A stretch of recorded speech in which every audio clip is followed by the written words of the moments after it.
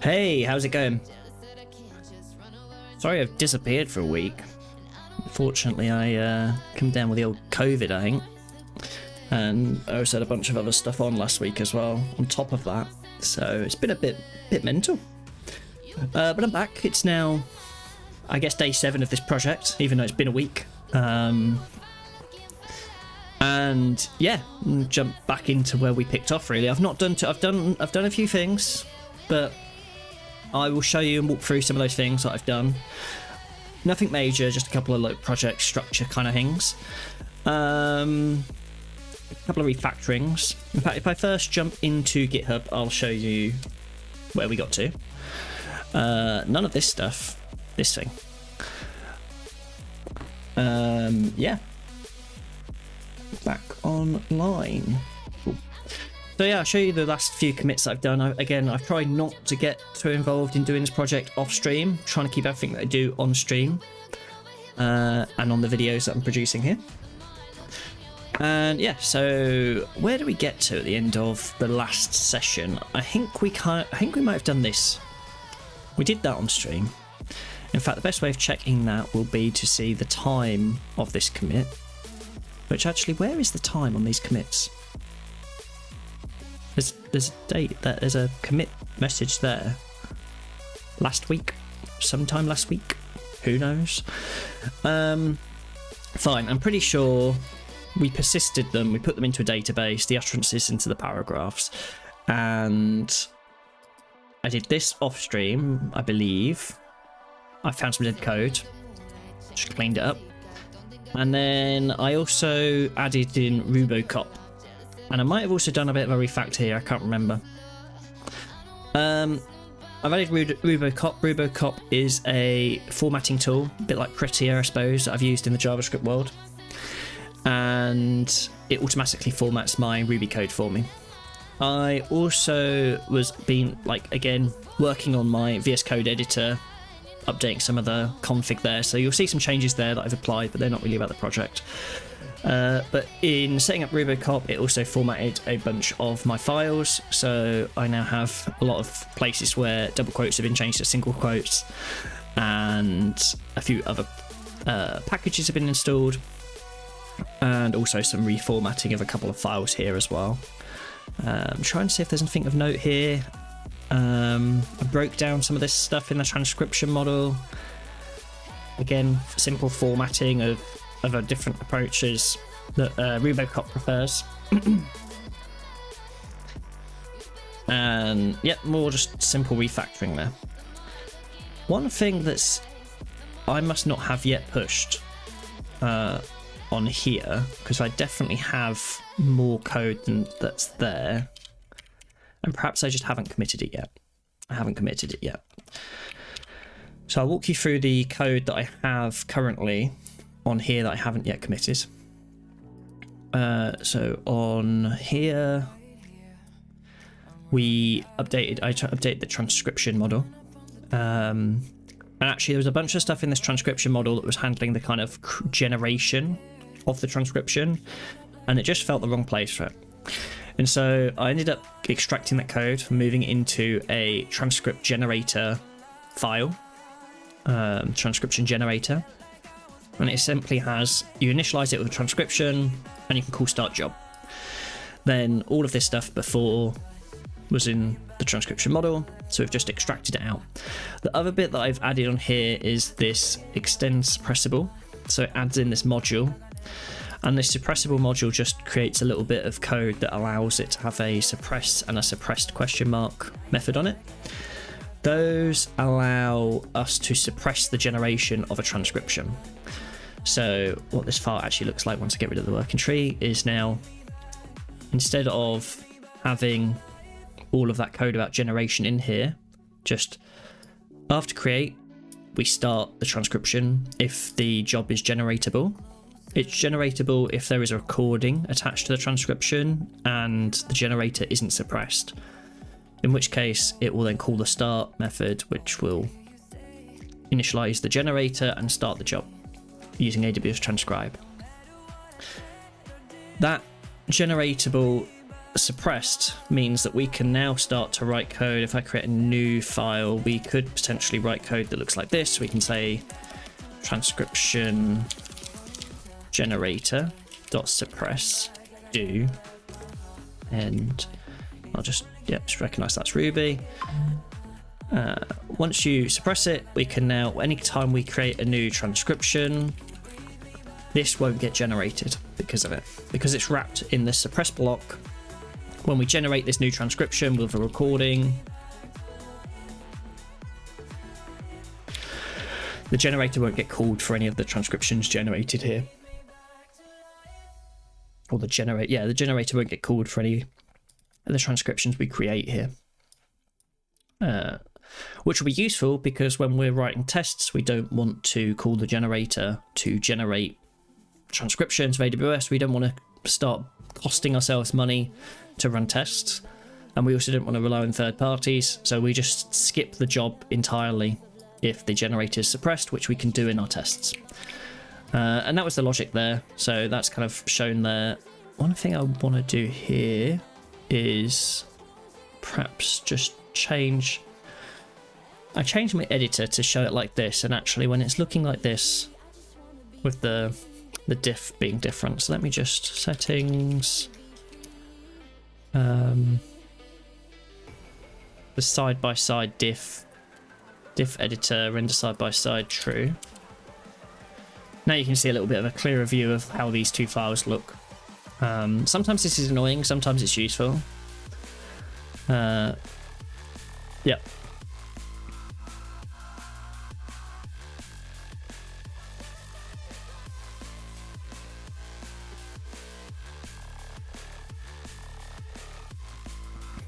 Oh, we have an ad in progress, so we'll pause on a little bit of what we're doing here. While that ad's in progress, I will just review perhaps and commit some of this stuff.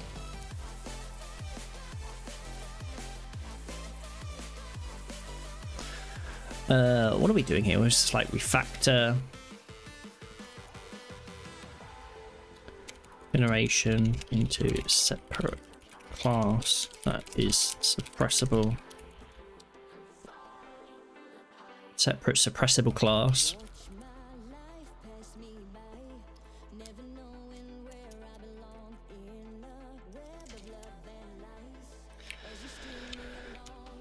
Okay, cool. Now, what next? At the end of last stream, when I was working on this, I think what I was heading towards was, in fact, let's just quickly review what we've got in our app. If we go to meetings. At the end of the last stream, we set up this ability to create meetings, and we've gone through this whole process. We can upload a transcription, or upload a recording of a meeting, generate a transcription for it. I'm just trying to find one here. This data is all coming from models that are in our database. And actually, on review of this, and thinking about it over the last week, I think actually I want to take a slightly different approach to what I did in that last stream. So we're probably going to dismiss a lot of that code. I think a lot of it will still be useful for parsing it before we pass it on to the OpenAI ChatGPT. But for now, I think let's kind of focus on, let's get that. But for now, I'm going to try and focus on a little bit of the editing experience. And I think the editing experience probably wants to rely more on the pure JSON. Because I want it to feel like a rich text editor. I want it to feel more natural when you're like moving between paragraphs and stuff. And in order to do that, I think it's going to be easiest to introduce an editor like tiptap.dev. That is a kind of foundation base for rich text editing experiences. You can build all sorts of stuff like content site builders and Notion clones and whatever. There must be an example somewhere. Get started. I think it was about to load an example here actually. So this is an example of TipTap, an experience you can build in TipTap. All of their examples look the same, but all of the UI can be designed and styled and built by us. and they have a really interesting plugin system and way of working with this editor. So I think this is probably going to be the foundation for the transcription editor that I want to build. When we really think about it, transcriptions are essentially, you've got these kind of things that people are saying. We talked about these as being utterances, and each of those utterances has metadata, like who said the utterance. Also, I want to create an experience where as you're playing through the audio, the words are highlighted, and also perhaps you can navigate the audio by clicking on words as well, which means every single word has metadata associated with it as well. And so what I really think that I need to build at this stage is an editor for the JSON that we already have. And I don't necessarily want to convert that into a database model. I can just use it as the raw JSON that then gets saved in the column we have at the moment with data. And so those kind of transcription utterance and transcription entries probably goes away. We still need to figure out how markers are going to work, but markers could potentially just be part of the TipTap editor as well, and we can stick those into our JSON. We don't actually need to be able to, sorry for knocking the mic, we don't actually need to be able to query these utterances and the things that we're storing in the database there. So actually, flat file JSON probably works okay for this.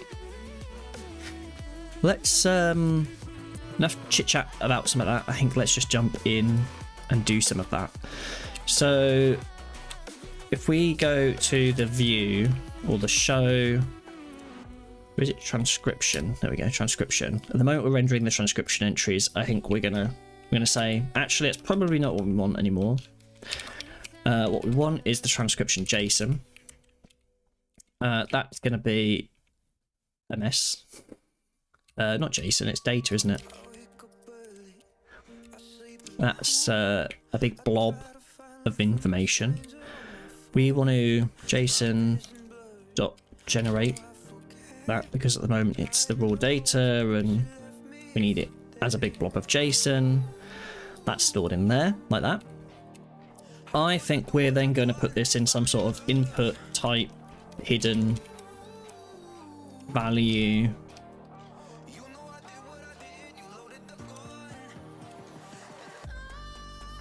And so now there's a hidden input with all of that JSON stored in it. So if I look into here, somewhere is this.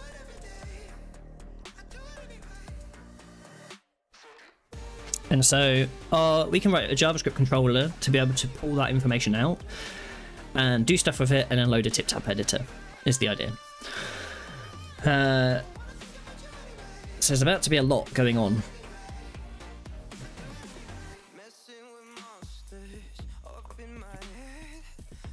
First thing I want to do is probably get TipTap installed and using TipTap on the page. If I read get started, installation, we're going to use vanilla JavaScript. We're going to set ourselves a challenge here. I don't want to use React if I can help it. I think we can probably get away without using React. We will see. We might end up falling back on that, but let's see if we can do it.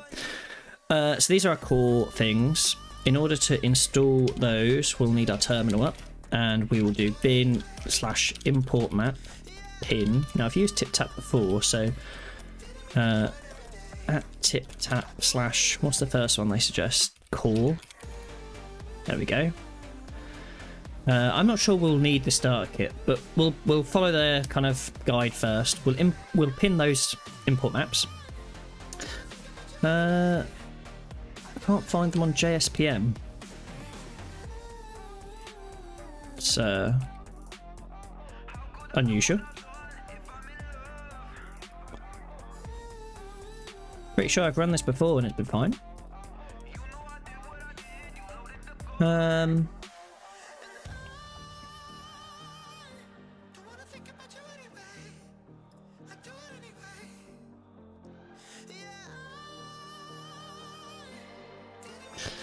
JSPM.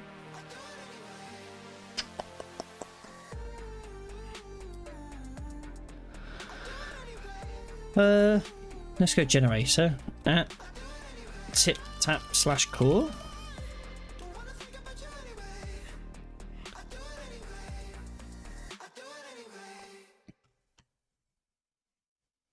Well, it says it's there. What's going on here?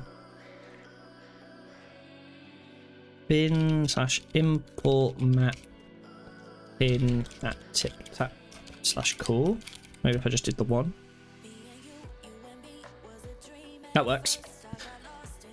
And we need PM, which is prose mirror. Although it says it can't find PM. So maybe that's why it's complaining, because it couldn't find the other ones.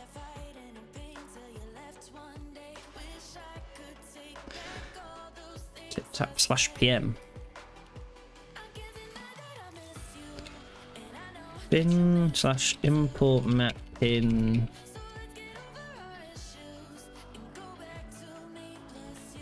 It's interesting because it says it's pinning this stuff here.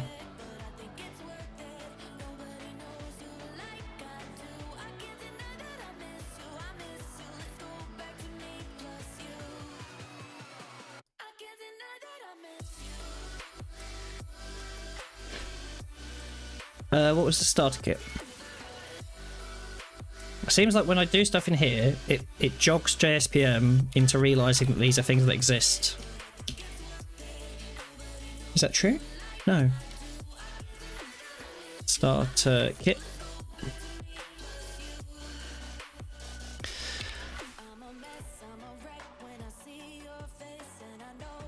Tip tap starter kit. Actually, don't know if that's how that works on. Yeah, it is. Okay, this is odd. I don't think I've had this an issue before. Bin slash import map help.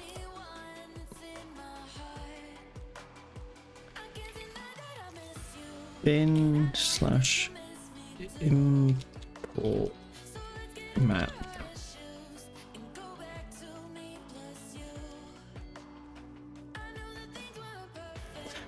It says it's there.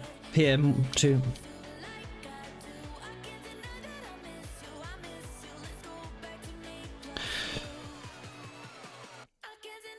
This is an unusual.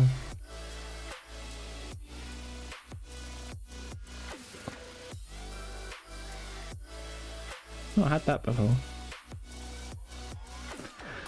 Fine.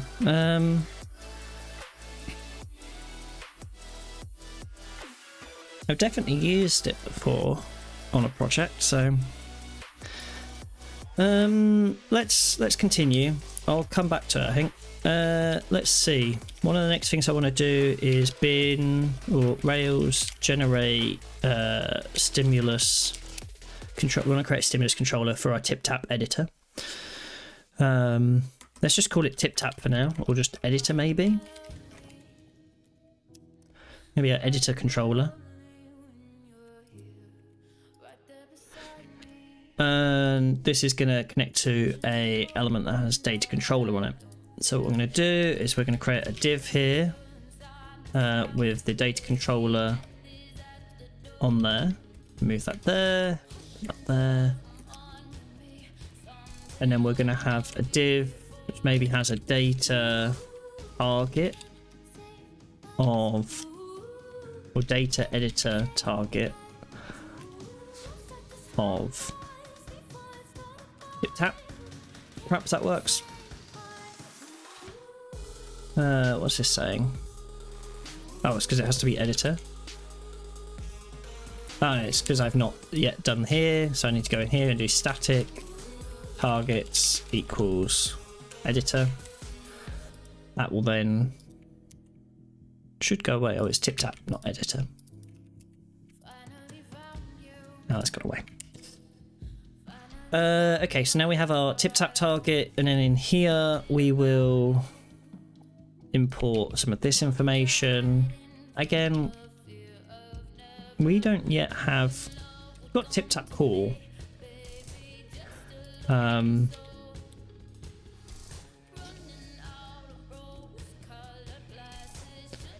So a new editor, query selector element. We don't need to do. We can do this dot tip tap target. Is that how that works? I can't remember.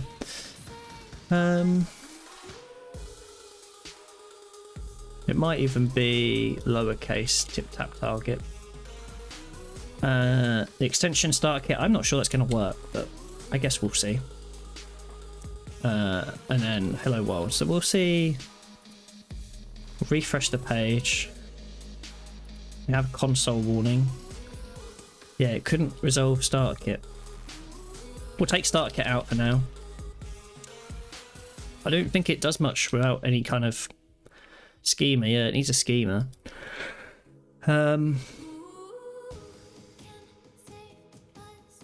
Yeah, this is annoying.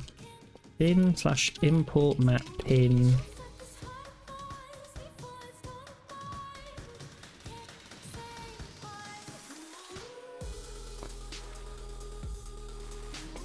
Let's bin/import map. Import map commands.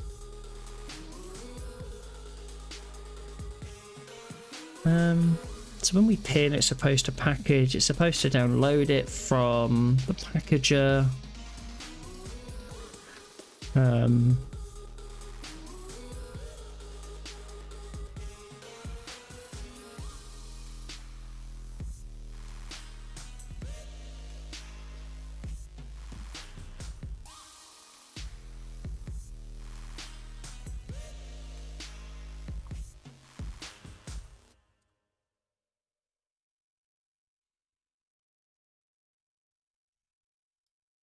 So it's supposed to call this with the information.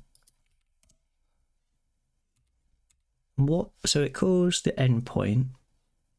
This post JSON.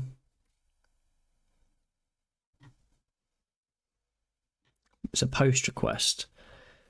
So let's just see what it's actually doing here, because I'm a bit confused as to what the data is that we're getting here.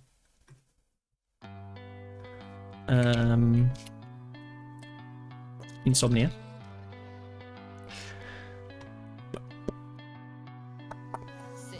That was previous stuff. We'll do that later. Create a new request, new HTTP request. To there. We're going to do a post request. The body's going to be some JSON. The JSON is going to include install. Just have that there. Install. And then it's an array of packages, and it's going to be tip tap /pm is one of them. Flatten scope. True.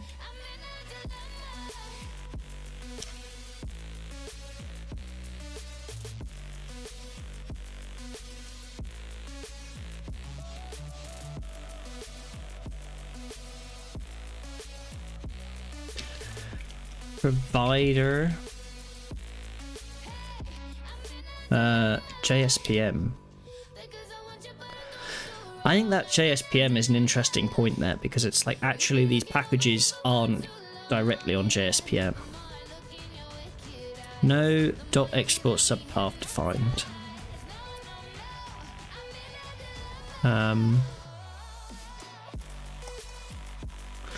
So we call import there.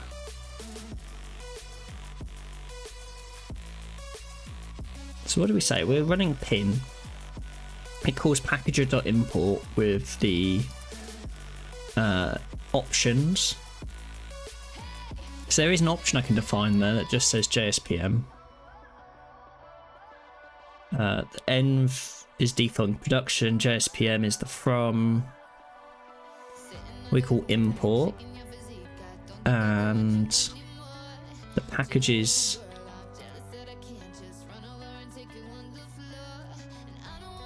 Is an array of packages.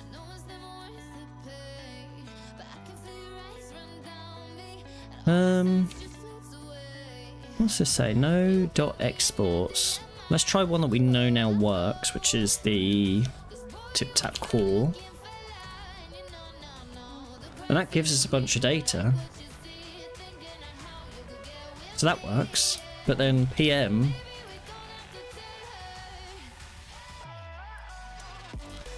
I wonder if the provider is necessary. No .exports in subpath defined. That's bizarre.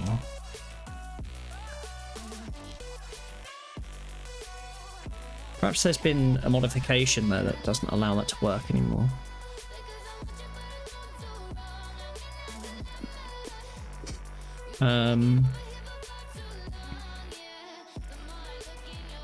Imported from about blank is bizarre as well.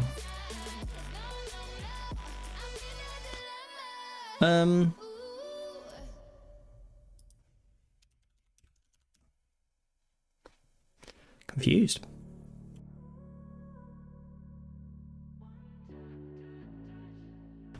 Cool.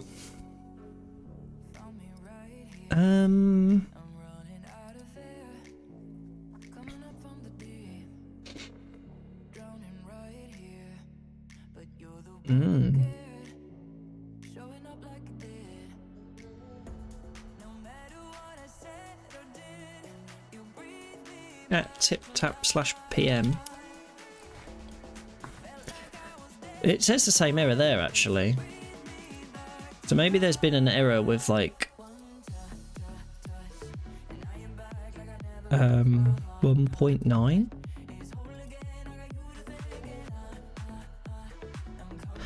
So maybe I'm going to do at tip-tap/PM at 2.1.9. Well, the add package. That error flashes up so quick. I think it's the same as this. Kind of, but similar, but not. At tip-tap/PM. Select a valid export from the list via add package export.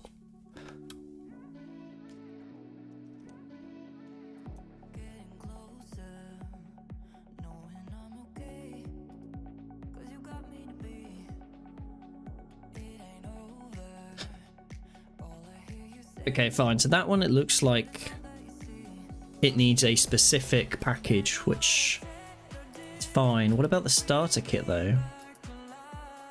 The starter kit looks like it was okay. Starter kit. Fetch timeout while trying to fetch. Extension bullet. What is going on?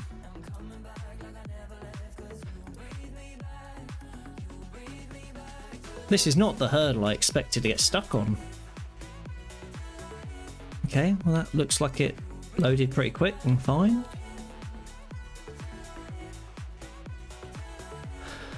I'm puzzled. What the... So this says it can't find any packages. I think that's because the error handling on that code might just be a little bit like, if we get 200 then we get that, otherwise if we get 404 or 401 then we just kind of return nil. Otherwise we handle a failure response. How does that handle failure response? Handle it. It raises a service error, but then it does this. If it returns nil or anything, it's just like can't find it. And actually this is returning a 401 unauthorized, which is the wrong kind of error to respond when that's your error. We're not unauthorized, we just... JSPM is... I decided I don't like that one.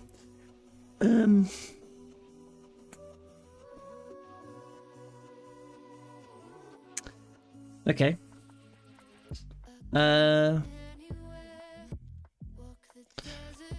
So the purpose of this bin import map anyway is to update our import map without having to kind of do all of this. And so it modifies this file here, and we can perhaps just manually enter stuff in here.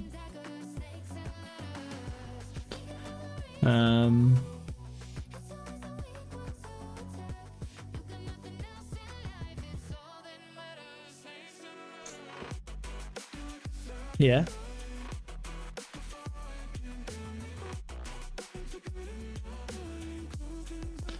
I don't understand why import map's having such a hard time here still. It's really bothering me.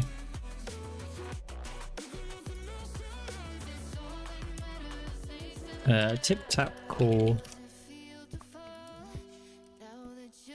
We'll start kip.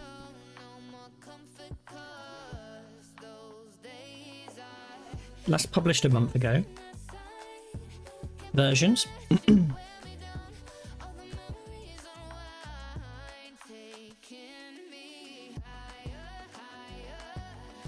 2.1.11 maybe. Maybe I could try that.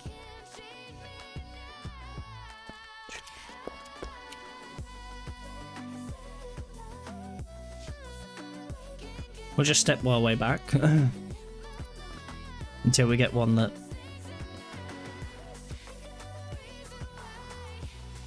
see, that's all trying to fetch 2 and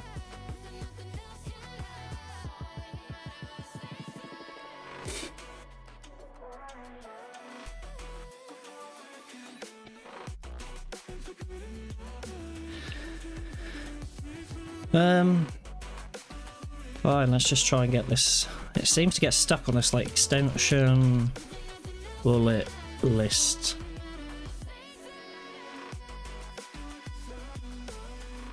You got it fine there.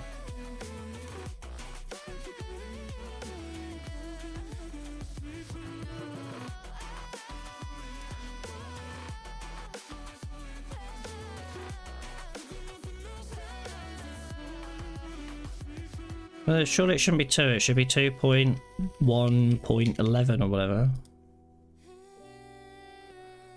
But 2 isn't going to work.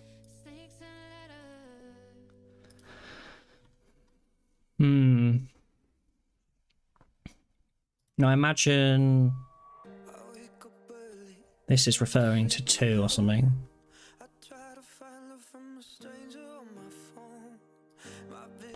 2.112.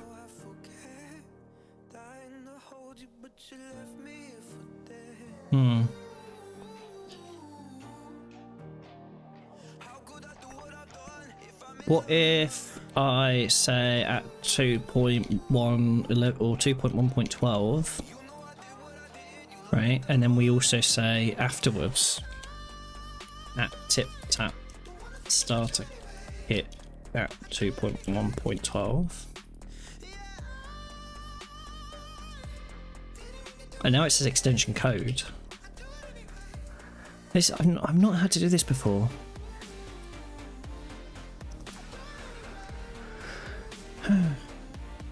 That doesn't work. It's annoying. JSPM, sort your shit out. I'm being I don't. Yeah, it's probably not JSPM. It certainly feels like it though.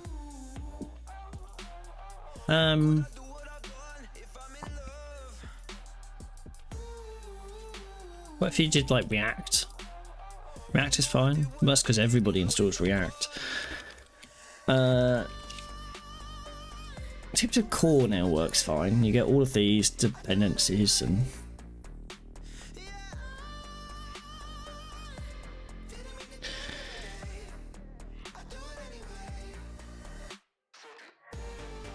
but I don't know what's going on here.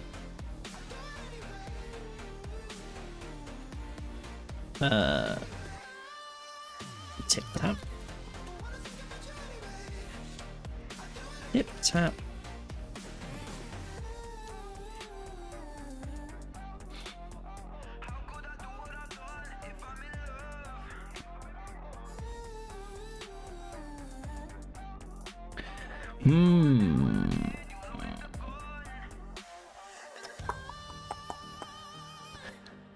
I have a project somewhere where I've done tip tap.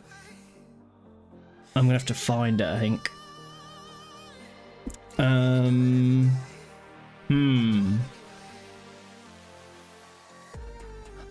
Well, I don't know where I've got a copy of it though.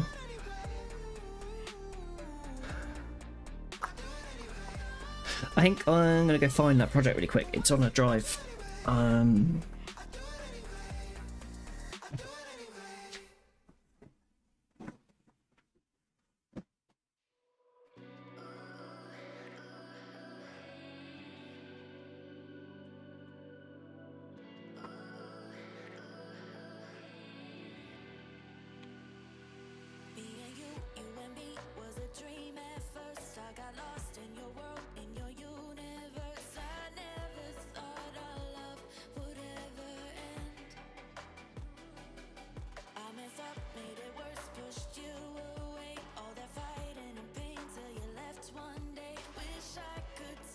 Okay.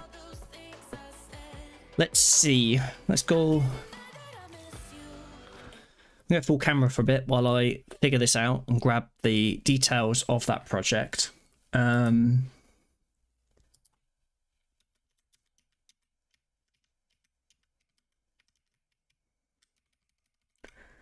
Just want to check.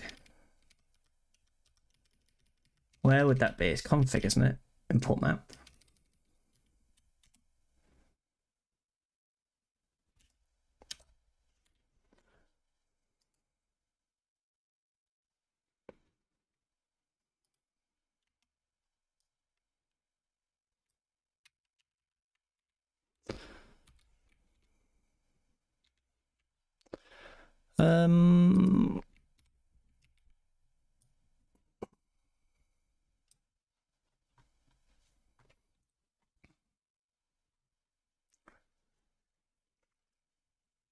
Let's go back. So this was the import map from a similar project, not similar project, absolutely completely different project, but a project where I also used TipTap. And obviously, as you can see in here, there is a bunch of pins to various different libraries, and probably a few I don't even need actually. Some of them match up, some of them don't. Key differences between these is potentially the version. So obviously this is 2.1.12. Left side is the version we've been working on, and the right side is the project that I've used it before in the past. It looks like for the most part there's not much difference between these until it gets to the TipTap part, and then up to here 24 is exactly the same actually, and then the bit that's extended after that point is all of the extensions, as well as some of the Pros Mirror stuff and the starter kit as well. The starter kit, the extensions, and then some of the PM library stuff. So perhaps I just do that and save.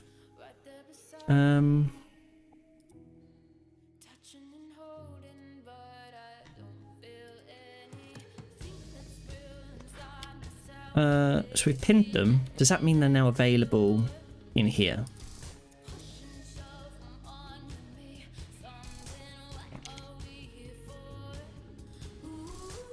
Hello world. There we go.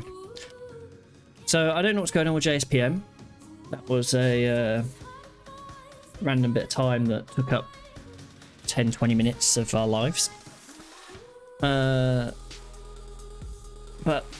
we've solved that problem. We can actually solve the real problems. I don't know what's going on here. This must be some plugins that I've got in the background or some chaos. Hey, we now have JSPM installed. That took longer than I would have liked, but sometimes you run into these problems and you have no choice but to have to kind of work through them. So we now have a place where we can do rich text editing. We've got all of these. I think this has, yeah, it has markdown, like markdown support by default. We don't really care about any of that. We kind of don't want paragraphs. We kind of don't want the things that are in here, like lists. There's no need to have lists in a transcription editor.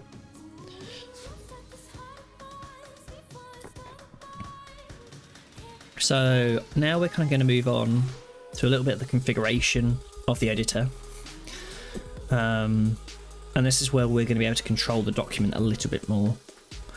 So rather than the starter kit, which actually we spent a lot of time trying to install, we're going to probably not use anyway. We're probably going to use these, initially these different extensions for the editor, and those extensions we will configure as defined in here. For now, we're only going to have documents with paragraph and with text. I'm a bit curious on the text extension actually, so let's just look at that one. TipTap text extension.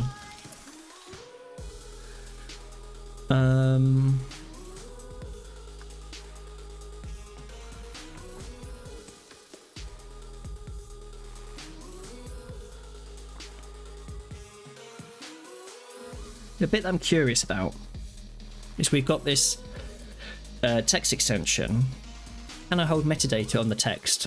And one of the things I'm thinking about here is actually each word is going to need to have the information about when it was said, the start and the end. And so that might be something we want to consider.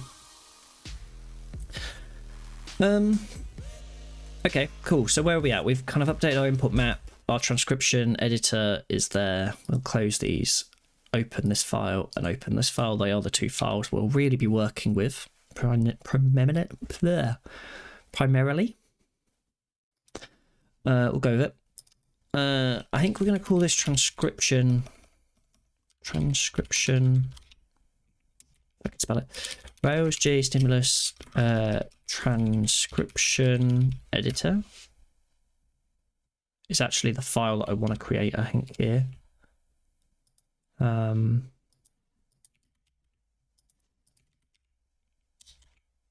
then we'll get rid of that file that's just the editor. Transcription. Then again, transcription editor. The transcription editor target TipTap. And we might refactor some of this as we go, but we'll deal with that. I've been using Monstercat as the audio. Signed up for it earlier in the week, and there's a few songs I like, and then there's also some songs I'm not sure on yet. So let's go with a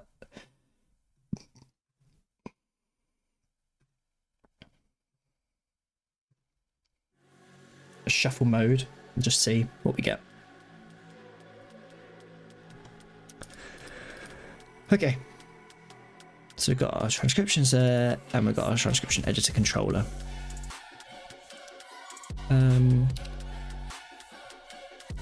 Cool. And go from there. So let's take these. We don't need the starter kit anymore, that will be going.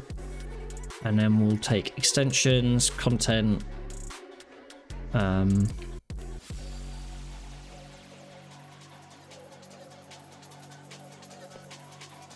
see how that goes.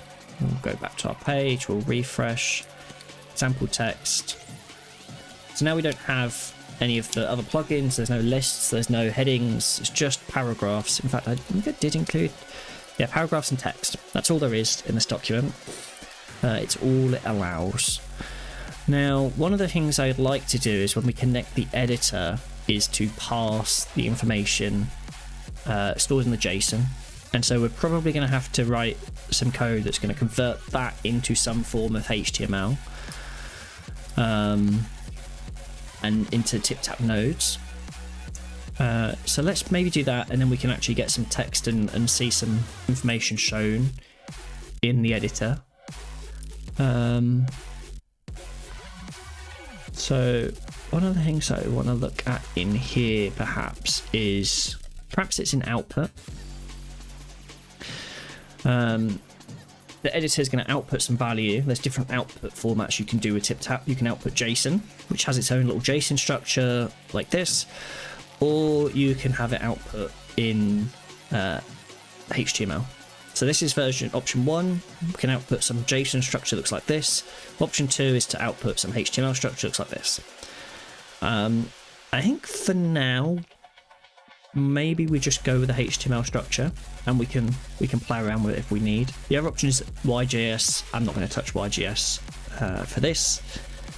For rendering, there's a few different options. We can generate the HTML with Prose Mirror, or we can just actually output HTML in the first place.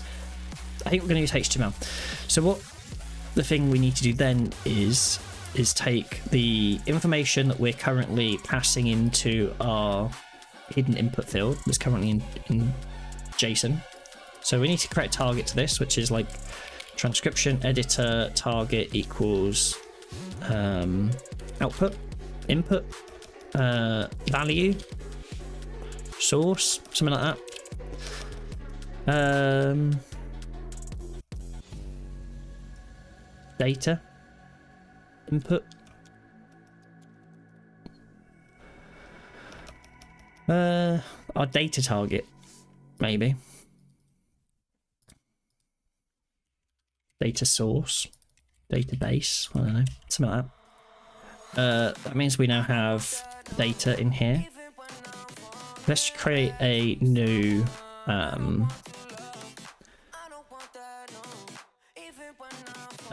new function in here that's going to maybe just be load content. And what we're going to do here is we're going to have to, not quite that, but yeah, const inscription equals JSON pass. So we know we have some JSON in there.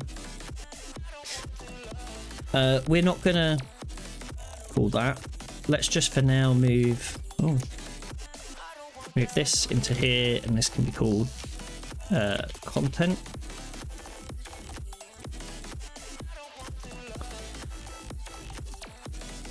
Turn a text, and then maybe we can just console log this transcription out just so we can see it on the page.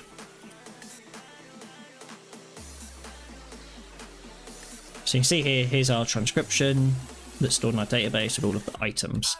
We've already written a bunch of code for understanding that JSON. The problem is it's in Ruby. So if we go to our result model, you'll see here we have this code here which has the chunk while. Now chunk while isn't a thing in JavaScript land, but I think we can re-implement that. And rather than re-implementing it from scratch, I think what we'll do is we'll use ChatGPT. Can you create me a function that duplicate up behaves like the chunk while from Ruby?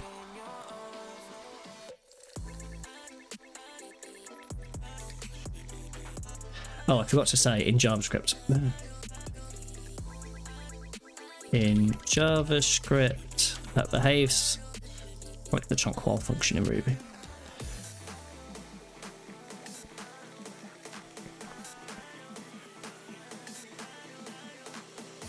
And so we're going to get this simple function that we're going to stick somewhere. Now let's just find a place for that to live. We're in JavaScript. We can create a new folder here called utils. Create a new file and we'll call it chunk while.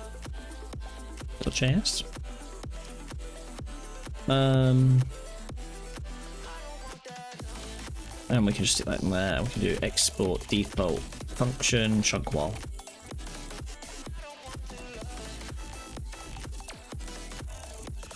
We'll just quickly read through what this does. So we're given an array. If there's no array, we return an empty array. We store a variable for our result. We have our chunk. Put the first item in the array into the chunk, into the first chunk. Then we start from the kind of second in, so the second element or index 1 in the array, we decide, does this belong in the chunk? And to do that, what we do is we give it the current item, the current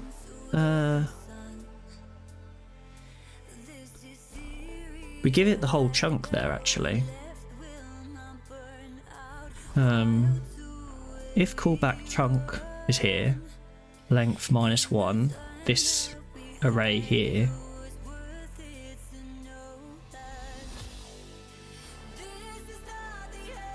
this is the active chunk that we're currently working on. So this is the last item in the chunk. Here's the next item we're looking at. If this callback returns true, then we'll push that item into the chunk. Otherwise, we push the entire chunk into the result and start a new chunk with that item. And then at the end, if the chunk length, we make sure we got to tidy up, obviously, and put that into our chunk, and then we return the result there. So that's actually quite a simple little function. We're going to be able to use that in here to chunk this up. And so what we are going to do here is we're going to take that and we're going to go chunk while pass in the transcription, and then we're going to pass in our callback. Now callback's going to be the same kind of logic that we did down here. Chunk while it's the same speaker. So we do current and next. Return current speaker is equal to the next speaker. So if it's the same speaker, we'll chunk them up. And then we'll get a map. And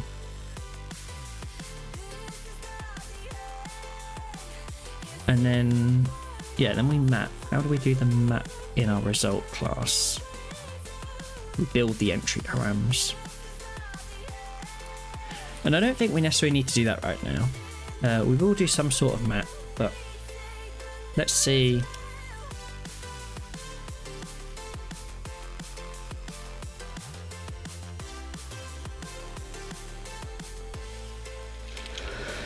Let's see what we get here.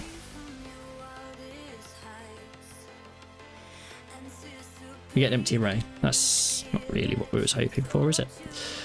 And that's because it's not the transcription, it's the transcription result items that we actually want to put in there. Can't read the items, console.log the transcription. It was a bit of a reminder of what was in there. Results items, but they're both plural. That's the next problem there, so we'll do that. So then we have an array of 7,059 different things. And that's because the speaker underscore label is the property we're looking at here.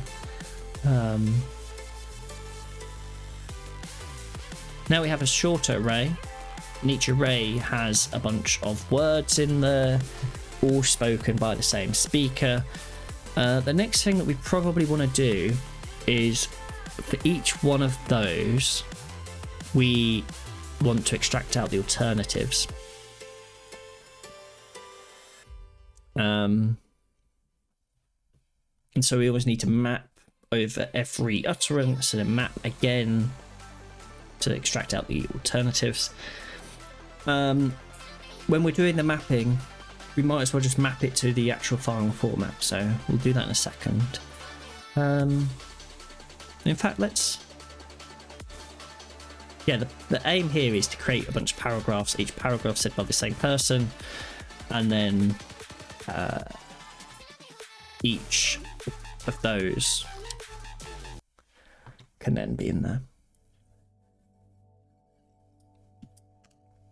So let's do that then. Let's return chunk transcription map each chunk. Now this is actually now an utterance. So maybe this is like utterances. I'm going to map each one of those and we're going to return... What are we going to return? What do we get? Well, we're probably going to return a paragraph. Is one of the things we need to return here. We're going to return some stuff in that paragraph. And so for that we need the words. So utterances... Got alternatives. I'm just going to grab the 0 index. And this is because what we're looking at here is this. And it has alternatives, 0, content. The utterance itself is an array of arrays. Words is actually there, or items. I guess they're not really utterances right now. They are like chunked words.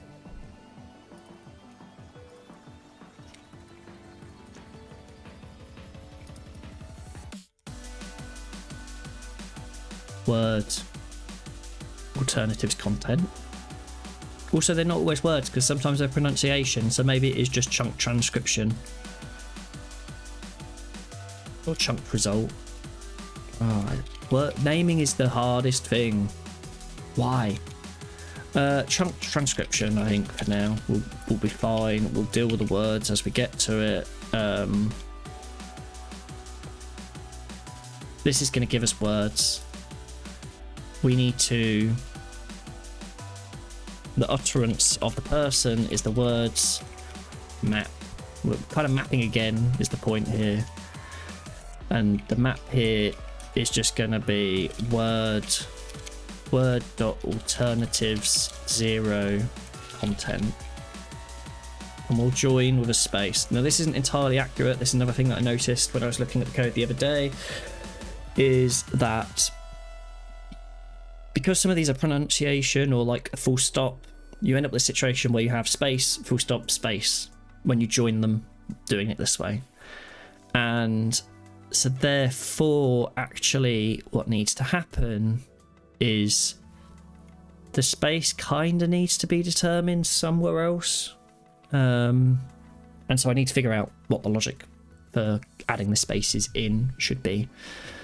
But for now, we'll leave it like this. We could split, I guess, and find all the full stops and all the pronunciations, or actually the other bit that's interesting is that the pronunciation, it tells us the type of this word. So that might do it. And again, words not entirely accurate here. The utterance can then go in here as soon as I work out how to do JavaScript after being in Ruby for too long. And then we'll join all of these together. We kind of don't need the space here because it's all going to get put into HTML.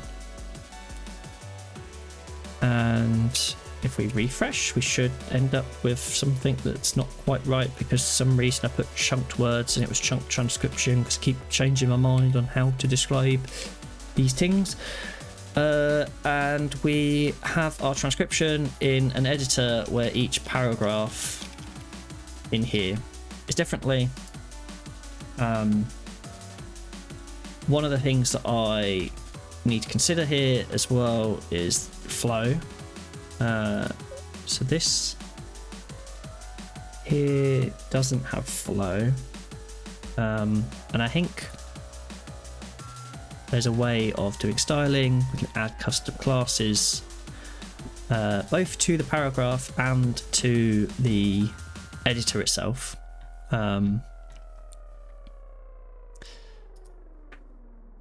Attributes class. So there is this. what we will do quickly. And one of the things I want to do here is just add flow on.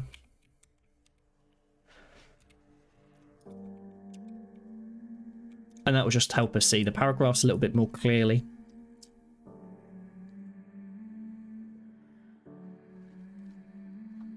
So each one of these is spoken by a person. And so therefore one of the things that we'd like to do is add some sort of like data speaker attribute property. And so we can say, we can also get the speaker in here. Const speaker equals words 0, because in theory all of these words are spoken by the same speaker. Speaker label. And again, $. So now, if I refresh, inspect, and they're all gone. But actually, they should have been in there. I imagine what happened there is we haven't told Paragraph that it can take that attribute. And so that's something that I need to consider about how we put that in there.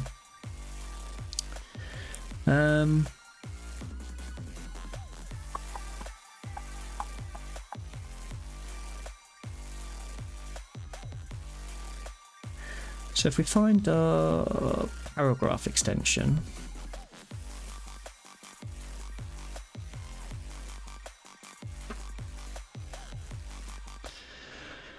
if we find a paragraph, it says it can have inline content, group block.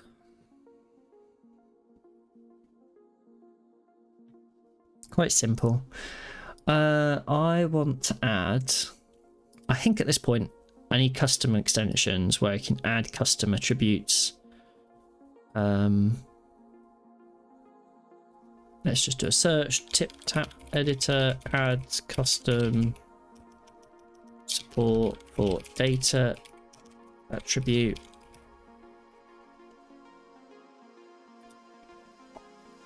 What did that say about maybe you want to store that attribute in a data color? Here's how you would do that. And so we need to kind of extend our paragraph and create a custom paragraph. We'll take that code. I think we should be able to do that here. Stick custom paragraph in there. It's data hyphen speaker.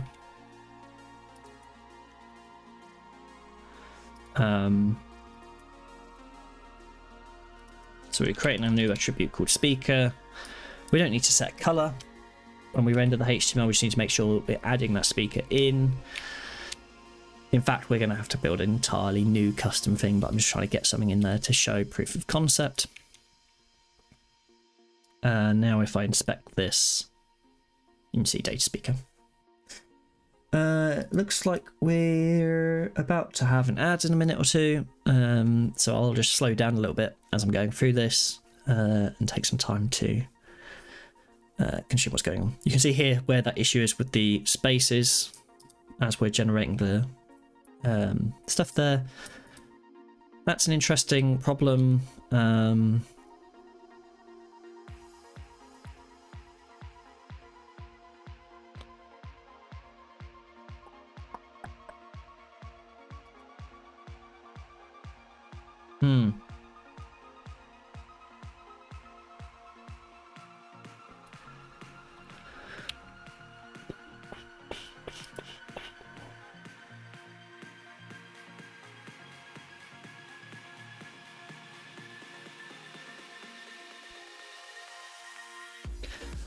That's almost like while I'm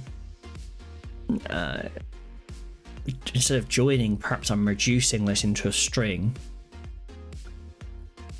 And that actually might help. Like rather than doing that, which I'll just comment out quickly, what we could do here is reduce. And utterance so far, we're going to reduce it into a string.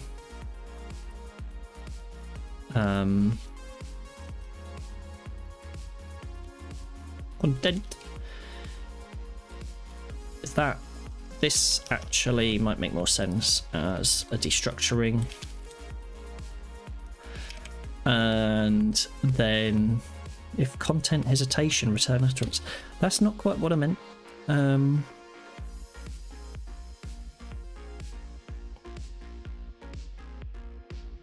What I'm trying to do here is essentially I'm like, if I look in the console or even just look at these words that I have, some of them are punctuation.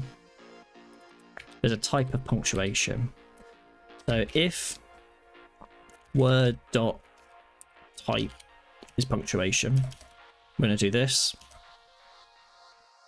Otherwise, we're going to return utterance plus a space. Otherwise, we're going to return... We kind of want to get rid of the space that was added.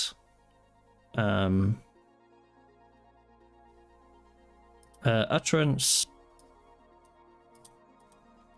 plus content plus space. We're kind of like adding a space on the end every single time, unless there is... And when there's punctuation, we need to take the space off. Is that the best way of doing it? Or do we add spaces to beginnings and only except for the first time?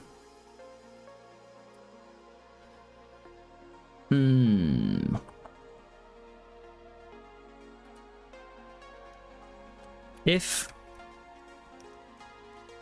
utterance is an empty string, return content. Like, you're going to add the content and that's it. That's kind of our base case. Any other time, we're going to add our base case, our very final case is that we take the utterance, space, content. If the word type is punctuation, we don't want space. And perhaps that helps simplify what's going on here with...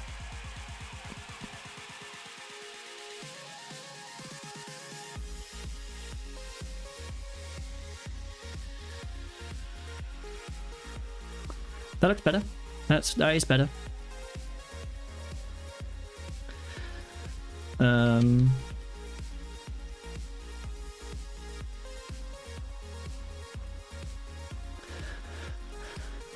Yep, that's cool.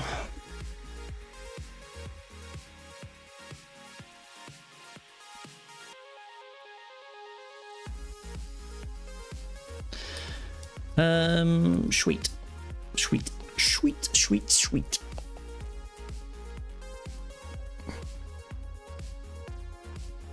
Now, I think I can get rid of some of these console logs. I don't think I need them anymore. There's a lot going on here, but I'm going to refactor that later. Essentially, what we get it down to is this chunked up thing. Do I need this bit? Can I just do join without anything in there?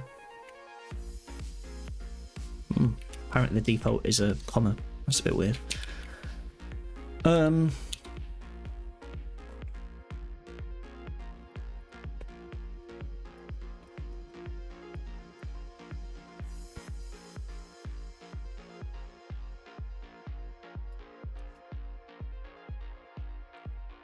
Cool. I might move that at some point.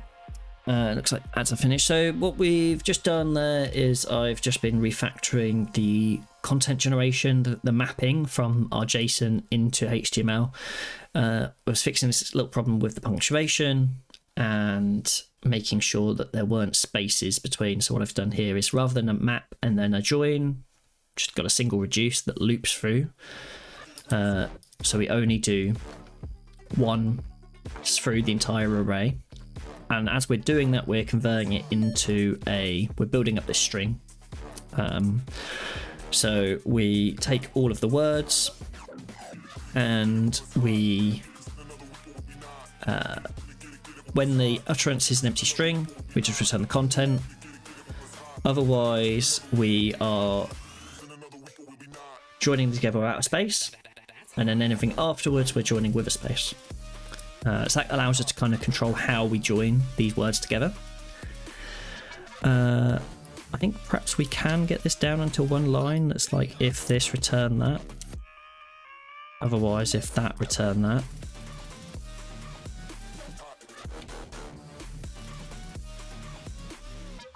Yep. Ignore these. I don't know where they are coming from. What is this?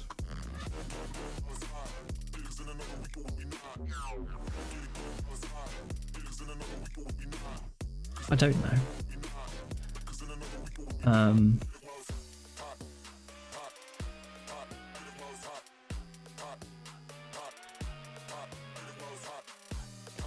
That's Readwise highlighter. Which we like. We like Readwise highlighter. What's the other thing that was complaining? This whole thing here. That is also a Readwise highlighter. Or I don't know. I don't know where that's coming from. But hey. Let's go. So we now have all of our kind of utterances broken down into paragraphs. I can edit these. I should be able to get them back into a format. The other thing that should be in here as well is also it's not just the speaker. We need each word to have its own thing, and for that I think I need to perhaps restructure how the text bit works. I'm building a transcriptor. Let's see how well ChatGPT can just do if we just give it the whole problem. Transcription editor on top of TipTap editor. I think I'll need to create some custom extensions to do this with vanilla JS. Each word, I think I need 2 extensions / nodes for custom nodes, 1 for each utterance, or like a collection of, or let's start with the word, 1 for each word, a person, which metadata about the start and end time of that word, and 1 for each utterance, collection of words said by same person. Go on then, give it to me. Give it to me. Tip, tap, tip, tap, tip, tap. Ooh, don't ask me questions. How do you plan to structure the metadata? Will each word contain attributes for start and end times?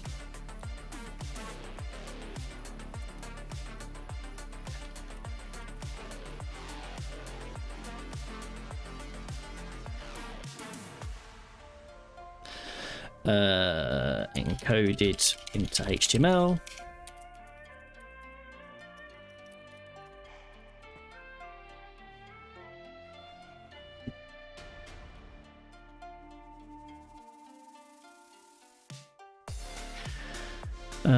Yes, I do plan on interactivity at some point, like you suggested. I'm somewhat familiar with TipTap. Not sure on how updates should be handled yet.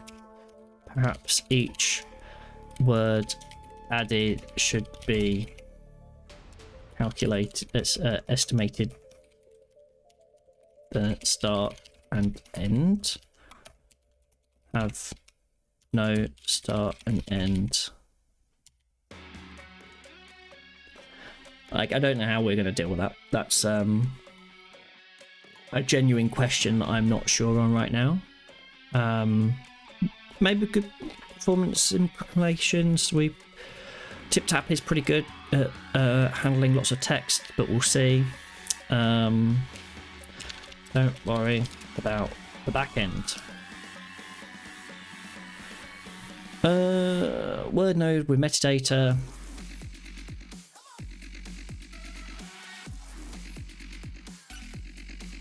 Yeah, so I'll need something like that. So we're going to have span. It's going to look a mess. If you actually look at the code, it's going to be like, what on earth is going on here? Similarly for utterances, custom node grouped, it's kind of like a paragraph. Metadata.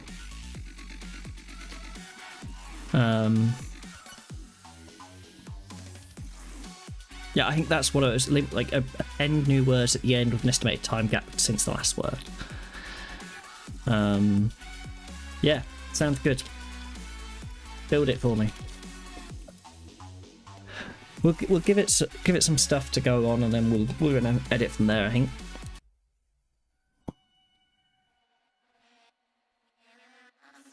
We've done TipTap. We set it up. It's not going to fit anyway because we're using stimulus. We're going to have to make some modifications. But we should be able to take it once it's got it.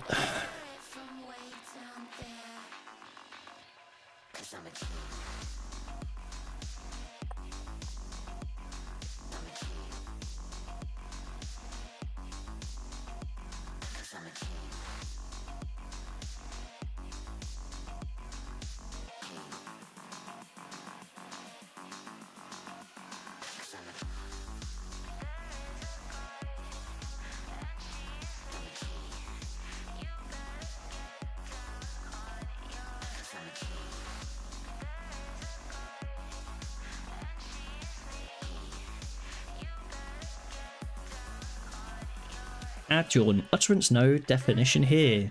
I want you to write the code for me. Don't give me stuff to do. I'd like you to show me the full code for the custom extensions I need to write. Forget about interactivity for now. I just need the extensions, how to configure them with the main editor. We're kind of cheating.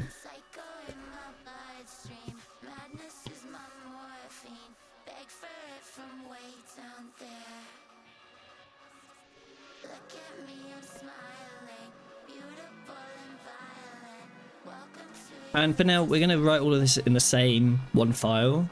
Not everything's going to live in the same one file, but for now, just as we're kind of tweaking and playing with this, we're going to keep it in the same file. So it seems pretty certain around this. I'm not sure. There's something that I'm kind of concerned about. So when we look in nodes, and we look... So if you think of a document as a tree, the nodes are just a type of content in that tree. Example nodes are paragraphs, headings, and code blocks. Nodes don't have to be blocks. They can also be rendered in line with text, for example mentions. Okay, so a node is a node, but it does sound like there's this different, there's blocks and then there's inline. We can create a custom node, learn more, and so let's just go through this documentation here. We can extend an existing extension, which we've done. That's what we're doing at the moment with paragraph in order to add those attributes. There's settings, storage, schema. Schema is an interesting one. We are going to need to add the schema, and I think, has it put it in here? Yes. An utterance can have many words. So that seems like that's working out how it wants to.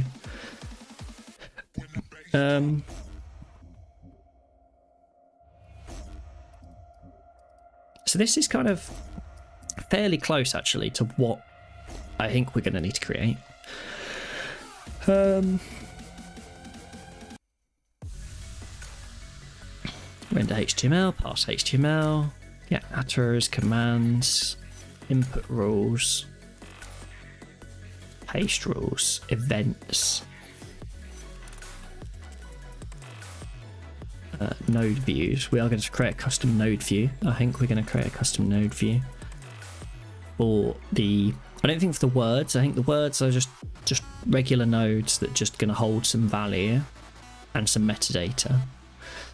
I think for now let's go with this. Let's add the word node in.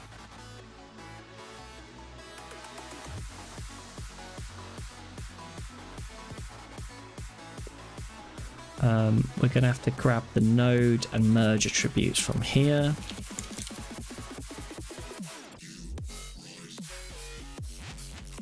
So we're going to create a word node. It's got a start time. We'll see if this works. Not sure about it yet, but and then down here when we do this, we extend. One of the things I want to do is just say content is going to be word plus. We're going to have one or more words. In fact, let's just check the schema, because I can't remember. There's this kind of plus asterisk. Must have one or more blocks. Must have 0 or more blocks. So I think maybe we do need to think about this as word asterisk for now. Generally, all of our custom paragraphs are going to have the words in them. That now means that each one of these will have a span around it. And I need to figure that part out now. Let's create a little get word helper function. Just do it down here for now. Function wrap word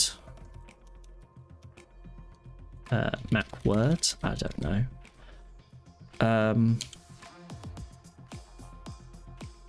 We're going to need to return a string that's going to end up looking something like span or like word.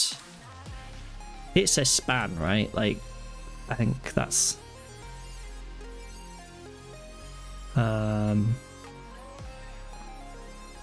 it's kind of looking for this thing that has that.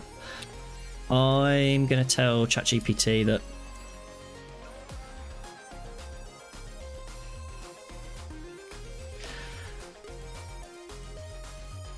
I'd like to use word and utterance as the tags rather than span and p.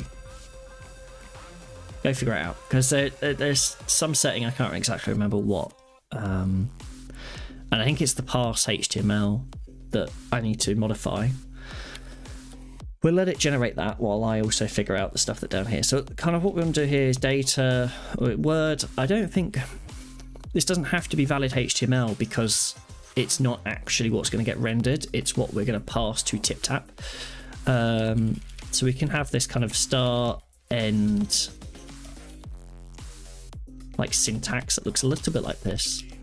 Obviously, in here, we are going to have to put in some information. Content is going to be the word. We've already kind of done this. It's this line.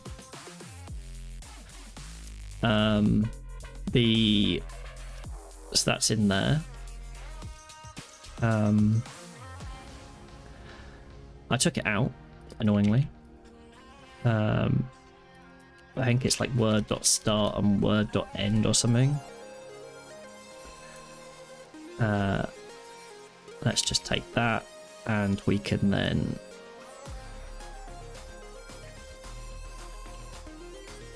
map word.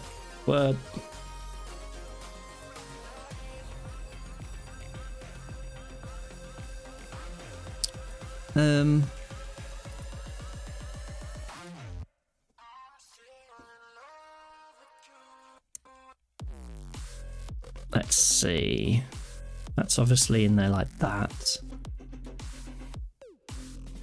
I would like to console log the chunk transcription. Now, what did it say up here? It says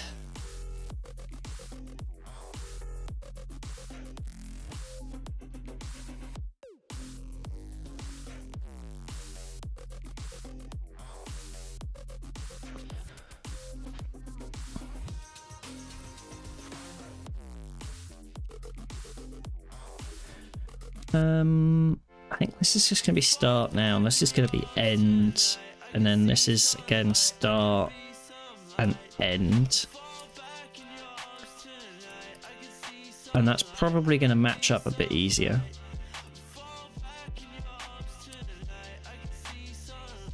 It is similar to a span, it should be inline. That is the thing that I was thinking about before as well.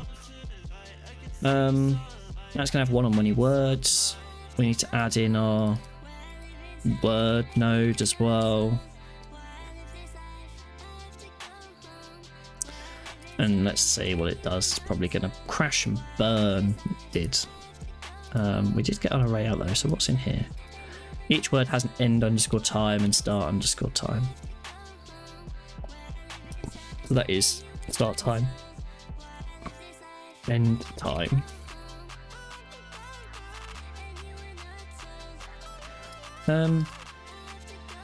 It looks like it's crashed and burned. We have lots of paragraphs. We have lots of words. The words have no content. And that's because there should be content.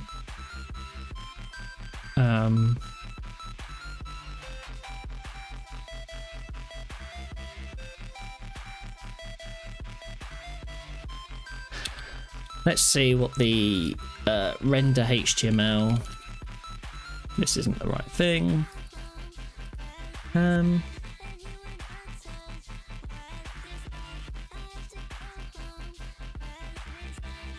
That's attributes.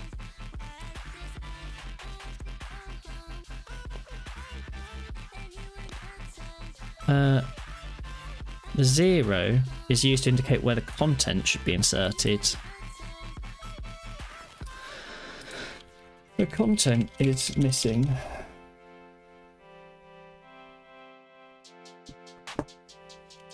The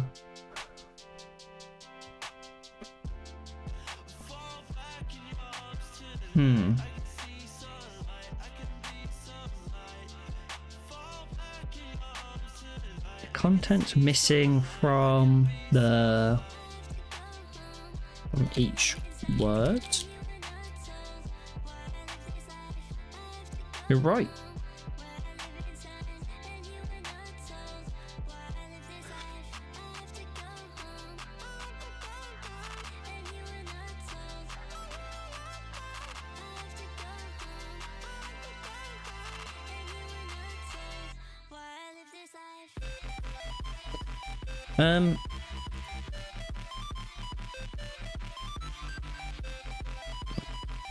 Some of these are undefined, which is interesting actually. It was I assumed that every single one. The punctuations don't have start times. And okay. That's fine. They should still have the content though. So maybe let's just see result equals that. Perhaps we return result, and perhaps we just console log here the result. I'm pretty sure that we are returning HTML with the words in the words. Yes, that's there. So did that just to check. I think the problem is with the parsing here. This 0, when we render the HTML, the number 0 representing a hole is used to indicate where content should be inserted.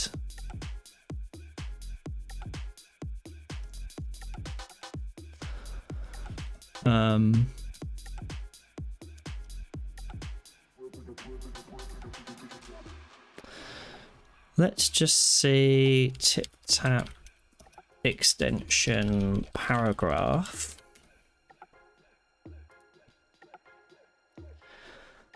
I'd like to see the extension paragraph. Source paragraph. It does say content inline as inline star.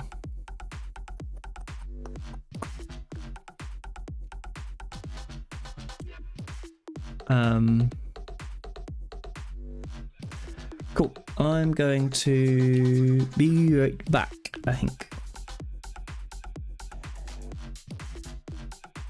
Not before I leave a quick message to anyone who pops in, and therefore I will just quickly do that in the usual Miro.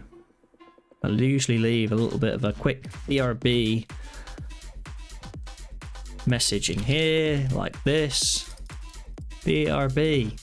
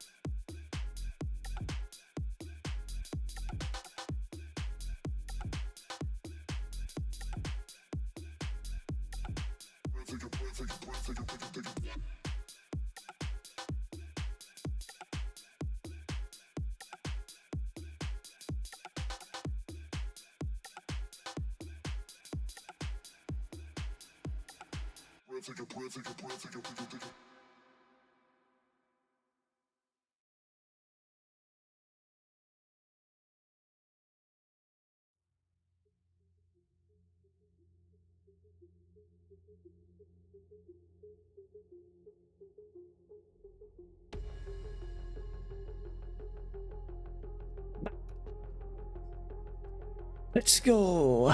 Okay. So do I need to do that? Not sure. One of the things on the schema.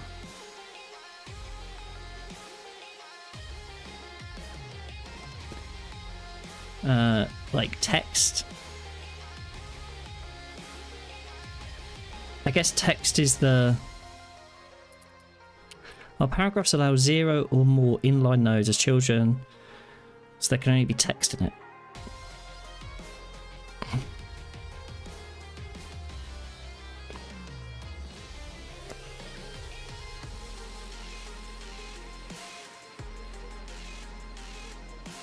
Anything else other than text. This can have text in it, I think, is what we're saying. Each word can just have, and actually it really should just have one text. But I don't know how it describes text. Per character, per word, not sure. We refresh this. We have words back. The words do not have spaces. And also there are some words that just, that's because the spaces are all wrapped with the words. So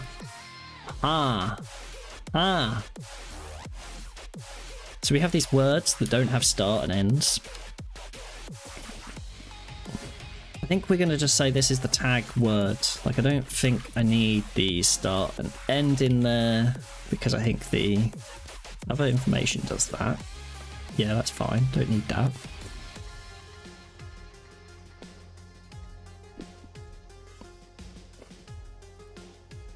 And there's no, can't press enter anymore.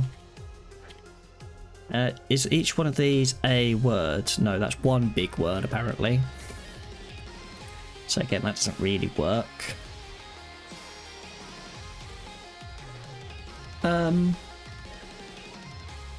Right.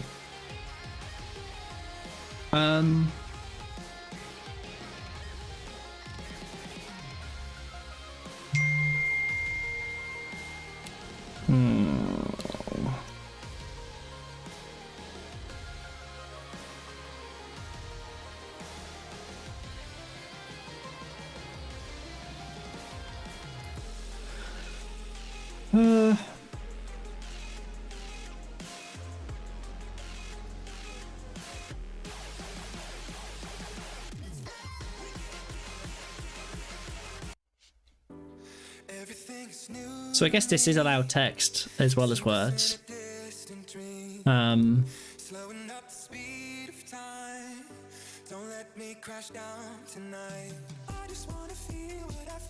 The other thing here is, like, can I do something with the text node?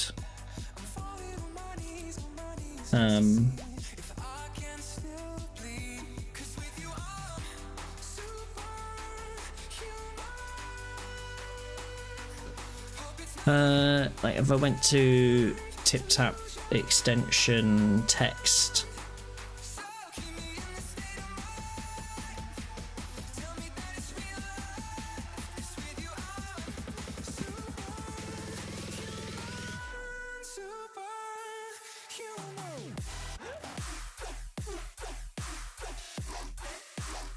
it's just a base node, right? An inline node.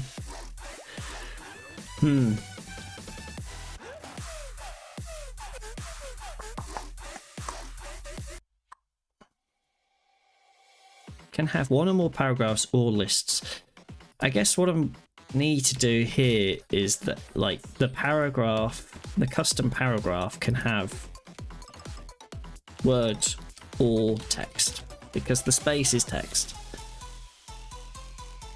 And that fixes the space problem. So now we've got we're live at the Rails World After Party. With the start times.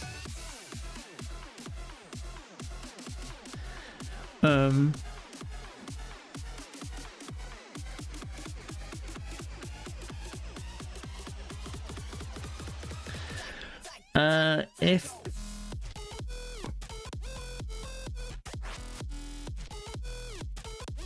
I don't need the chunk while up anymore. This probably does need to do some sort of, like, if word.type is punctuation.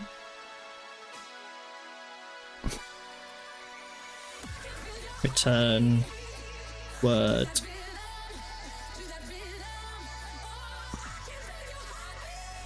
Without, like, start and end.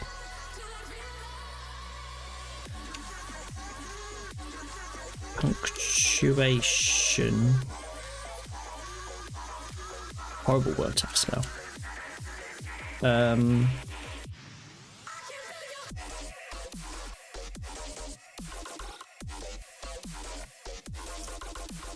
In fact,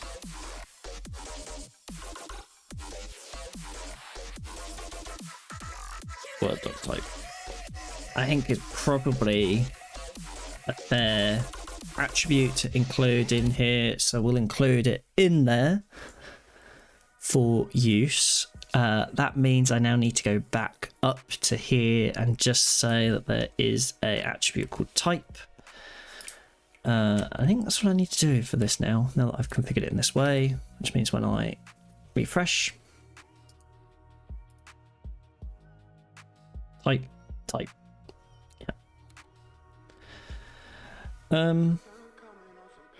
It's reordered it in a different way. I think it's the order of the stuff here. Let's just move that up there, and then it can be in a consistent type. Really minor detail, but just makes it easier to read here. Pronunciation, punctuation.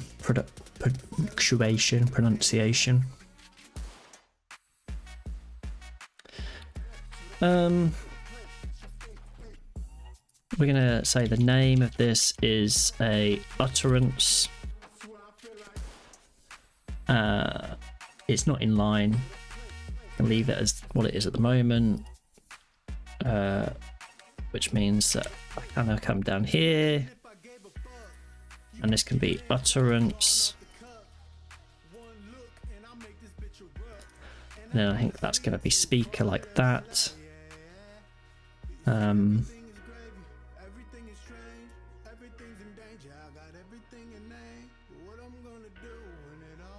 I don't want to have to do that manually, so we'll just do that.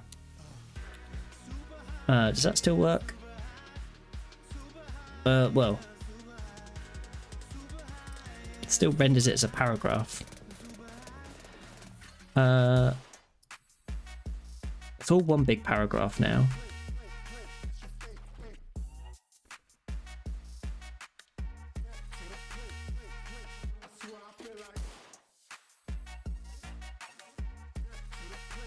Probably a bit too far to go to. I probably need a custom element for the actual.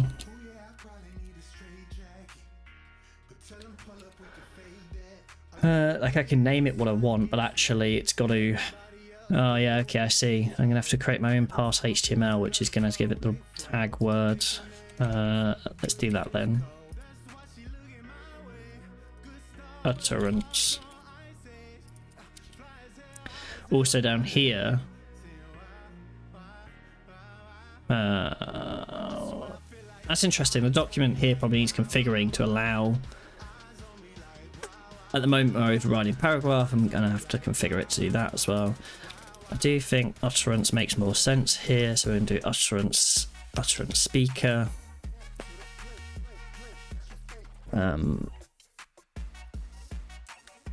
This shouldn't really even load into the page though. Okay, still works. The P is still rendering as paragraph. I think we're going to render this differently as well. Utterance.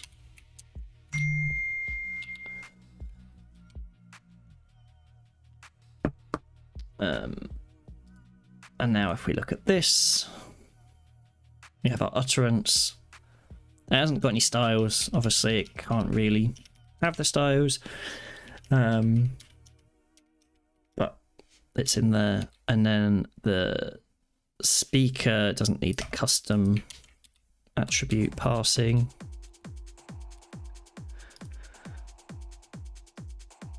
Now it should have the speakers in there.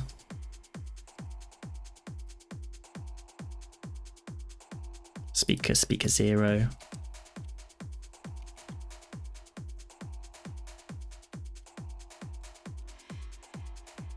Seems a bit laggy. I don't know what's going on there.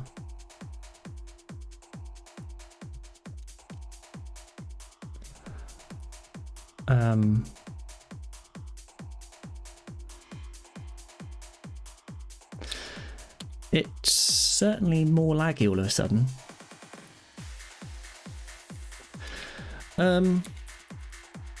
I think let's go back to what it was.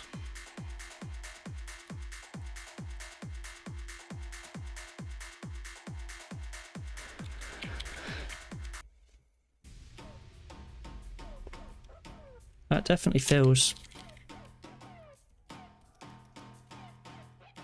quicker.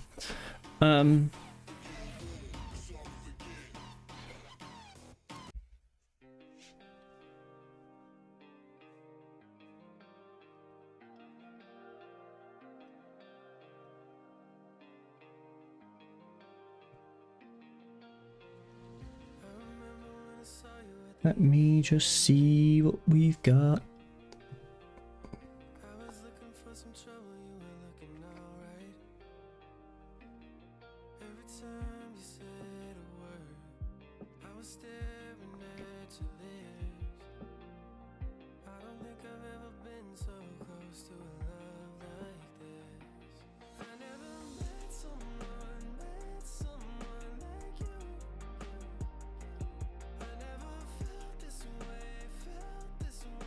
Okay, let's see what's going on here. I can't press enter anymore. That's kind of annoying. Broken that. Also, we kind of, every time we press spacebar, we need to create a new word.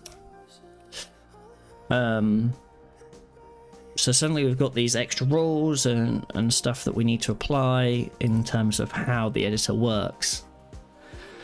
But generally, we get a lot of stuff for free in this. Like if we decided that actually this whole part wasn't said, we can delete it and it will do that appropriately. Haven't got undo, redo. That I'm sure can be a plugin that we can install. But yeah. For now, each one of those words is in there, and I think we could probably render those as a span. And I think the rendering, we can give it a class and we can obviously render it however we want. I think it would be good to have the parse HTML take this in as an utterance. We're going to try it again. We're not going to change that bit, we're just going to change how we parse the HTML. And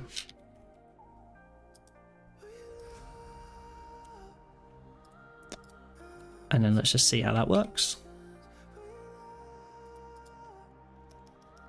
So that still works quite well. It's still got, like, it's rendering of paragraphs and spans, but the input is utterance and word. I would quite like to get rid of speaker, the data part on speaker, so we'll just do that as well. That was this part.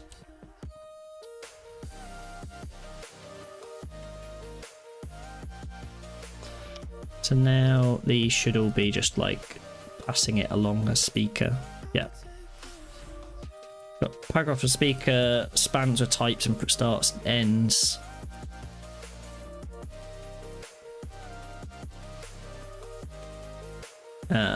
And then in the render HTML for those attributes, I can obviously merge in the data part and have that mapping maintained.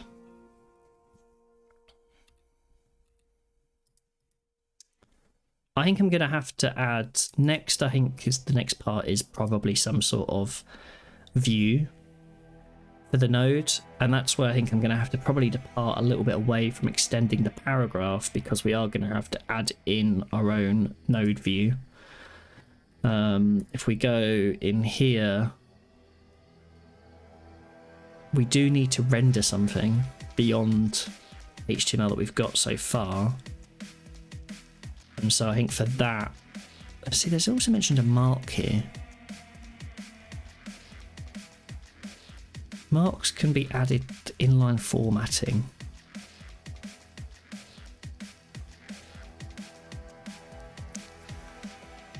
Is mark not what we're doing for the words?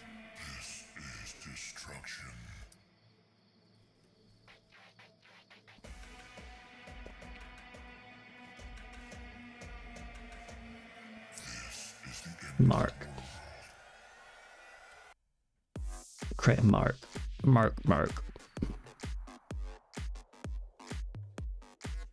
Okay, mark, the mark schemer. If you don't want the mark to be active for the cursors at its end, set inclusive, excludes, exitable, group. There's a fly or something that's annoying.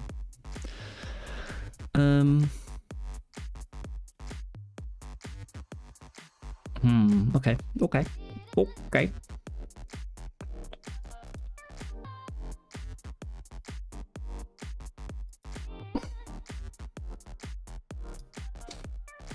Custom extensions, node views.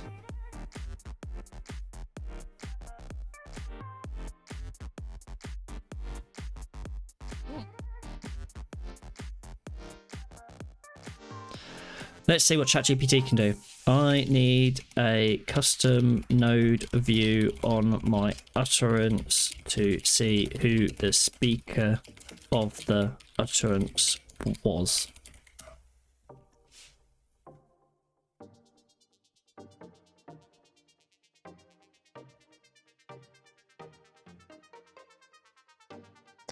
Let's see what this says.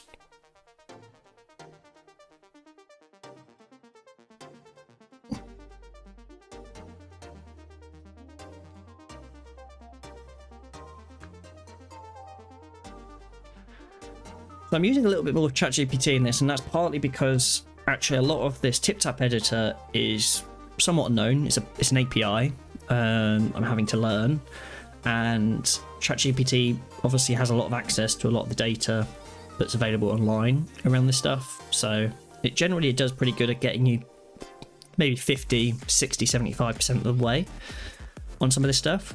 And so it works quite well. We're going to create a custom node view, and then we're going to configure it and add our node view in. We already have that, so let's just grab that there.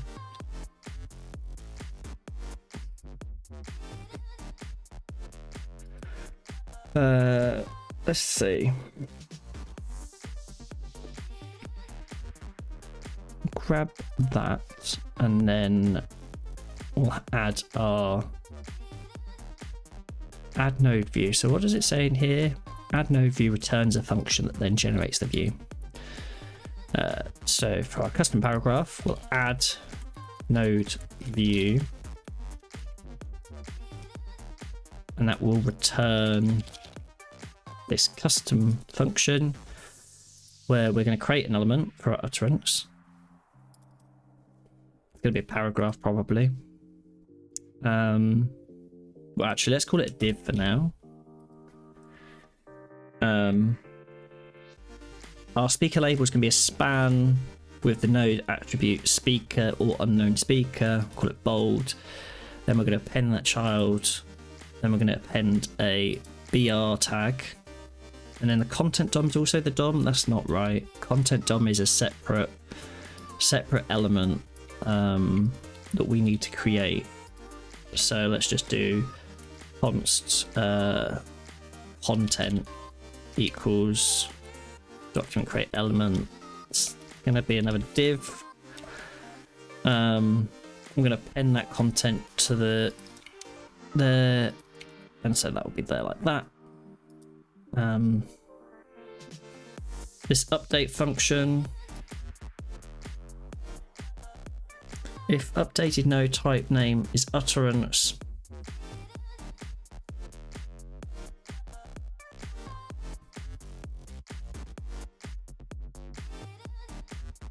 that's not quite right either. Let's just ignore that. When we don't send an update function as part of our node view, it will just call this node view again and re-render everything inside of here. So I think that's fine for now. We might have to tweak it at some point. I've run into problems with that before. Let's just refresh and kind of fingers crossed and see what happens. What does it do in the end? It still rendered paragraphs with divs, with no divs. So that's interesting.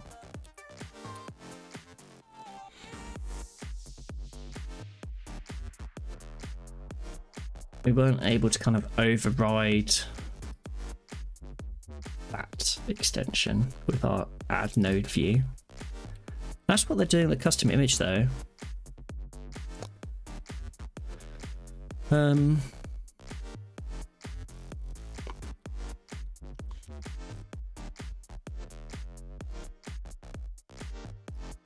Perhaps I should just go with something simpler like that, because this might be a bit too much right now.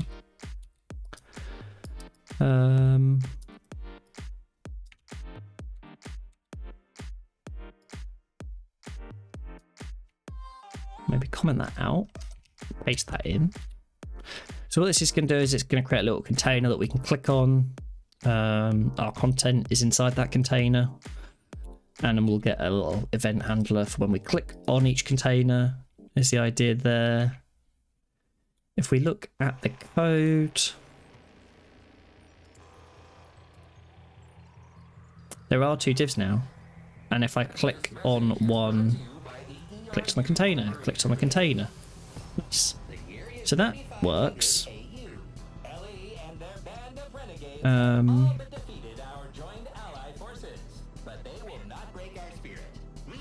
We don't need these right now. The only reason we're taking the node is because of that. Content DOM. We just call that content DOM, that will be in there. Maybe append rather than append child. I don't know why it was doing append child. And what this is saying is we're going to create a div, then we create a span, and inside that span we're going to say who the speaker is, and then that's going to have some style on it, which we can largely ignore for the most part, but it just helps us see it on the page.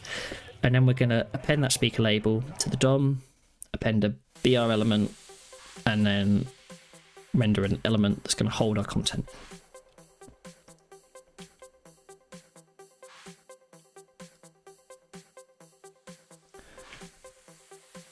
That's still getting the content. Oh, it's because this is still in the page, that's why. We delete that. Refresh this and see what we get. We've got range -1, errors everywhere. Which is not what we would like to see. It's not what we'd like to see. And it's rendering paragraphs again for each one, which is a bit frustrating really, because the one that I just deleted wasn't really doing. Return an arrow function, create some sort of container. Let's ignore this and ignore this. Create 2 elements, 2 divs. Don't even need to worry about adding a event listener to them. And append that. I mean, we could even go as far as going that like container is content and container. I mean, that might have been a problem there actually. We're not actually appending the content DOM.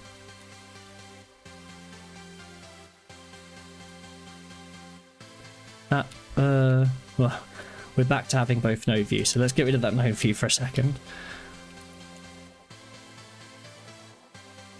Refresh it a couple of times. We can click in it, there's no thing. It feels laggy again. It's got the 2 divs. Not laggy, it's fine.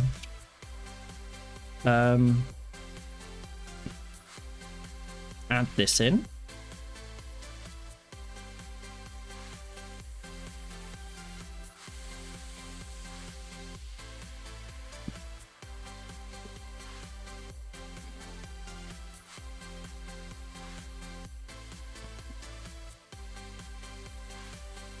Error connecting the controller.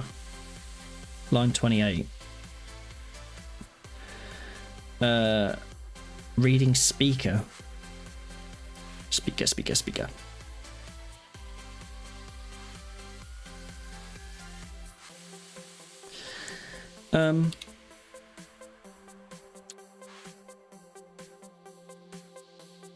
Perhaps one of these.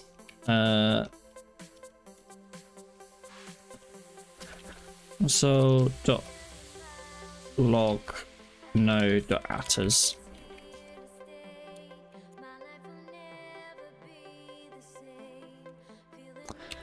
Node dot attrs doesn't seem to be a thing. Maybe let's just see the node. This is actually inside a thing. Props object, and now we have access to the attrs, of which there are lots, and that's going to cause my computer to slow down when I open those. Attrs speaker, yeah, fine. So now attrs speaker does exist. Let's just see any more console logs in here, because I think that it's a lot to be sending. Refresh. Speaker 0, speaker 1, speaker 2.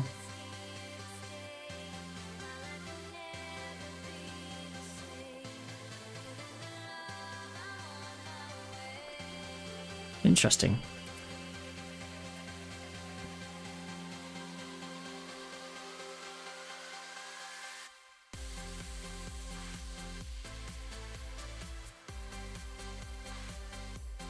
I want to be able to quickly and easily use the arrow keys to move around in here, but for the most part, like, this is kind of the approach I want to take. I can select text from multiple. That all feels okay. So if I'm like, actually, I mean, one of the things I want to do here is like, oh, speaker no, like that works. Like, we merged speaker 2 and speaker 1 into the same thing. So if I'm like, oh, this text here, delete. It's like, speaker 3 is now gone, speaker 1 said it.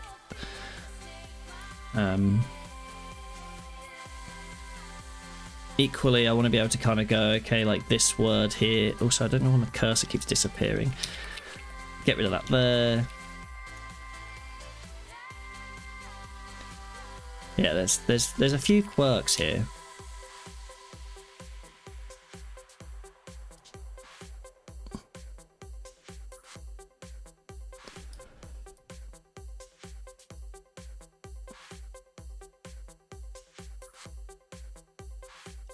Look, when you press up on the arrow, I don't know where I've gone. I've gone to the beginning. Up again. Still at the beginning. There's no way of like getting out of the thing now with the arrow keys. Which is annoying.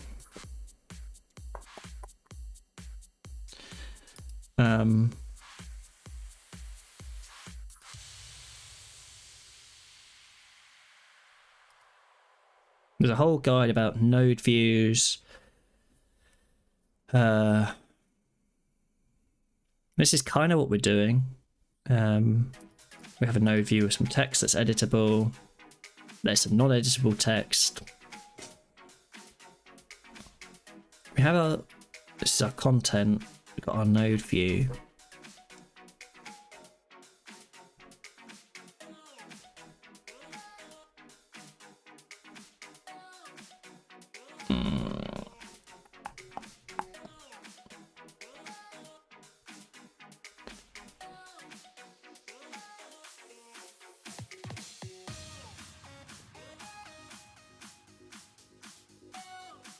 That's kind of the idea there.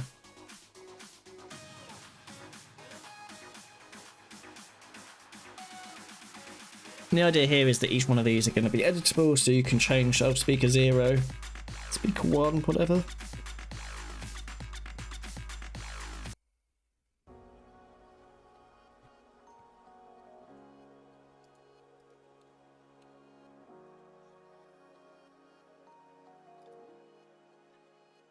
One of the things that I'm gonna need to do, I think, with this as well, and actually I'm a bit confused because, oh, I got rid of the paragraphs in that last one, didn't I? Because it's now div. So perhaps in here the add node view, this one should have been a paragraph. That helps constrain some of this. Also, that makes the up and down work within that block, but as soon as I go up, it's now out. Perhaps GPT has an idea on that. I can say my arrow keys don't let me navigate between utterances anymore. Can't move up into the utterance above by pressing up on the arrow key.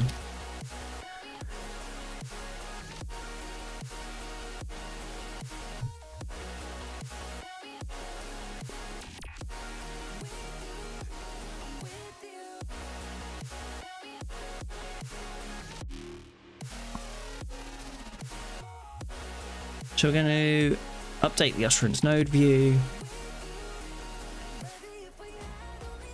We've got to listen for those key down events and get position up and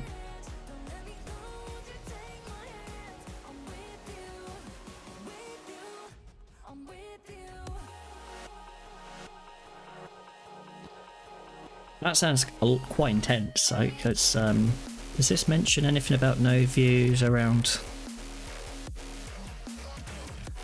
And this is so add editable content. So that's kind of what we've done. We created our custom node view, and inside that custom node view there is editable content, which are our words, which is this one.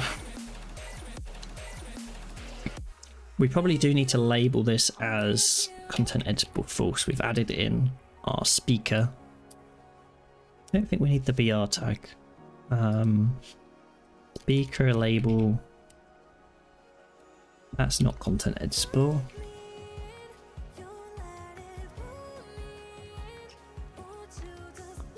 Ah, beautiful. So that was one of the problems. It was seeing the speaker label as editable, and you press up and it go, where are we? And then get stuck because it's like it doesn't control that. As soon as it put the focus into there, it had gone rogue. So now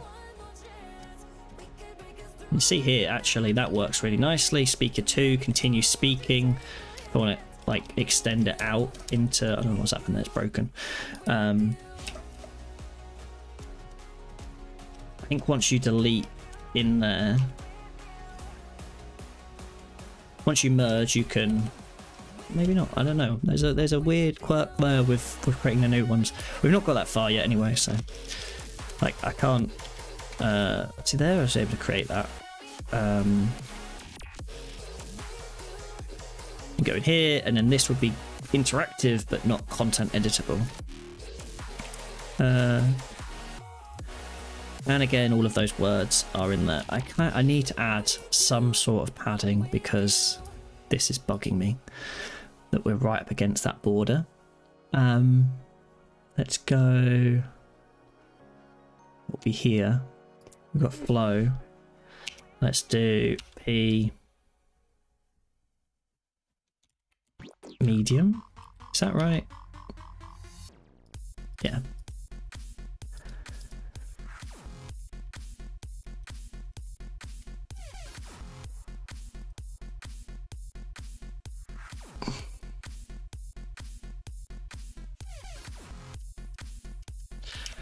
It's like interesting that sometimes it will let you create a new entry, and sometimes it won't. I need to fix that. It's a little bit of a bug that's going on.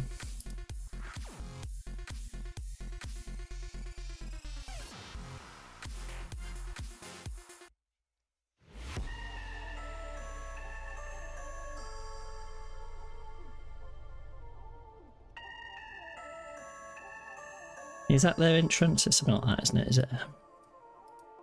This is remote Ruby. Have you any remote idea to the meaning of the word?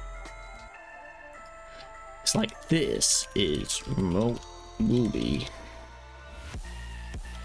You any remote idea of the word? The intro. And actually you might even decide, not interested. Interesting. Unknown speaker popped up there. the mapping of these speakers is another thing that we're going to have to do at some point. Again, probably another hidden field with some JSON in it that we can pass the data down into our tool.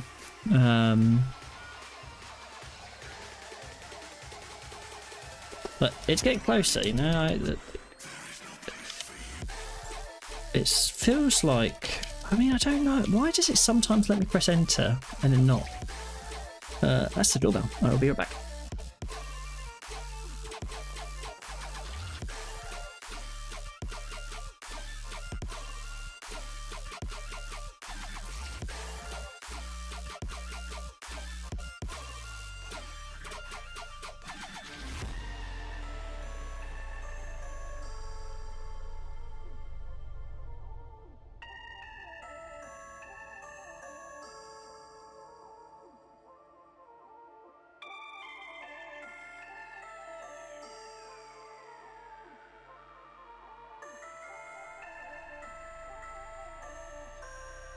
Back. Just a parcel at the door.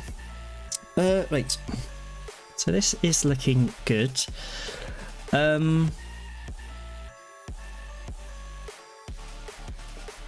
wonder if I can just do max W 85 CH or something, because I kind of just want to bring it in just so it's a little bit more manageable.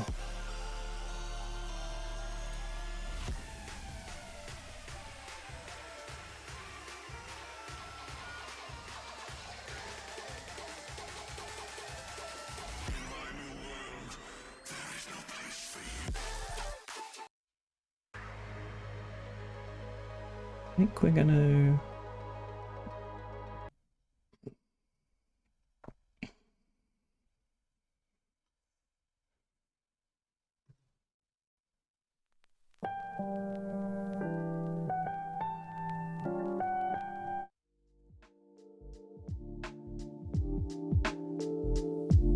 okay.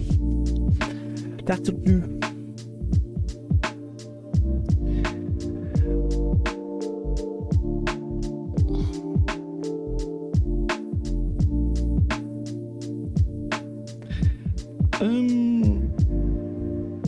Yeah.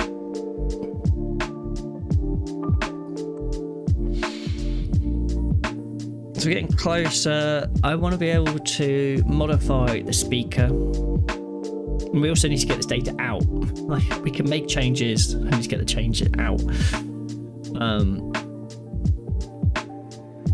I just want to tidy up. There's stuff on here that's distracting me, and we'll do some design work at some point soon, I promise. For now though, still, let's try and crack some of this. Let's move my dock to the right hand side, because then it feels a bit more structured.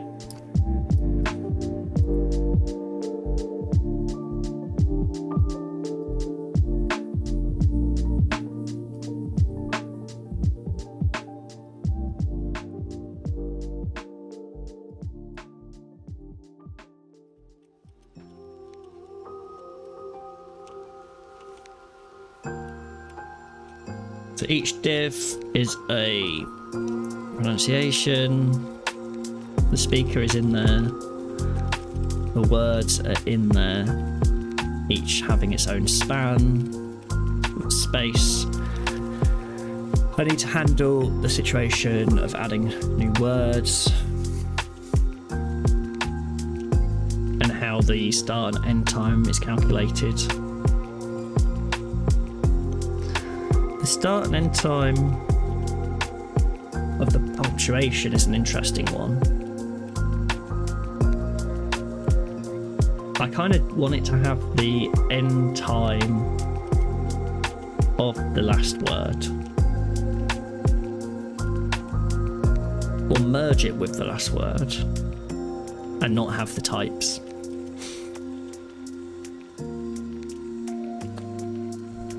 So that's interesting. The speaker, I wonder about changing that to a select drop down or something like that.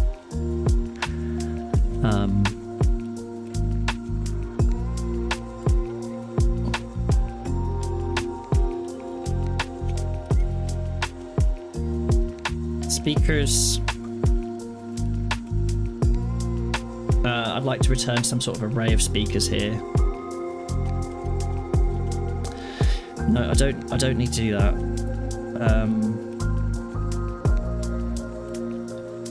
If I console log this dot, it was just transcription, right?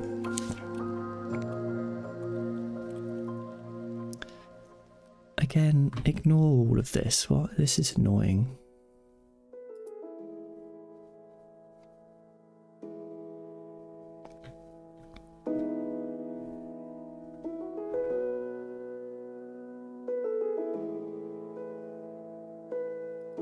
Is this for readwise capture?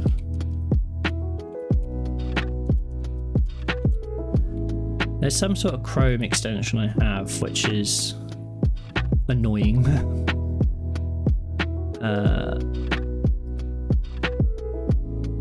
And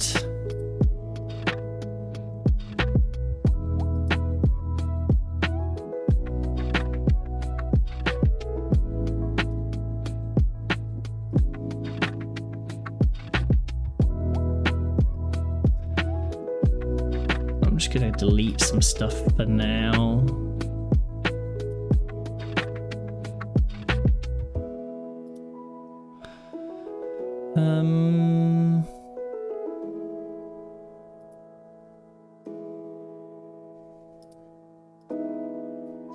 Goodbye.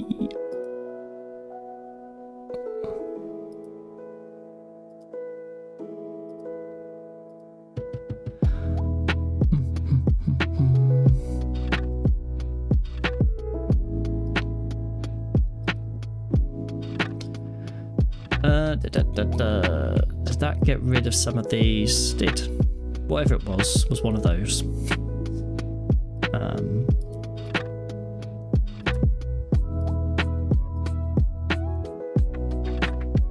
Forced reflow, I don't know what that refers to, but anyway, some violation. Results, we've got speaker labels. It says there's 8 speakers, then it just gives us all the segments from all of those. We know there's 8 speakers, we know we start at speaker 0, we know we've got speakers 0 to _7. And so we can read that. Result items, result speaker labels speakers. Const total speakers equals, we're gonna need to grab this again. Transcription results speaker labels dot speakers. Return total speakers dot array.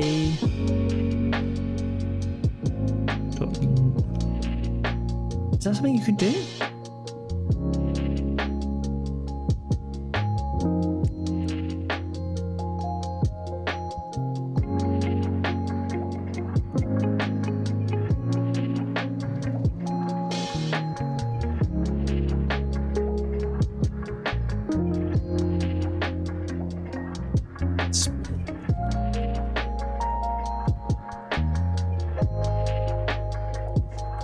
Console.log this.speakers. Does that work? It does work. Does some 0, 1 to 8. I don't like, I just needed the I didn't need the +1.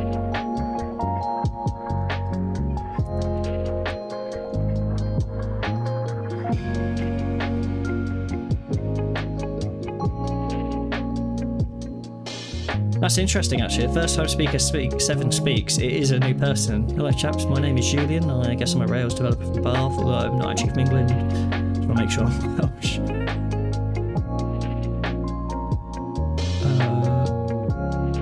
So that's quite cool.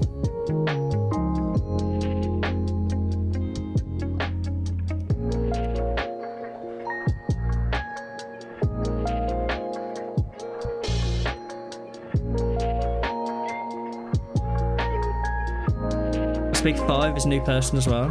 On the like they, I think with this Rails, with the because this was at Rails World, this podcast episode, they were bringing people in, so that's quite cool. And then obviously speakers 0 to 3 are the kind of main hosts.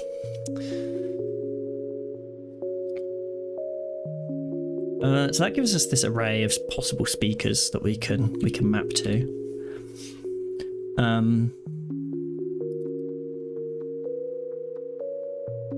Now here's an interesting. The information about who are the potential speakers is here. The actual is stored here in this code. The information about the or where we render the view where you can choose the speaker is here in this node view.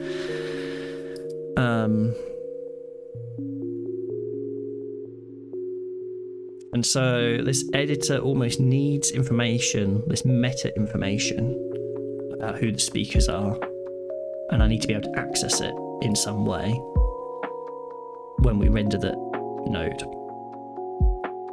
And those speakers could change. Is there, when we configure the editor, any like metadata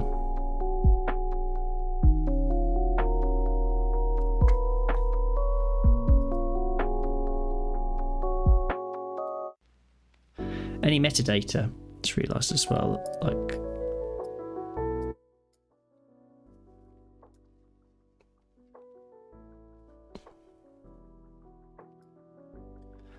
realised the audio might have been a bit too loud there, not entirely sure. Fine.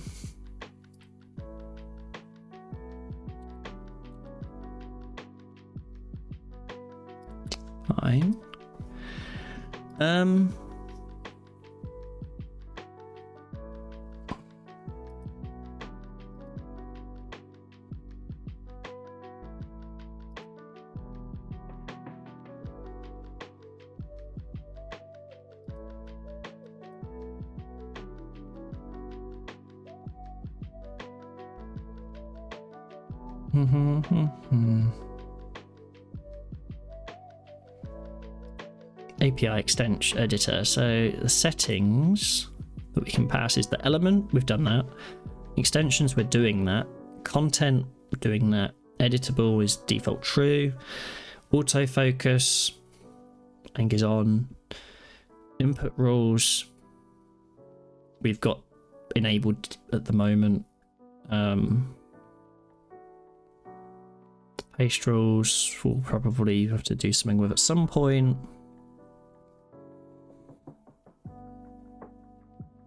When you use a content security policy, add nonce. Interesting. Editor props. So editor props might be some way transform text. You can use it to add. This is interesting. This transform pasted text. Oh, that's going to be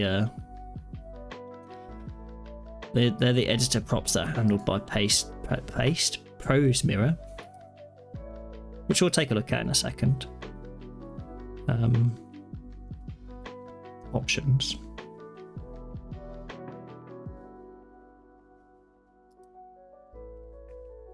Commands. Don't really need to worry about commands right now.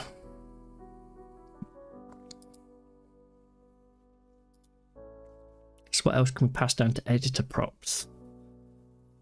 DOM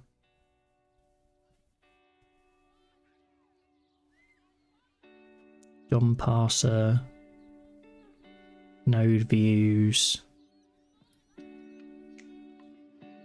That's interesting. A node view thing should map node names to constructor functions that produce a node view. Mark views. Interview scroll. I think one thing that would be interesting to see is, like, what we need to do is inside this function we're going to decide to render something, and at the moment what we're pulling out is the node from the props. I'd like to console log the props because I want to see what do we get. We get the editor itself. We get an extension, like we get reference to the editor, reference to the extension, reference to the node. We also get pos and some of the HTML attributes and decorations. The editor is probably the one that's interesting because we have access to put stuff into the editor.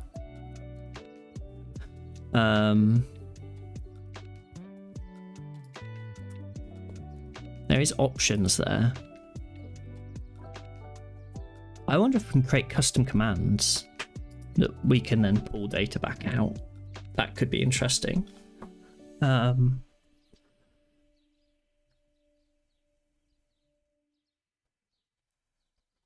wonder...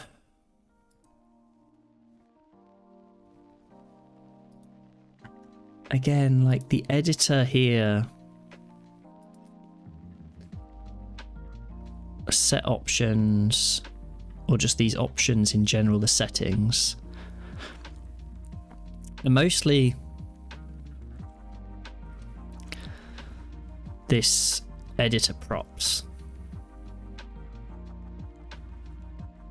Like, we pass attributes.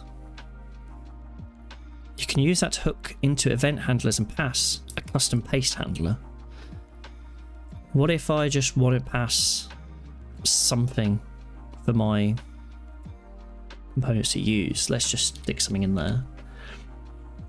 So that's here. What if we added in do something,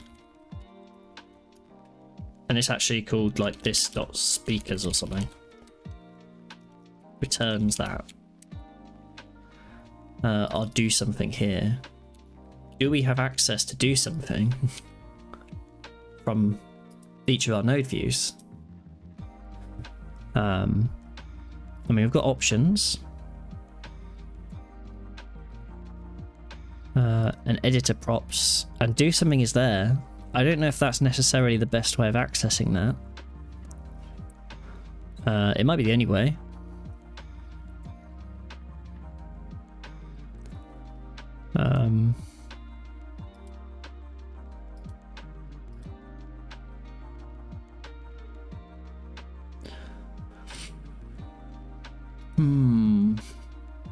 I don't think we're going to call callbacks. So, get speakers.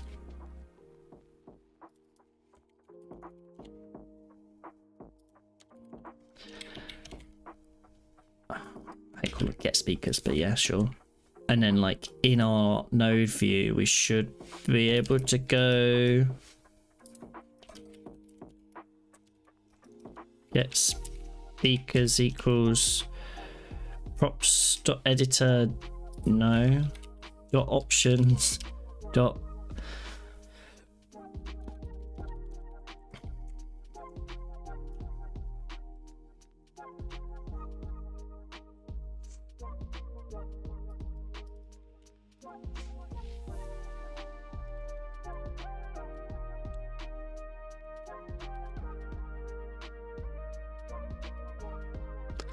undefined reading speakers. That's I've got this file's too big and I don't know which way to go now anymore.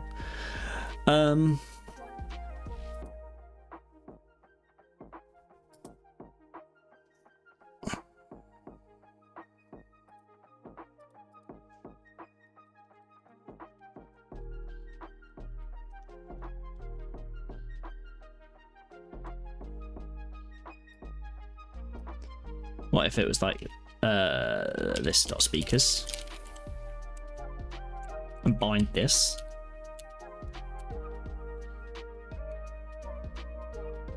Yeah, those are all the speakers. You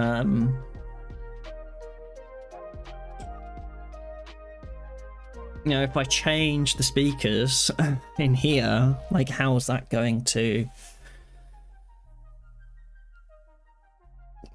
Because I guess the idea here is actually the speakers comes from a value that's passed in somehow. And stimulus is bound to that value, so whenever it sees that thing update, which I could do it that way, I could have an input that whenever it updates, it will recall, change the value. I mean, I could maybe even just have it directly bound to that value in some way. There's no reactivity there, though. Hey ho. We've got a list of speakers. And we know what our current speaker is. So actually what we can do here... And this is where maybe this node view is getting a little bit out of hand. It might help to have a template here or something. I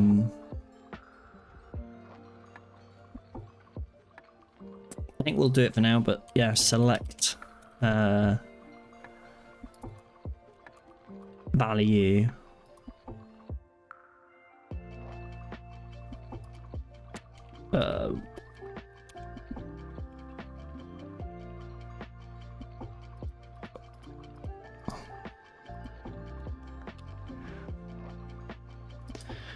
I mostly just want to try and create this as the options. Get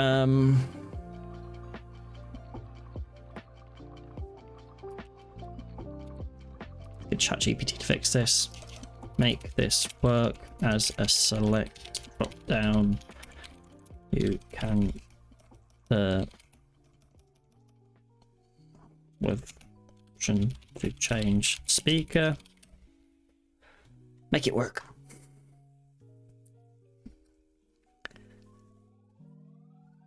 Yeah, just do it.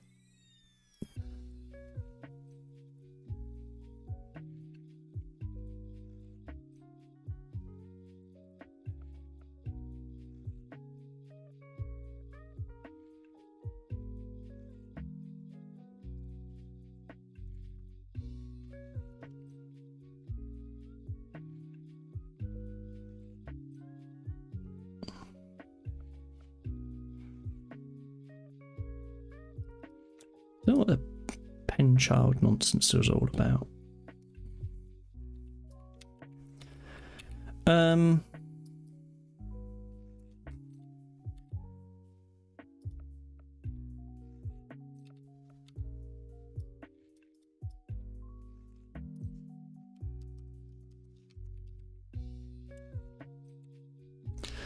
Let's see what that does. I don't think I'm going to console log those because that's going to be kind of annoying. I'm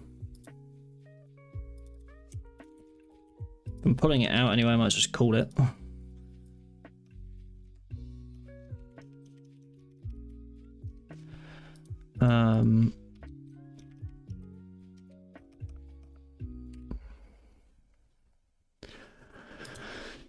Update attribute.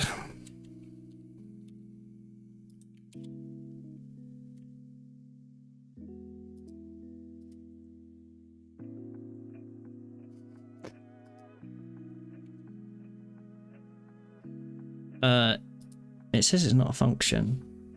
It's not. I don't know why it thinks it is, but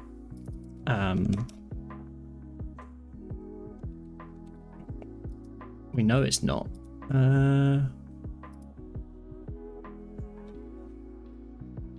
Custom extensions guide. Creating a node.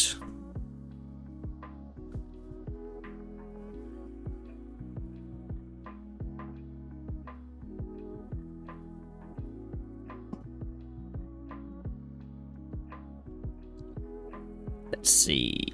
I want to create custom extension. Or not even extension, I want the node view.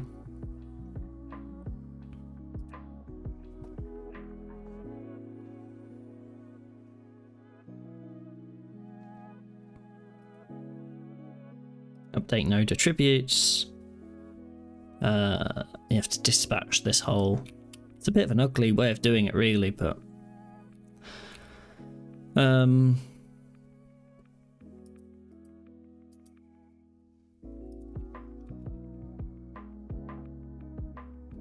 view comes from. Where does the view come from?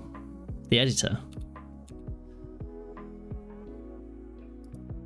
So this has to be editor, and then there could be view, which is in the editor. The other bit that I can do now is I don't actually need to go props, I can just go editor.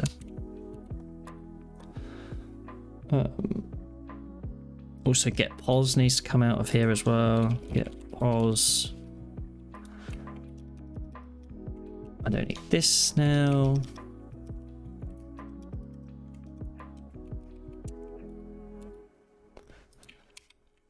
Refresh. Speaker 2. Speaker 2. Speaker 4. Speaker 0. Speaker 2.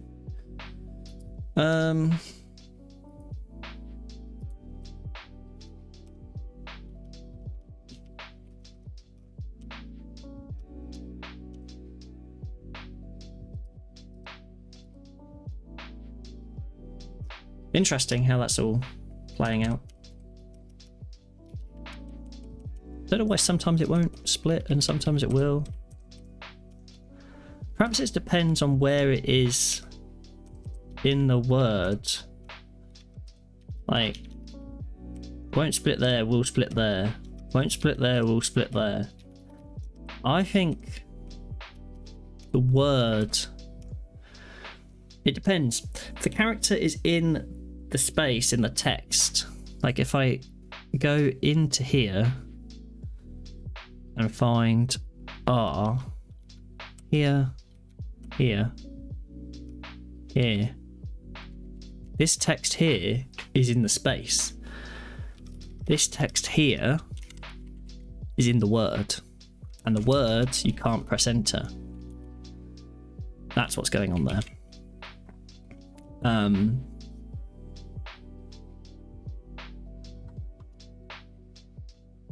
Interesting.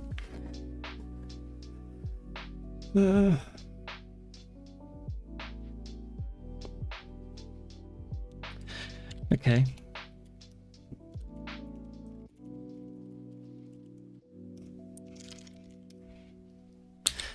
I'm gonna come back to it. It's still not quite right. I've got so much mess going on. It needs refactoring. Let's add more mess.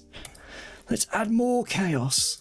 I'm kind of just tackling a bit of everything all at once to get a good lay of the land, and then it's gonna be a bit of a mess of tidying.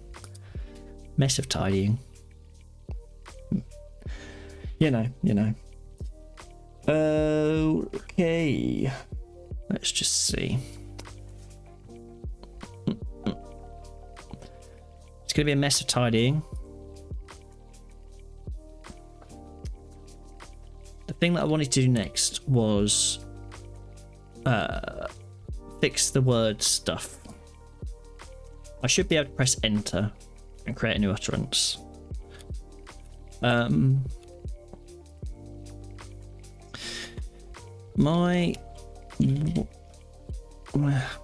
I doing here? So when I'm in a word node,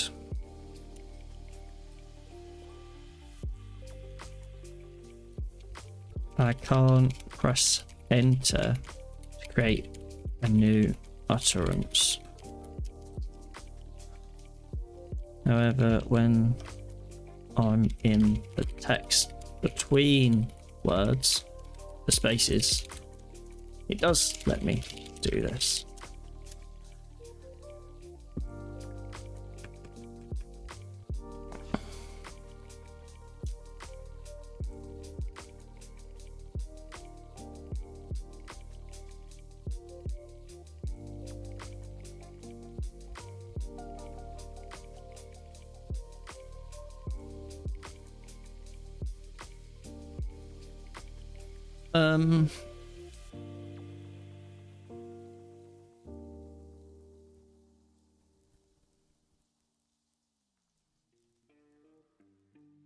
I don't want to have to do that there. Like, that feels like the wrong kind of place to do it.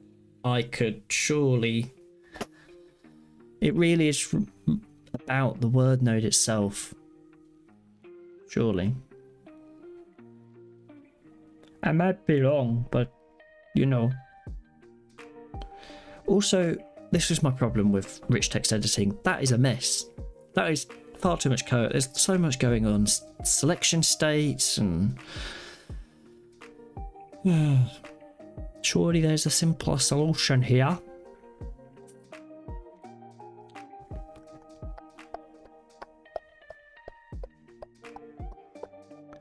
Let's go.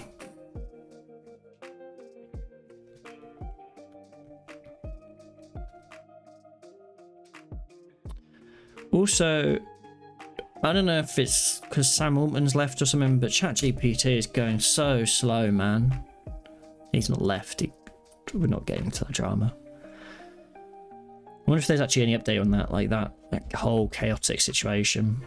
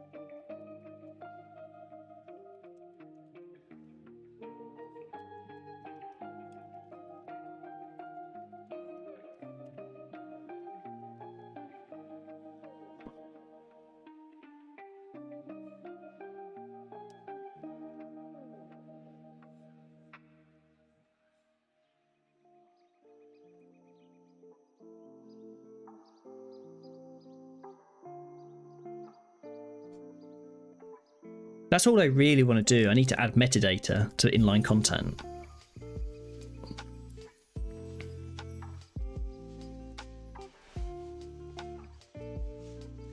Let's do that.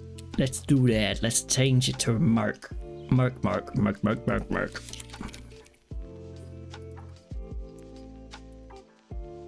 Word mark.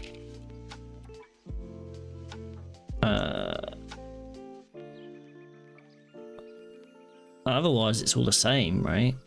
Word. I guess I don't need inline true because it is an inline. And maybe I don't need to create content and stuff because that's just assumed. Start and end and type. Perhaps that's fine. And then obviously down here in the editor view, wherever that is now, a million miles away, it's word mark rather than word node. How's that play out? No node type or group word.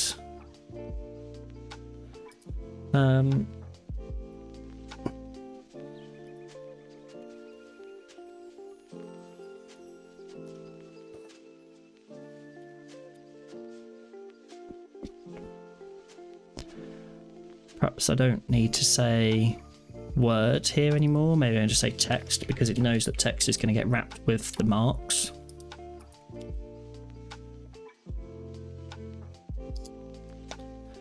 So when I look at this, the spans are all there still. But now if I go to the end of a line and press enter,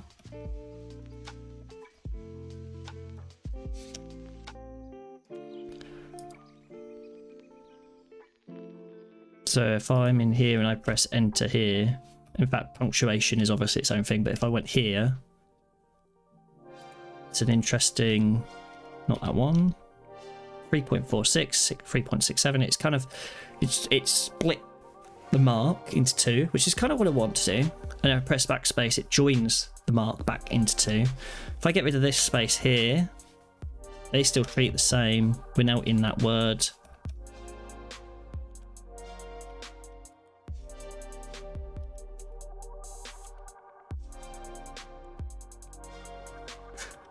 What the hell is going on, man?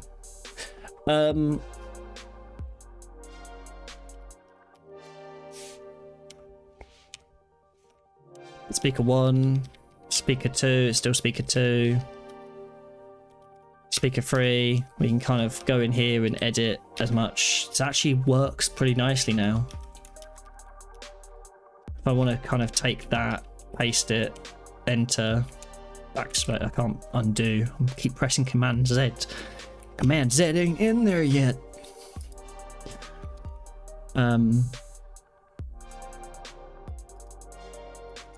Obviously, this is going to get synced up with a media player at some point. I can go in here and press speaker 4. That doesn't work yet.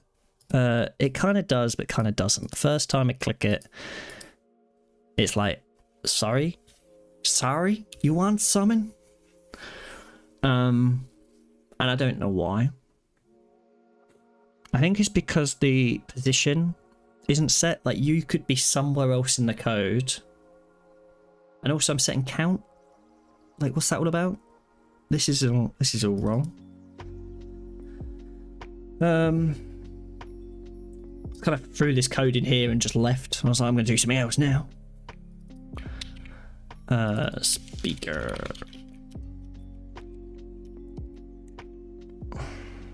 This get pause. Probably the wrong thing.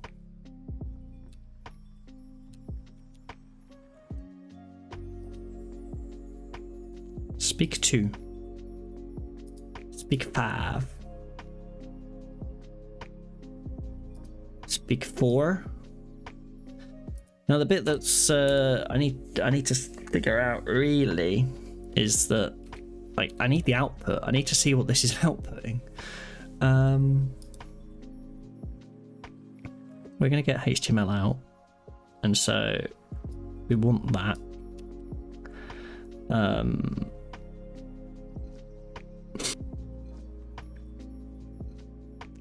Listening for changes, on update. Okay, fine. So we'll go to our editor.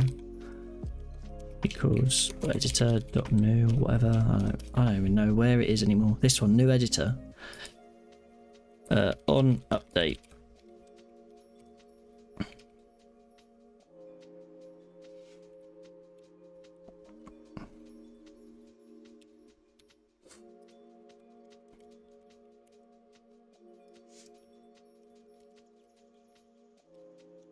And see what we get out. And this is going to be the moment of truth. We spit it out. We change this to 3. Speaker 3 is in that paragraph. Also, this is the paragraph we've rendered. And that's probably not how we want to see it when we render it into here. And so perhaps we do need to create custom elements for some of these things, or we need some way of extracting this back out. It's actually a lot easier to put it into HTML than it is to get it out, because our map just converts it into a string. But coming out of here, slightly more tricky. Now we can do get JSON data. Just call it data for now, and we'll log that out.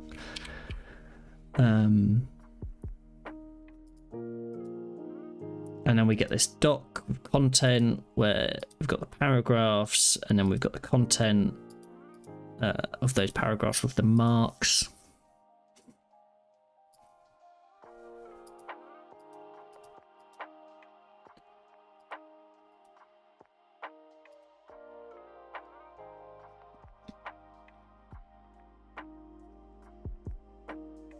Okay.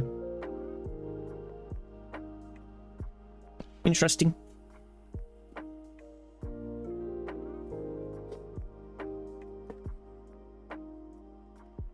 Let's see.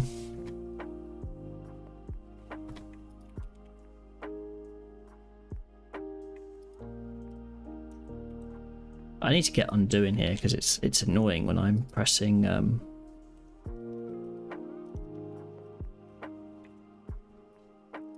speaker 2 maybe, and then that would allow you to kind of modify the transcript quite easily.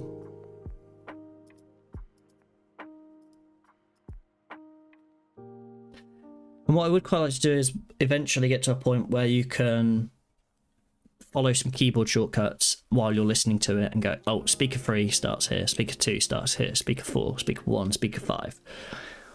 And that'll allow you to kind of quickly modify the transcript of the recording.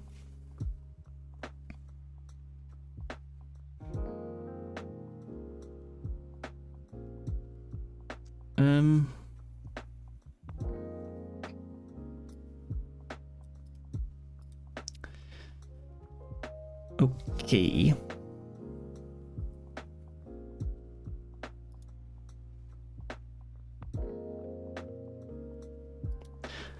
I can close that now. What do we want to tackle next? I've got the ability to change the speaker set. So we can change that quite easily. That updates the content. I can add new kind of entries. Create a new speaker there, but actually that one doesn't have any space for text, which is interesting. A few bugs.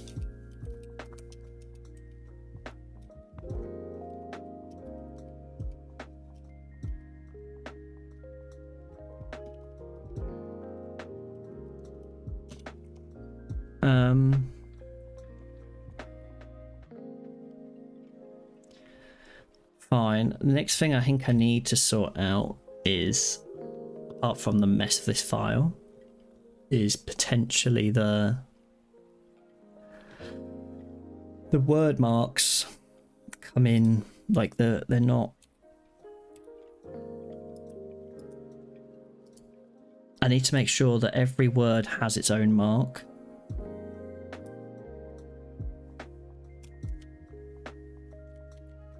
And not just get added to the marks that exist already. So like this here isn't punctuation. This here, like that is obviously editing that word, but if I press space, this should now be a new mark. And I think what I'm gonna do first is perhaps just dump this in ChatGPT and see what it thinks of it. Please improve this code. Just improve it. See what it does. Because it's a mess and I don't really want to have to worry about it right now. Yeah, I can modularize it. I will modularize it. There are a bunch of things that I will do to modularize it. Really, this file should focus on the controller, and these tip-tap stuff should be moved out. So maybe we just create like tip extensions or something. A folder for the extensions. Create a new folder for like word mark.js.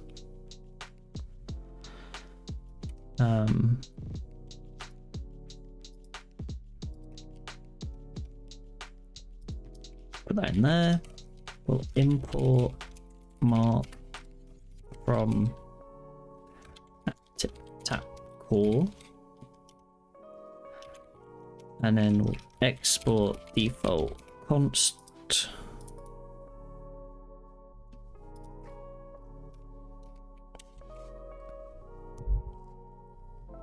We'll export that default mark.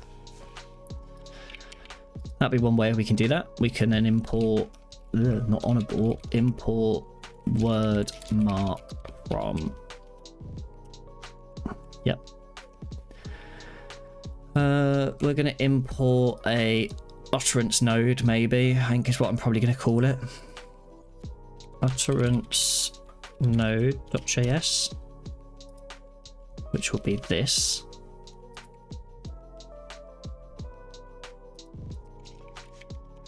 This will require us to import the paragraph. In fact, yeah, I'm going to have to import this, right? Is that the only thing I need to import here? Export default. And actually...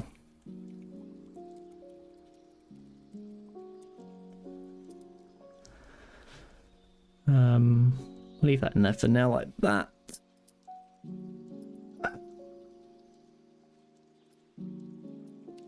These, I think, are...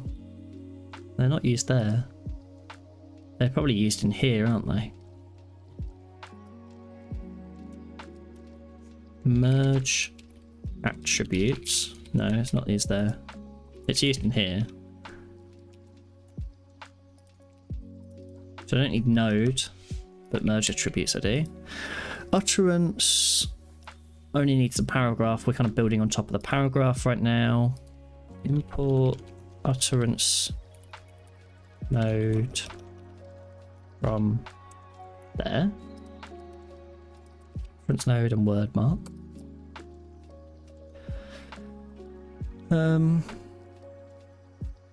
There's a bunch of stuff in here for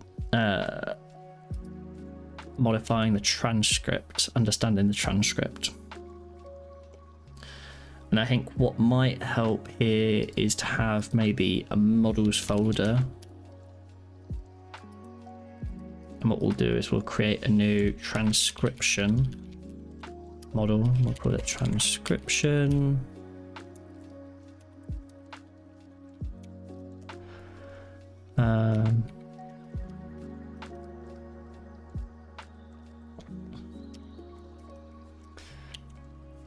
I've not written a JavaScript class in a hot minute.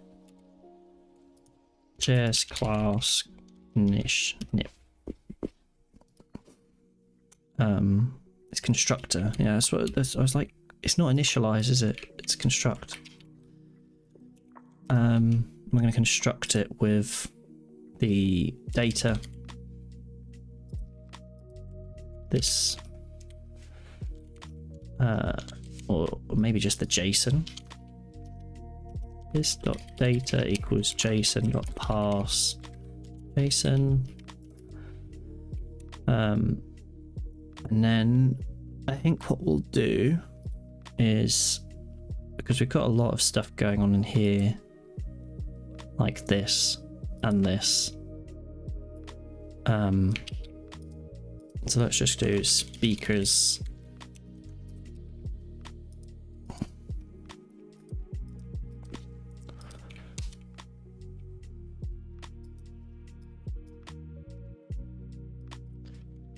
This dot data dot result speakers turns that. And what we can do perhaps transcription.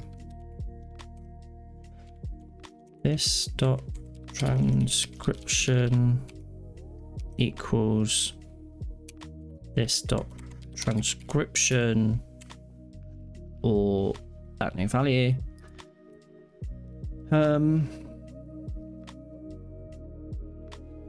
And then we can return this dot transcription speakers.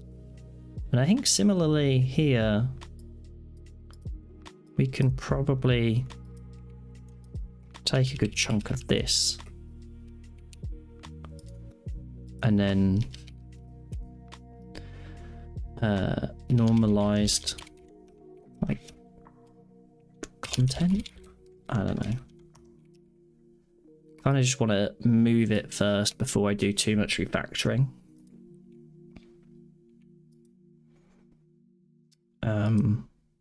Obviously the transcription here is this dot data. This dot data dot transcription.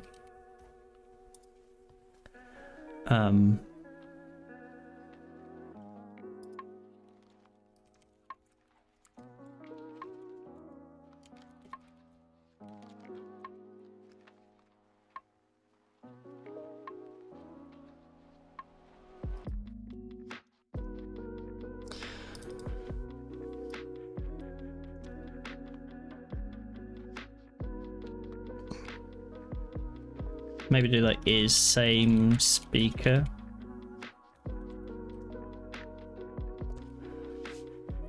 And then I can just do, I don't even know if I want it in there like that. Perhaps I'll just do export default class transcription.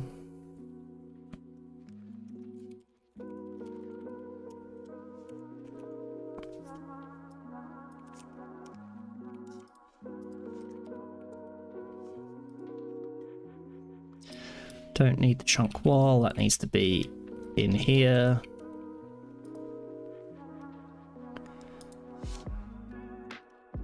That's fine up there. Need to import transcription from those models that I created. I'm gonna only have the editor there. We're gonna have that transcription speakers.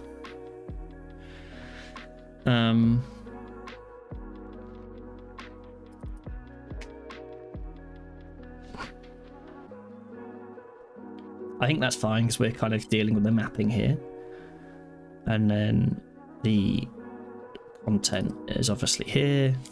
Maybe I can just do, not transcription, apply content like that. And yeah, that will do, I think.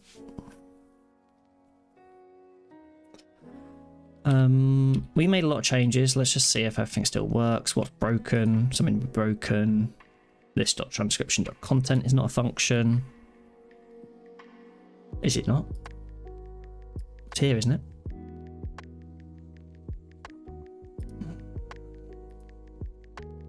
No, because it needs to get called. We're not in Ruby land anymore. We're in JavaScript land.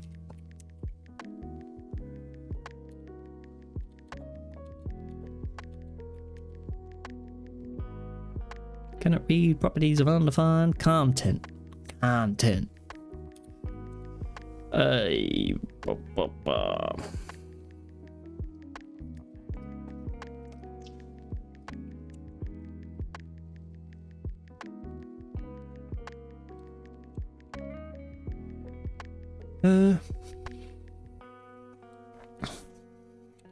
Okay. Console.log.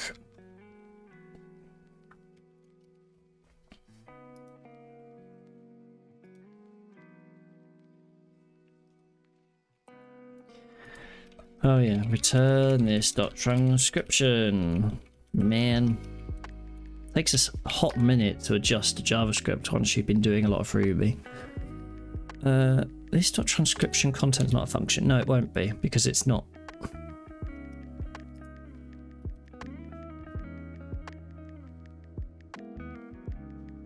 It should be.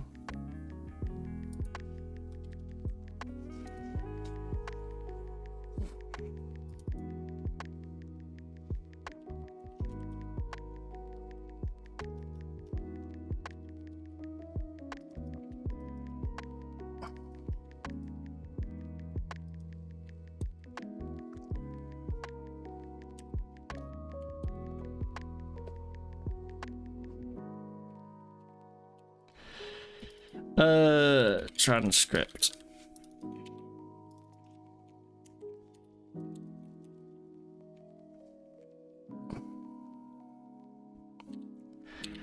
Okay. And then we'll get there in the end. We'll get there in the end. Oh, okay, no, this is good. This is good. We're now in transcription. It says it can't get results, and that's because why? Because of JSON.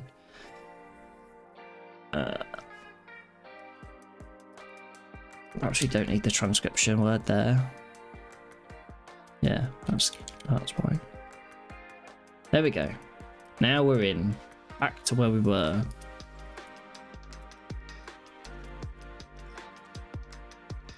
Speaker 2.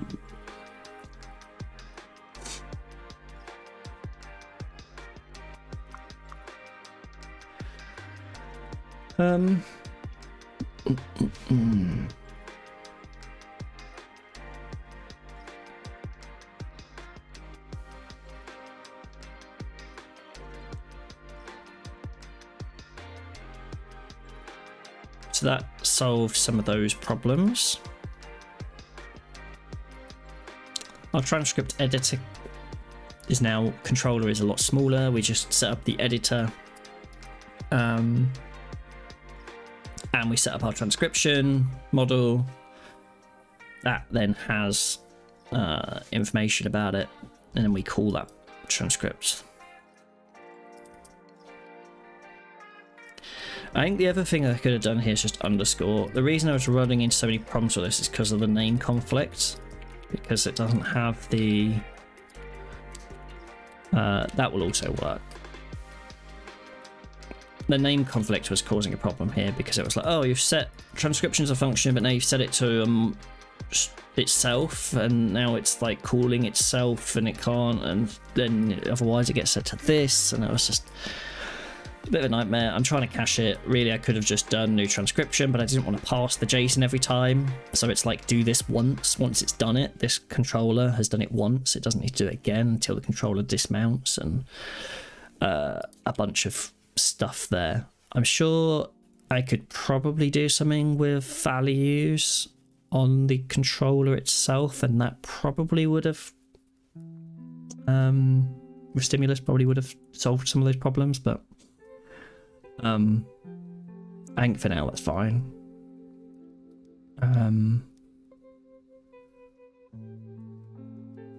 The other option would have been to set this up here.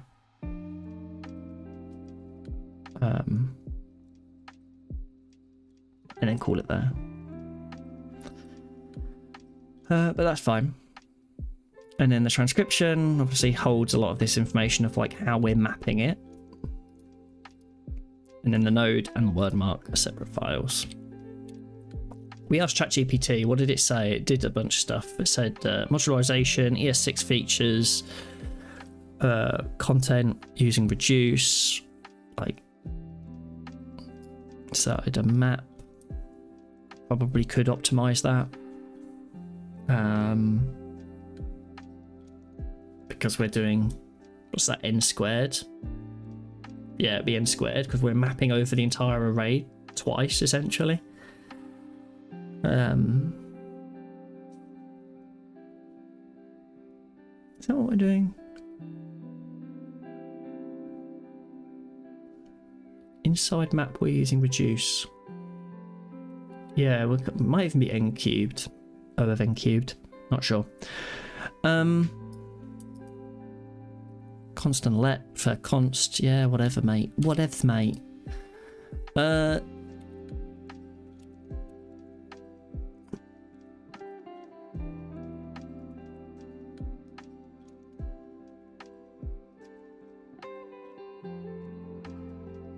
Get rid of some of this stuff that's not necessarily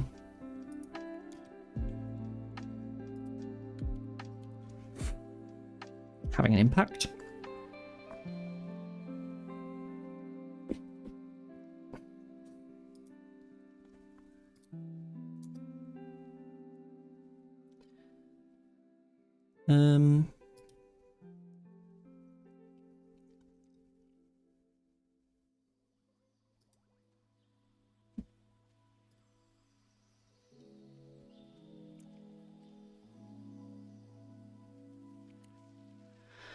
There's going to be a way of tidying this up at some point.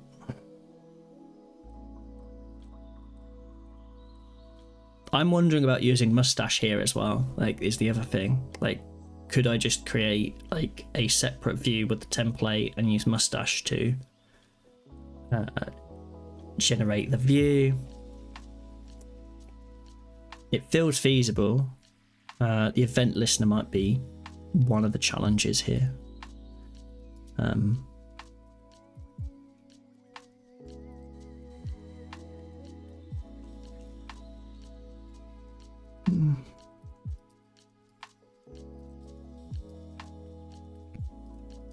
Yeah, I kind of want to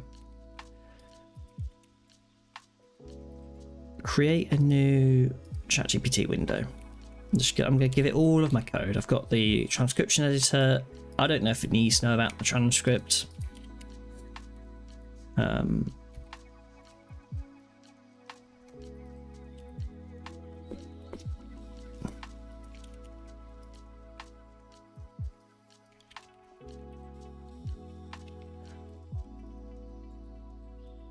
I would like TipTap to ensure every word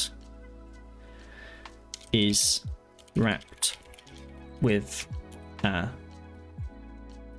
word mark. Anytime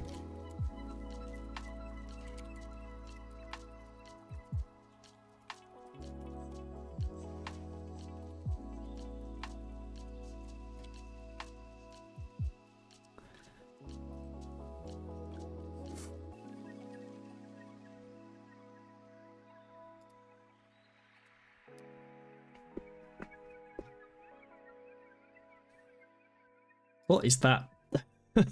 Tip tap, tip tip tip, tip tap, tip tap. What is that capitalisation there? It's getting dark.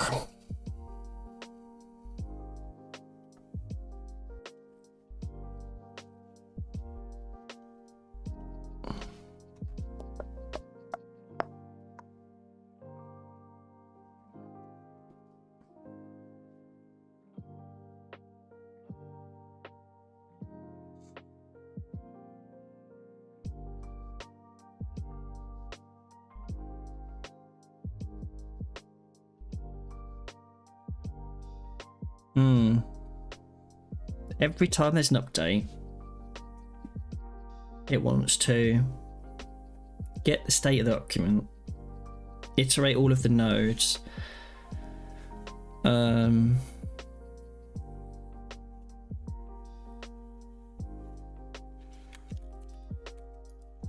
is there an alternative approach I could take?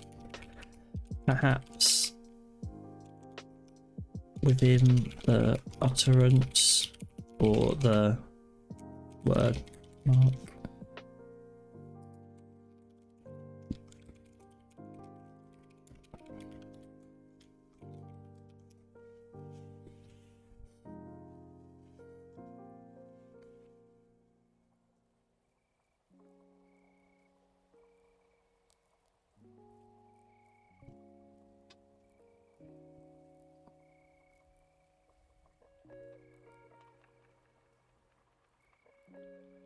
Update word marks. I don't want to do it in the node view. That's a bit weird. Don't be doing stuff in the node view. The fact that it's using word boundaries. I think space is pretty much the only time, and then punctuation is also another tricky one. Also, at what point is some level of punctuation is the same word? Hyphenated words, and so sometimes it's a punctuation, sometimes it's part of the word, or the pronunciation is the two different terminologies that they're using. Add input rules. That looks more like something I could get on board with. Alternatively, you can modify the word mark extension handler's functionality. This approach can be more modular, but requires careful handling to avoid performance issues, as it will be checking and potentially updating the state frequently.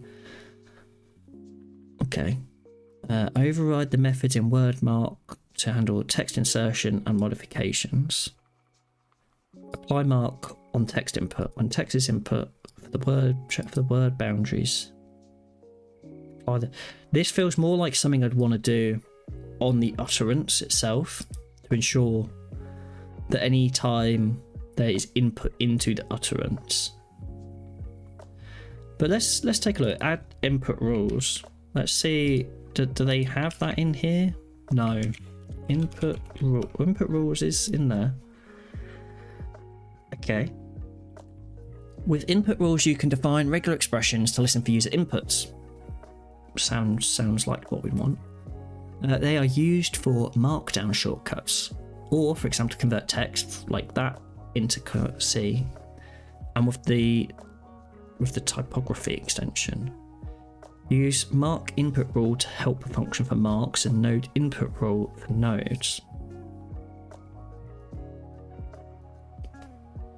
By default, text between two tildes are transformed into striped text. I guess the thinking there is if you put the tildes in, it will max out in a regex and then ensure that that's put into its own, replaced with a mark for striking the text.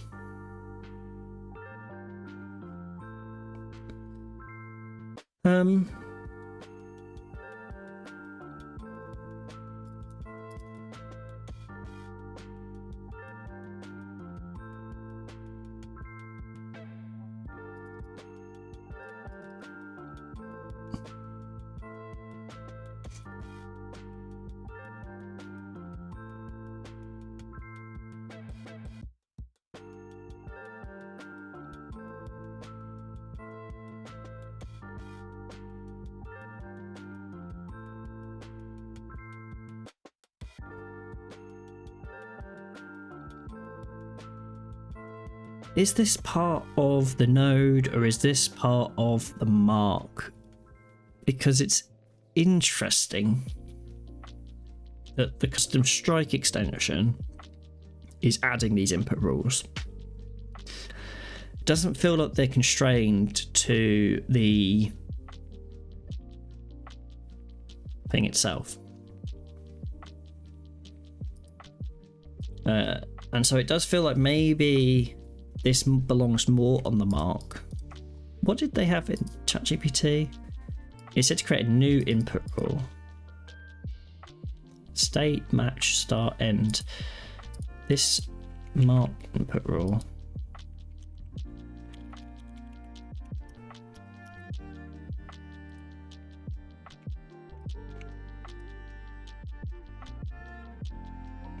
Do input rule. Let's see what they do. Source, typography, input rule. So this is like text input. So it's looking for text and it's modifying the text and then doing that. I think I need to look at the core because that's where all of these are defined. Input rules, mark, node, text block, wrapping, index. So let's just look at mark. What does it do? So it takes a find, input rule finder, new input rule. So there is somewhere just input rule down here, where you can create your own separate input rule.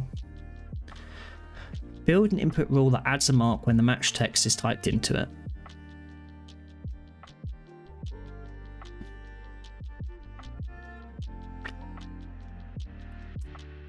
So space.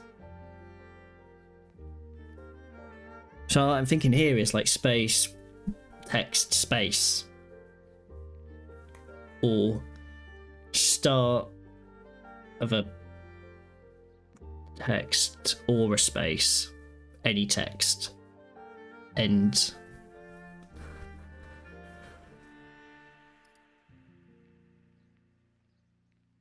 Explain the regex you've used here.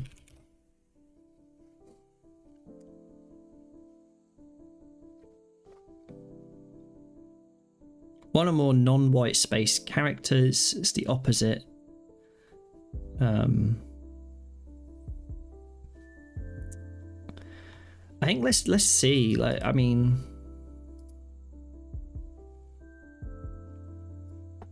I think we're gonna have to see it to believe it.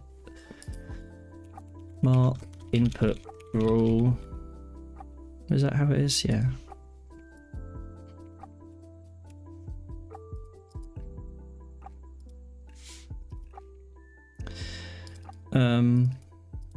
And then this find. I think what this says is start or beginning, or start or a space. Any number of words.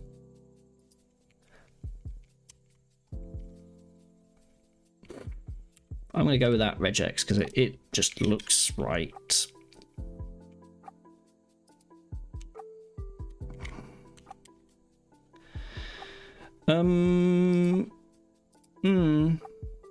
I can't do spaces anymore.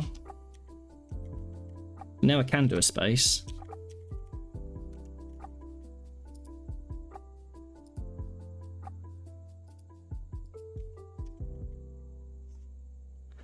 Doesn't seem to be wrapping that with a word mark.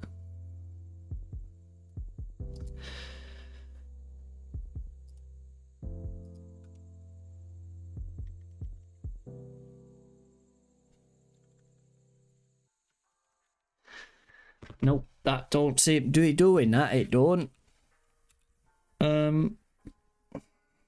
I hate regexes sometimes.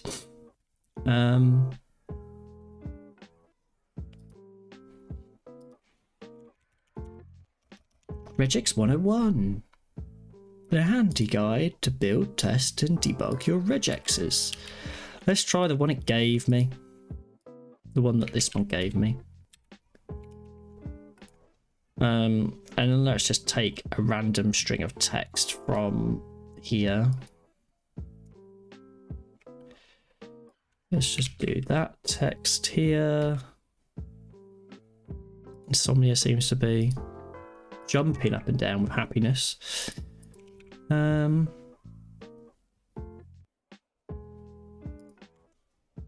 is W?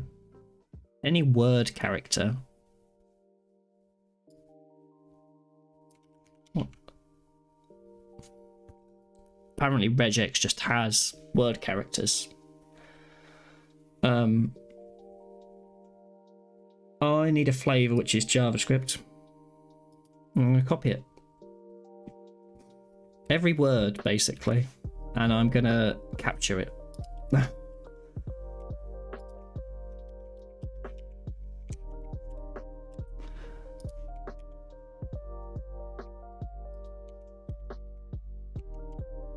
Now,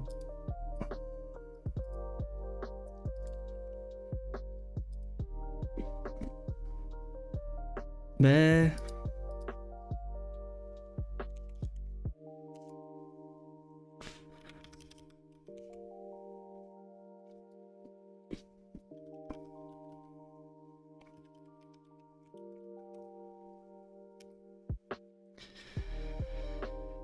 Right. We've got this paragraph here. There's nothing in it. Hello. Well, it's got a bit weird already. Hello. Let's put it in a mark. We do space. This is another word. It's kind of failed because those are all words.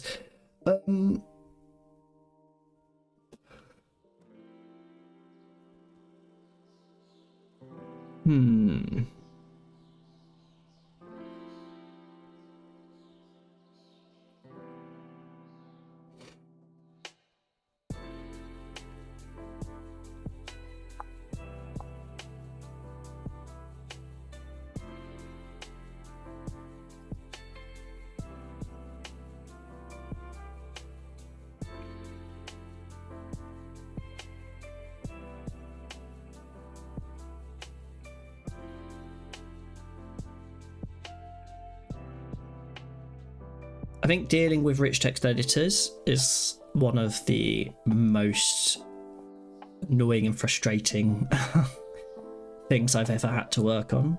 And I've done it several times over the years.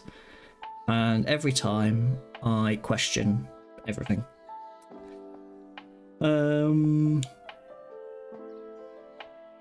It always feels like we're that close, but actually like massive amount.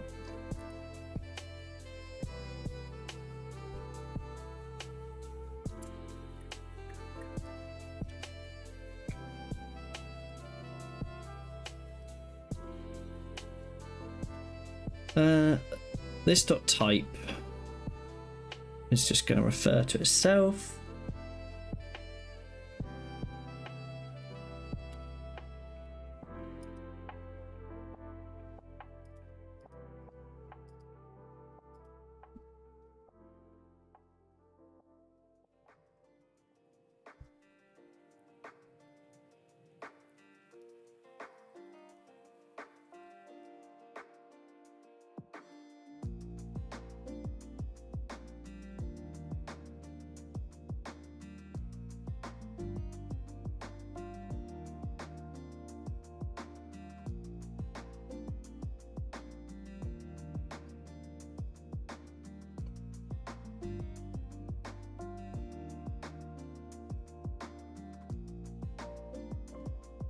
Um.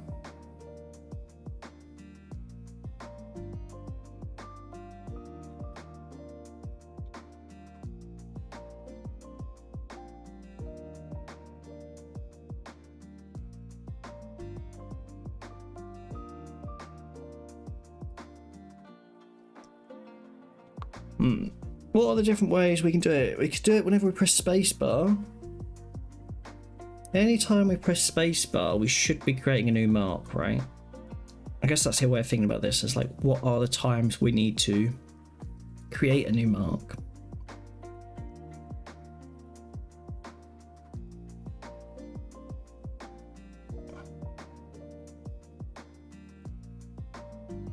Also, whether the space should be in the mark, out the mark, is also like a whole other kettle of fish.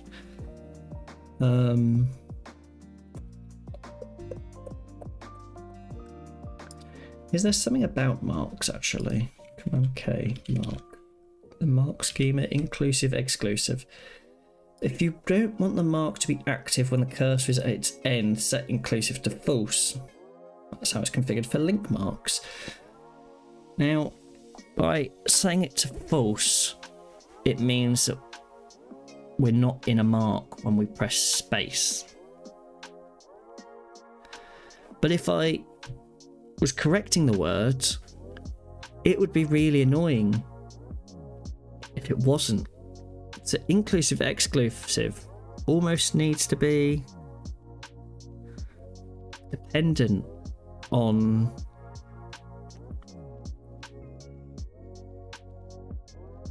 whether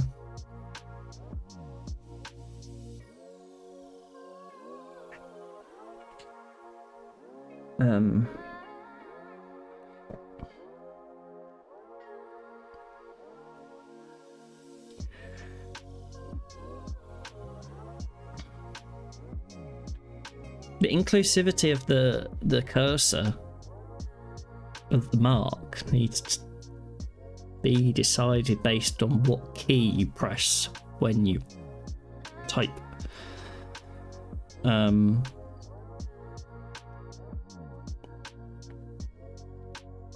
Exitable is also kind of a different or similar. By default, marks can span multiple nodes when rendered as HTML.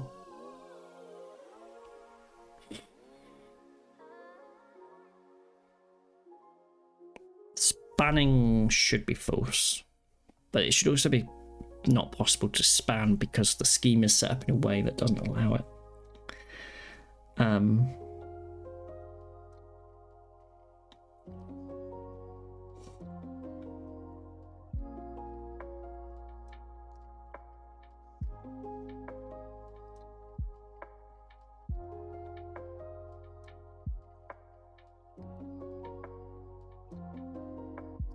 I don't know if it's a gap cursor. I've seen that before.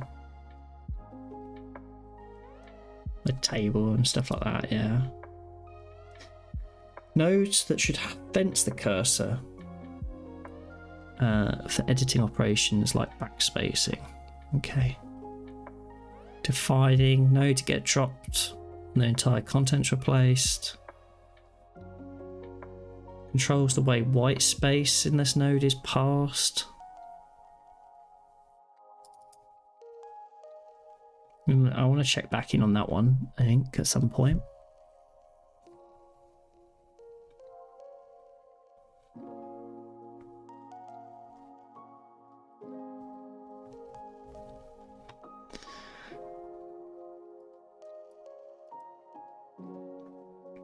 Nodes with the atom type aren't directly editable and should be treated as a single unit. The mention, like a mention, would be an atom.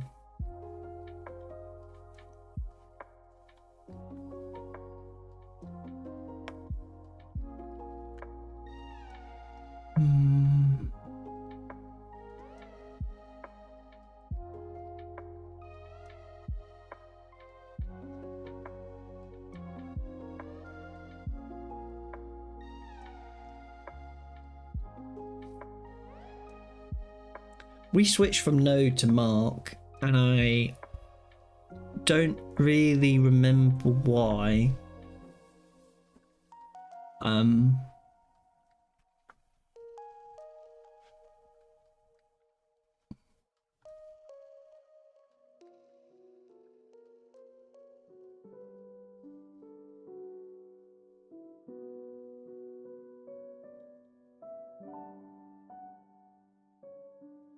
And the output of the JSON is a little bit weird and quirky to deal with when it's like that. So I wonder about changing it back to a node.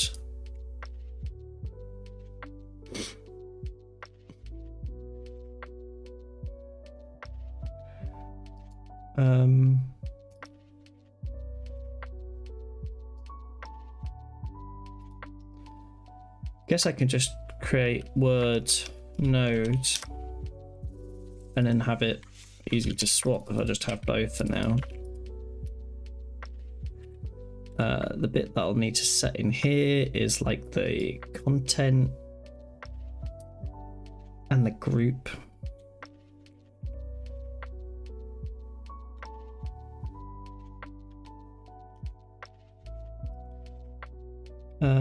Where does it say about inline? It said about inline somewhere.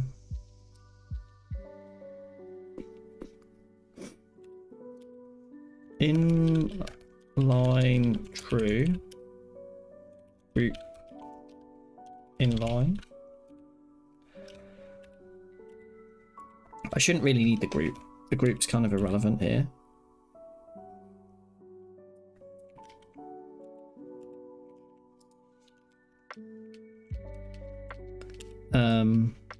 But perhaps I'll just include it in case.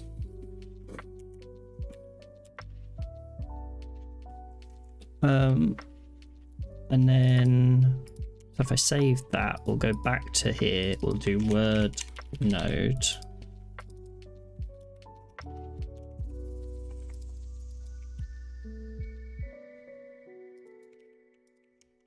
The utterance node will now need to take words and text, any number of them.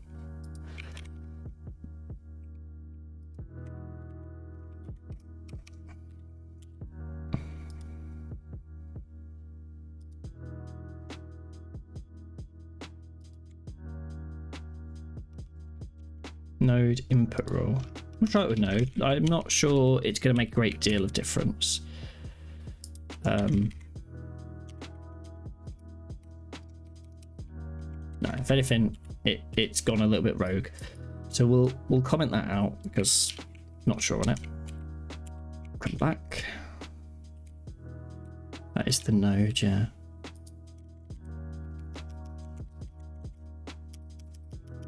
Now we can't press enter there. And I think that was part of the problem before, wasn't it? That we couldn't press enter because we were inside the node. Like we can't press enter here, but we can press enter somewhere. Like here, but not here. Here, but not here. Not here, here. Yeah.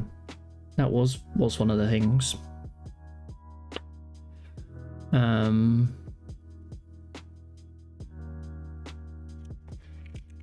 Yeah.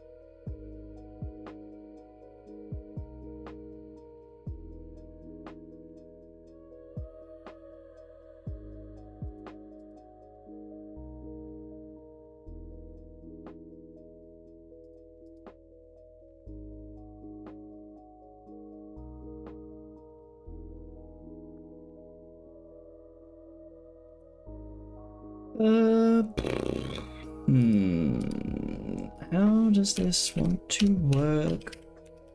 So mark means that I can press enter, but now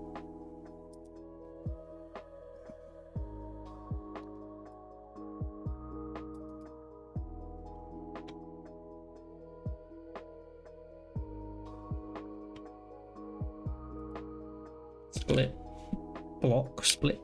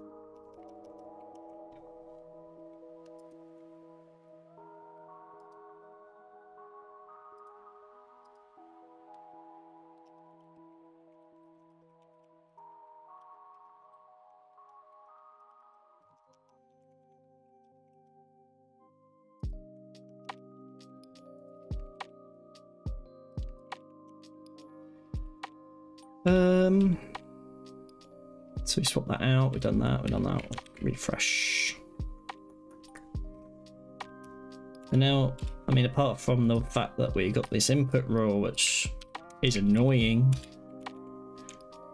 we're back to being able to press enter wherever we like, and we can fill in content, but the content that we create is obviously incorrect.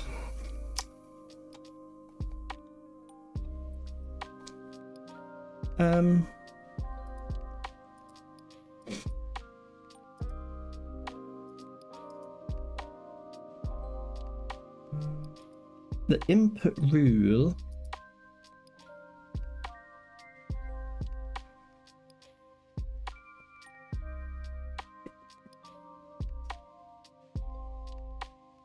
takes a find, which is just a regex, and then it has a handler which can then handle what to do in that situation. It feels like the appropriate input rules.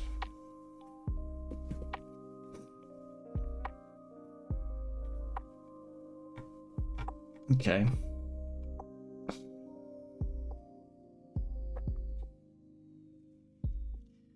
The other thing that might be worth thinking about and looking at here is perhaps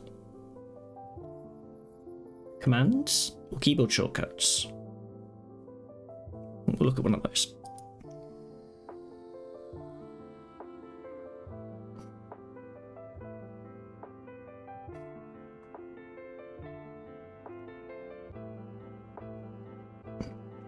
And then I think on those commands, add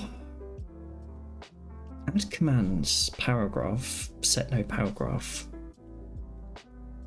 Okay. Use commands parameter inside of add commands.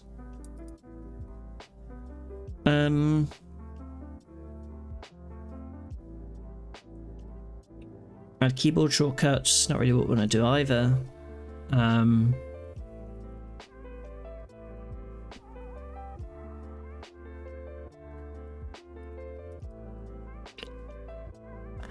Let's add history actually. Did I add when I did the import map? Did I add history?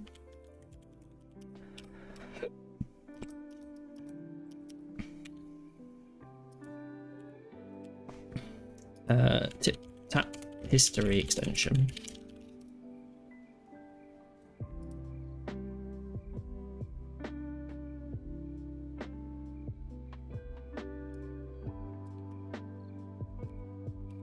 So I should be able to just go into the editor, kind of adding stuff rather than worrying about the pain and the hassle of what I've actually need to fix. But if I did that,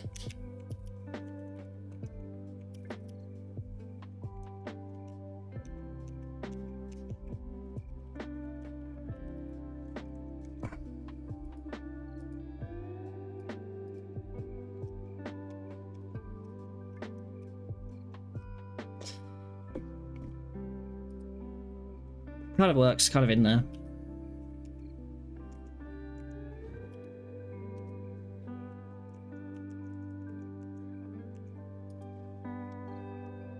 One thing that I don't like here is the accessibility. The tab obviously is out of order of the editor. I don't think there's much I can do about that. It is a bit of a pain with TipTap to get that right.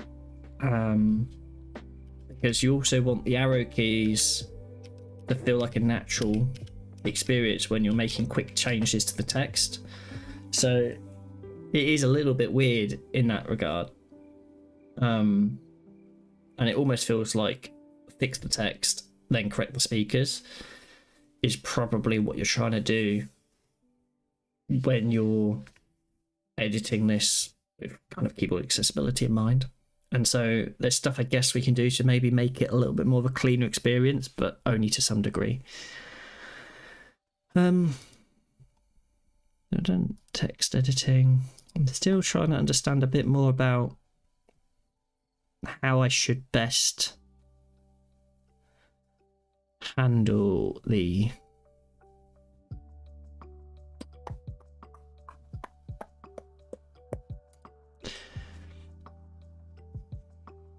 it's not really about the node view, it's about the content.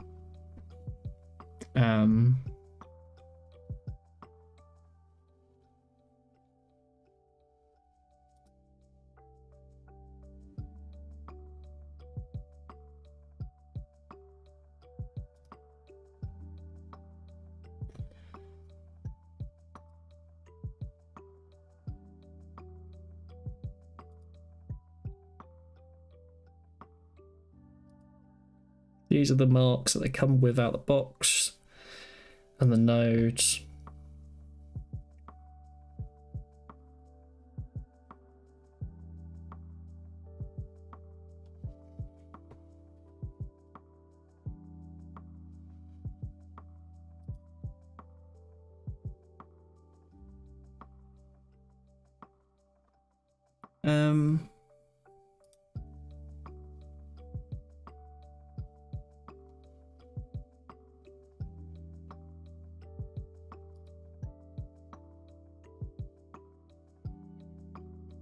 Let's just do keyboard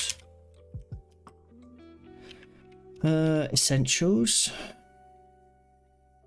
It's not really. Add a line break, shift enter, like keyboard.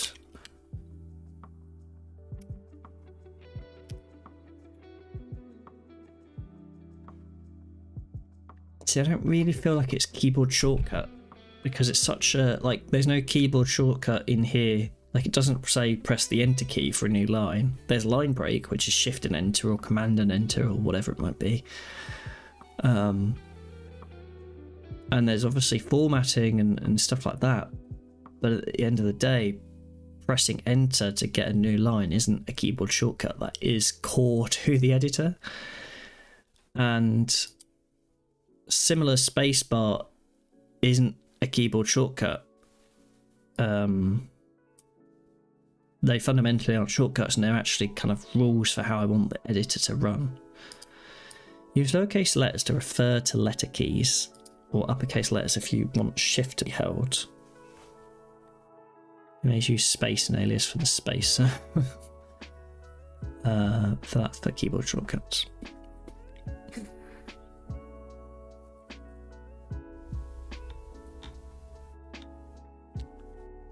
And so I think input rules still feel like the thing that I need to be paying attention to. And so I think I'm gonna have to build out custom import rule. I'll see if I can import input rule from call and perhaps do it that way.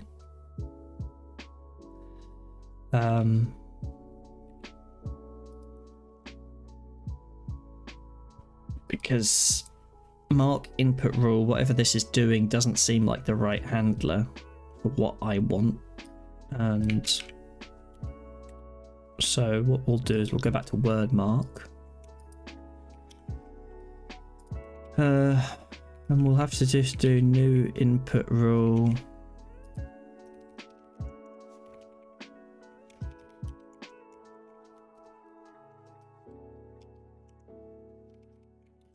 And then we can just console log ruling the world, and then we'll grab that and pop that in there. And then I guess what we'll do is we'll see what we've got. Apparently we get state, range, and match. Do we get any console log? Input rule is not defined. No, obviously, because it's up here. Input rule.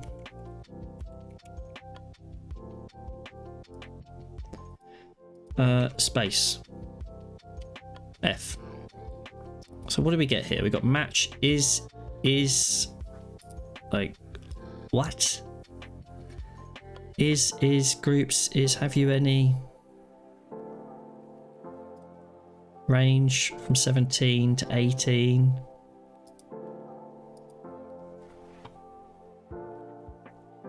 State.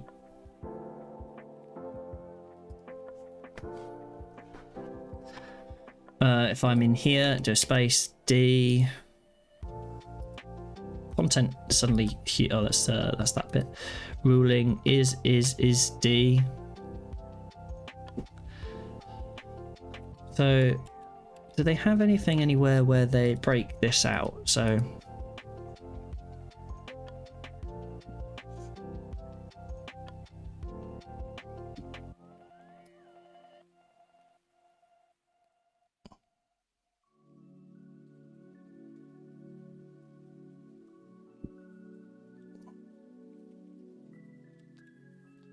capture groups 1 from the end.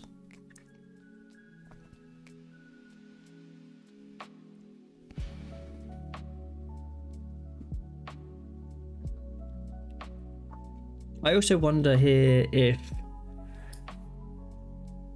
this wasn't here, but it was actually on the node up here. Does it look different? Input rule. Obviously. Import input rule, not like that, rule from a tip top. Cool. Tip top. Tip top, tip top, tip top. D. What does this say? Is have you any? I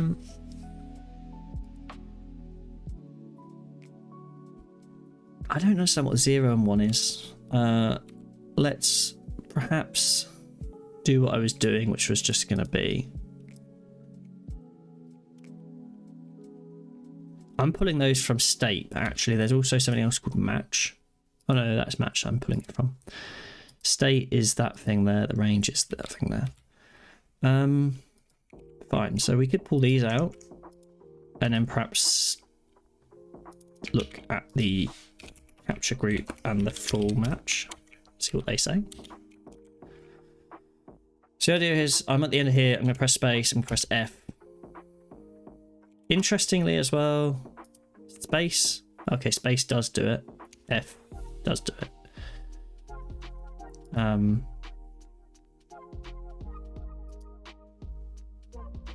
again, capture group and full match is just some random word that's like at the beginning of the thing, which tells me my regex is probably not having the effect that I want. I'm gonna have to be right back. I think since I'm gonna be away for a minute too, I'll probably run an ad. Be right back. Okay. and I'll run an ad while I'm gone, and I'll be back by the time it's finished, hopefully.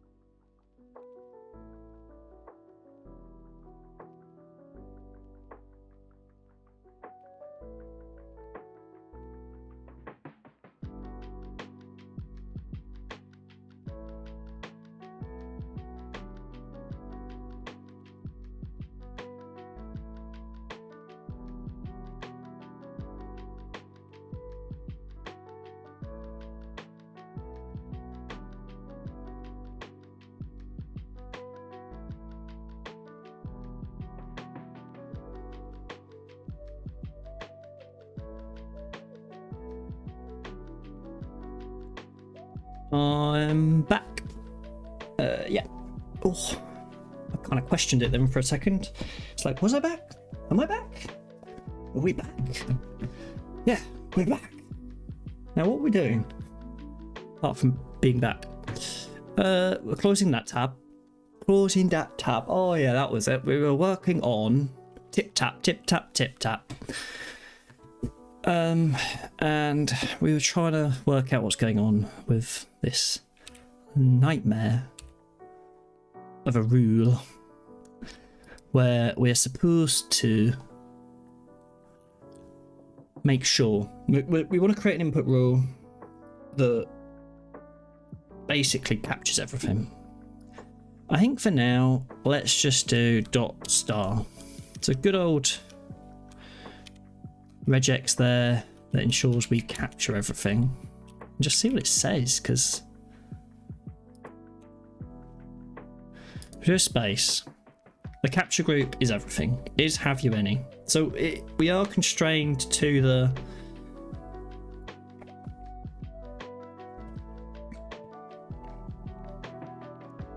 kind of contents of this. If I added a space in here, what we're getting is the entire utterance. Now, let's add a similar input rule to our word mark. Let's just grab that. Mark ruling. Just see what we get. So if we do space, the capture group of both is the entire parent essentially. I think that makes sense because the mark's kind of contained within, and so the input rule just bubbles up. It feels like that makes sense.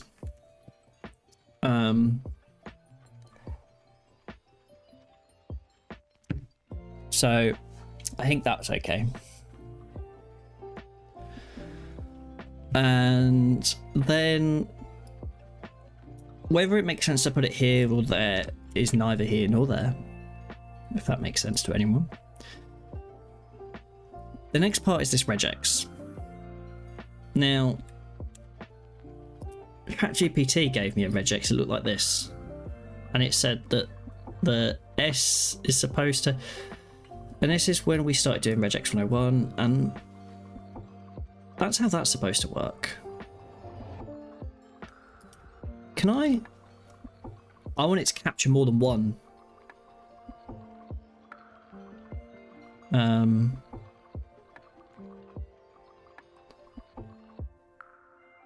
It says first capturing group.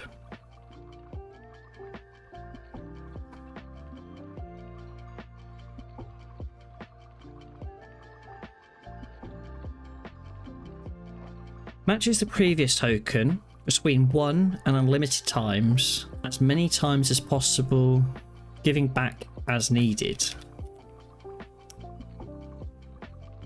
Any word character. So basically any word character up until then, which means that if you had like a word that was like, I don't know, combobulate, yeah, it treats them as two separate words.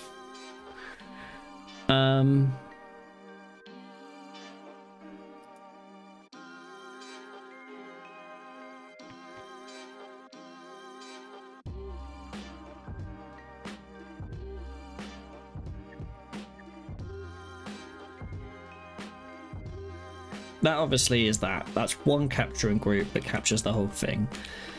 If we did just the spaces, that would be like all the spaces. If we did the commas, that would be the commas, right?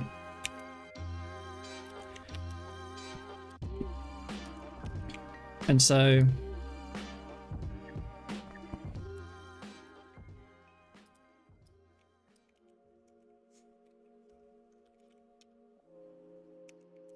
the G, what does the G do? I hate regex. It's global. All matches don't return after the first match. We want all the matches. Give me all your matches. And this is going to be an interesting one because basically if I did it here, what I expect to see is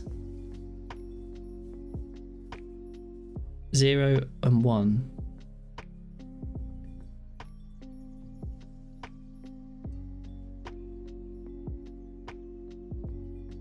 Groups undefined. It's interesting that groups is undefined.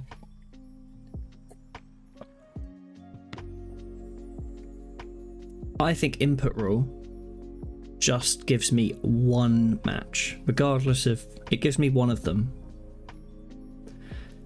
Because it's always giving me the first.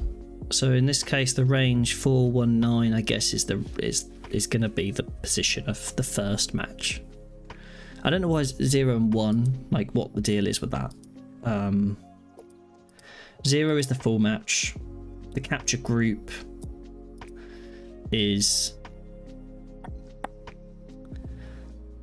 -1, which is a bit weird because it's like it's an array.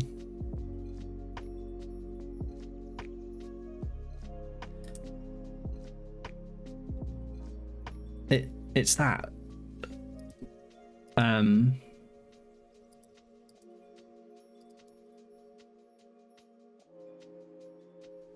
think I'm going to need to look at the input rule itself a little bit to understand what's going on here.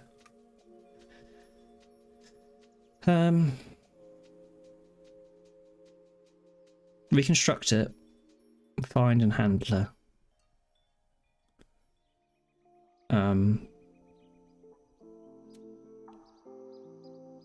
There's a lot going on here. What I want to know is when it calls the handler,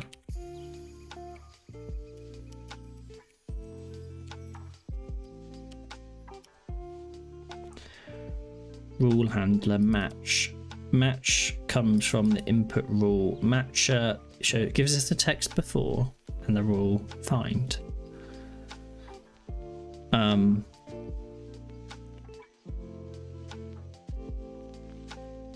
Let's just see, rule.handler. It's only called once. The match comes from here. And it returns the result,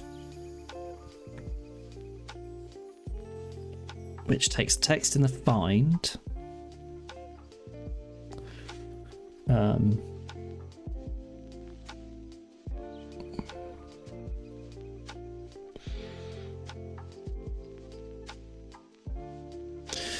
It takes the text dot find.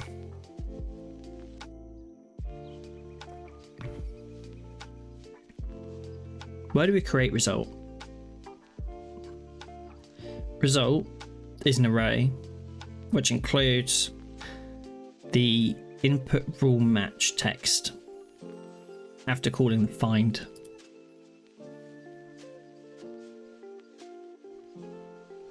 And that find is the regex, right? So like we're storing input rule finder is just a regex. It also says I can pass in function which takes text. And so that is our regex, whatever. And that is the text of that regex.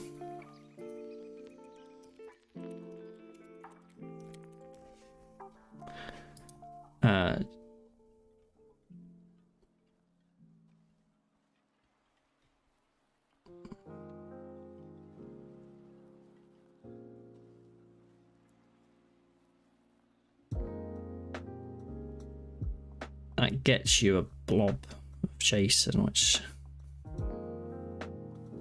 results gets you something that looks like this, where you get the match string and all the remembered substrings with index, input, and 0. Hey, how's it going?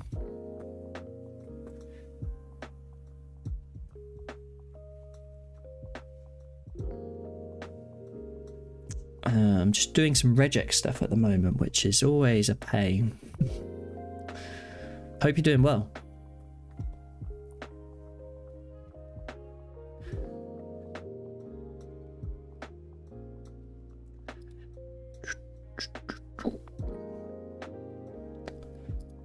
My English is not very good. I am Turkish. I'm interested. How are you?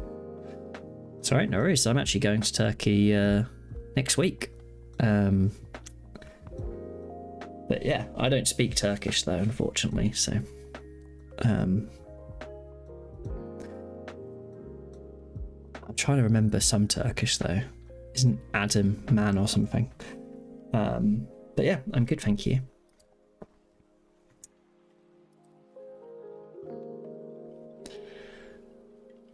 Yeah, we're currently building a tool to take meeting recordings. So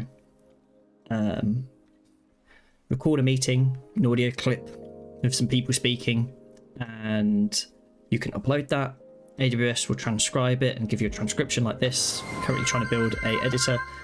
Hey, thank you for the follow. And yeah, build the editor for it so you can modify the transcript like this. And then once you've finished fixing up the transcript, we'll send it off to OpenAI and generate minutes on that transcript is the plan. But building the editor is the painful part.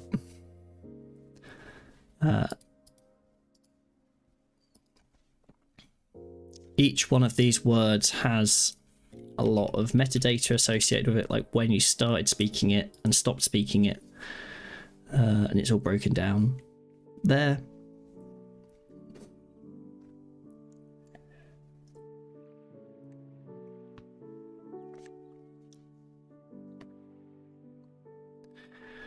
And so that's what we're trying to figure out at the moment.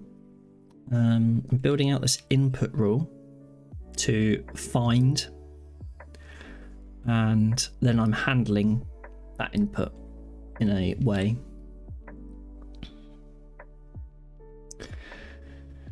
I'm creating this input rule based on this, but actually I could probably just pass whatever I want in here, but it has to have a find and it has to have a handler, so therefore I'm kind of constrained by what it does there, and find has to be a regex.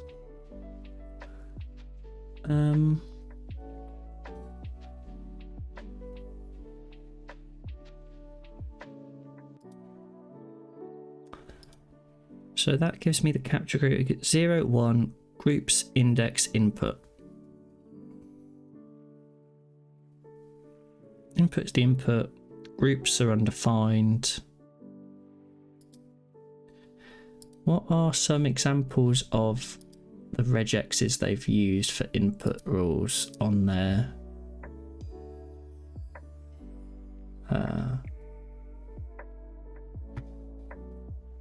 So like the strike one.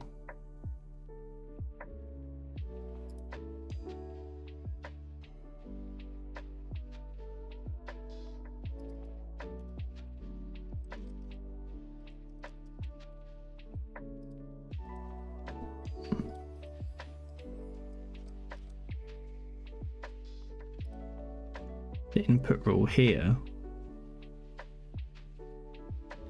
It looks like they've written a very custom input rule. Where's the find?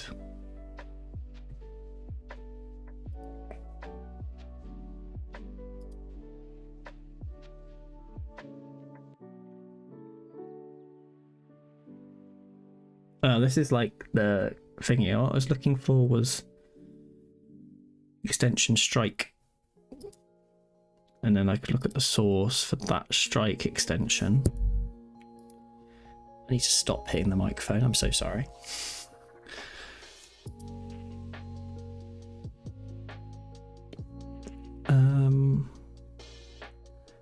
So this has input rule.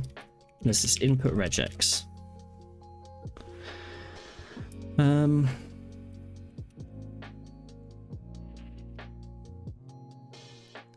How does this stack up? What does this do?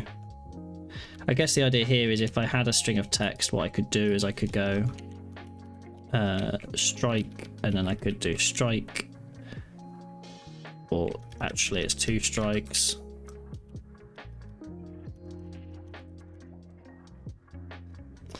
Is that not what it's looking for? Should that not match?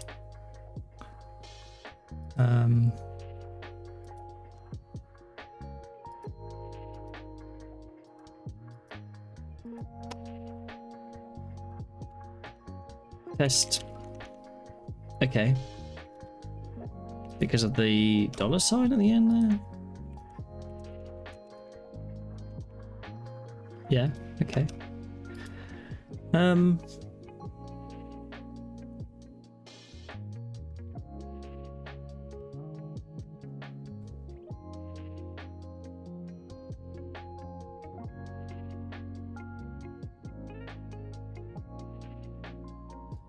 Perhaps if I did just grabbed that and stuck it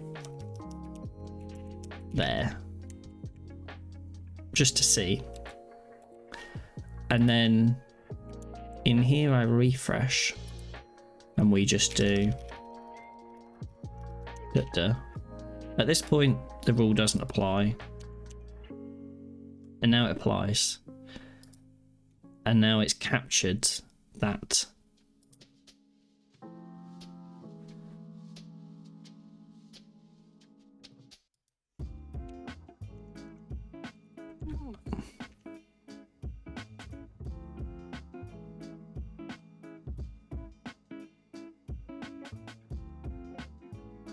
And it's supposed to run ruling for every single one. But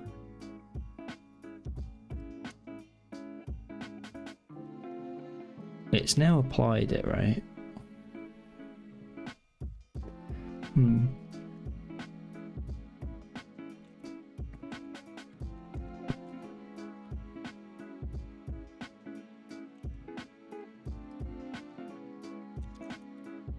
Clear this out for a second. F. Done test. F. Have you any? F. Test. D. Have you any? Have you any? Test. Have you any? Test. Have you any? It's like it steps through. It's a weird.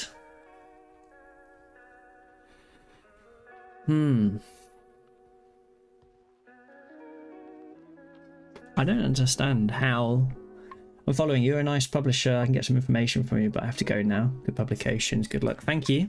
Hope you have a good evening. See you around, maybe.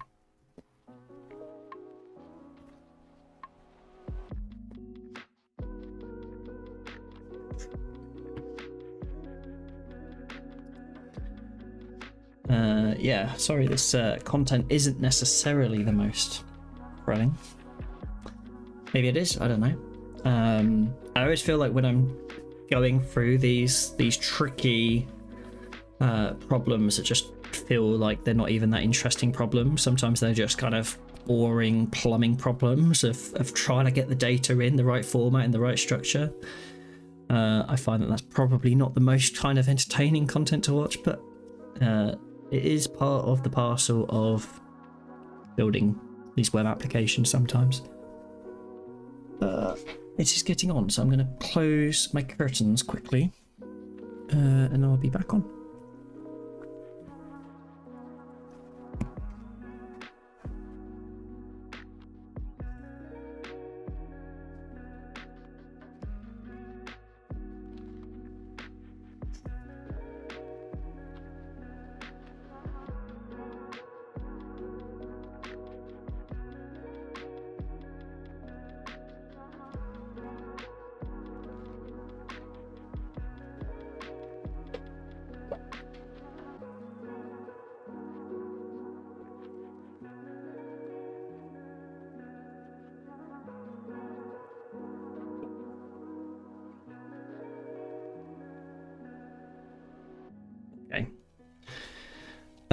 I don't understand what is happening with this input rule business. It just doesn't seem to be sinking in. So I'm gonna have to tip tap input rule explained. I'm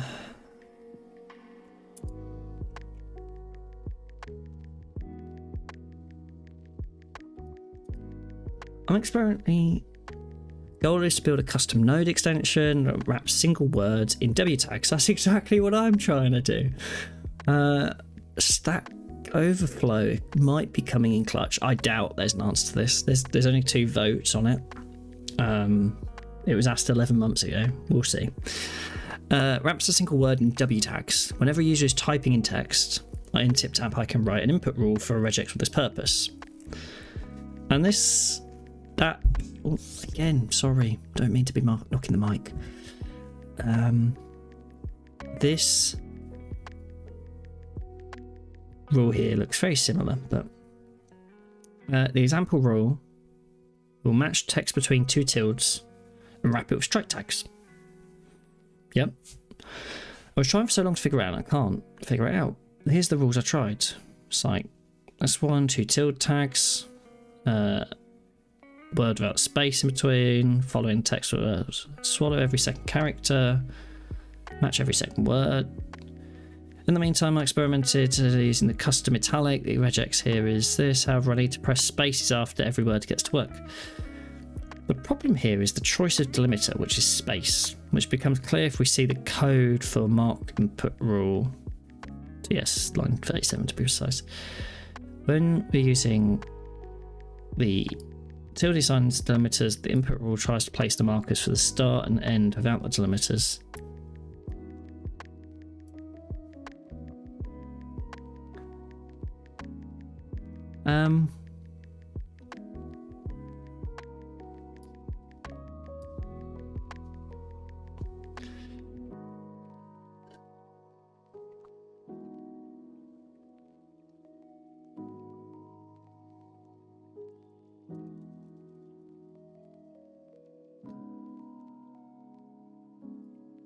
Tip, tap, extension, wrap every word.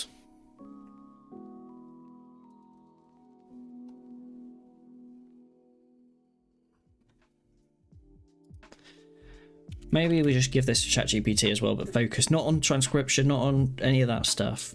Just tip, tap, word, wrapping each word. Hi, I'm writing an extension for tip, tap editor. I'd like to create a custom node or mark that wraps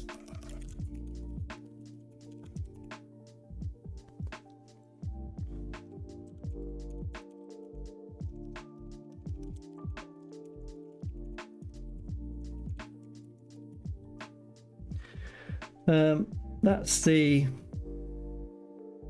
it is an interesting challenge, ChatGPT. That you are correct in. You don't need to know these things. So for context, I've said this a few times, but I'm using a custom I can't remember where it is, but there's a custom instruction you can give, and I can ask it to ask me questions before just trying to give me the answers, because sometimes it's annoying. Sometimes you're just like, I don't really have any more, but what does it ask? Purpose of the data, like, you don't care. Like, it's timestamps or something. Could be anything.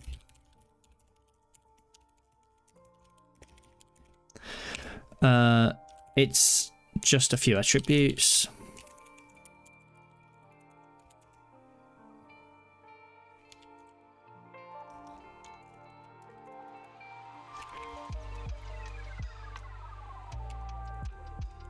So there is another thing that I've considered here, which is the paragraph. Each paragraph or each utterance maintains a separate list, which is the timing information for each word, and then we deal with the timing information outside of the context of the editor. The problem with that is I want to be able to highlight each word, and I want to be able to move a marker over the words as they're spoken, and I don't think those two things necessarily fit well together, potentially. And so yeah, I think we'll have to just see on that regard, because yeah.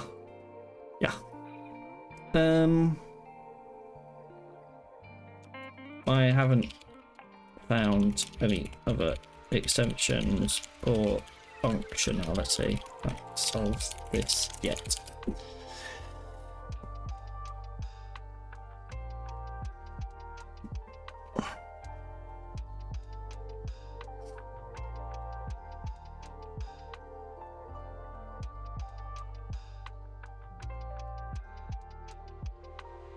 I'm happy with a mark. If mark lets me do what I want, I'm happy with a mark.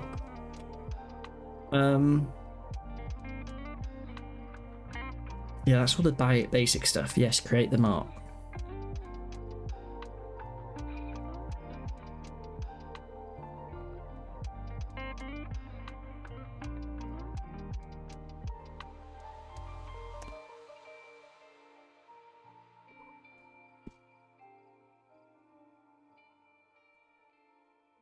Yes, give me the code.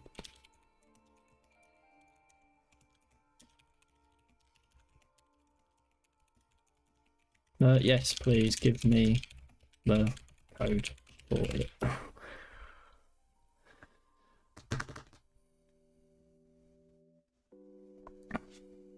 Okay, custom mark.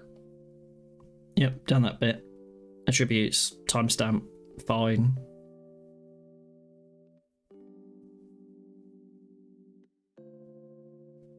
Add the extension to our editor.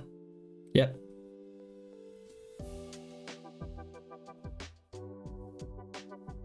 Custom input rule. Fine. So this is what I expect. See, that I already know doesn't work.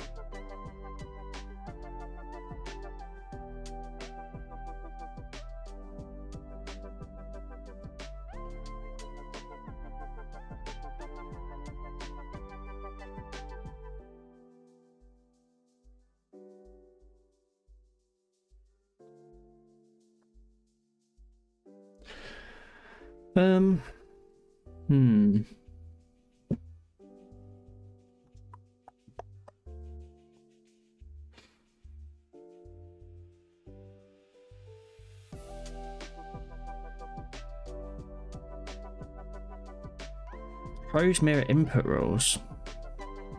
Okay. I'm just grabbing it from TipTap directly. Let's see, like Prose mirror transcription editor. I don't want to build this if there's already one out there. I don't think there is. TipTap transcription editor.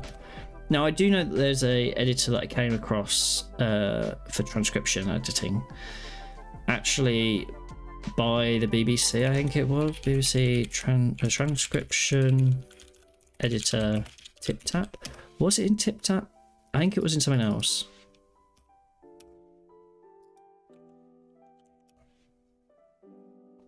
This React transcription editor, and it uses this is kind of, I guess, what we're aiming for in some regard.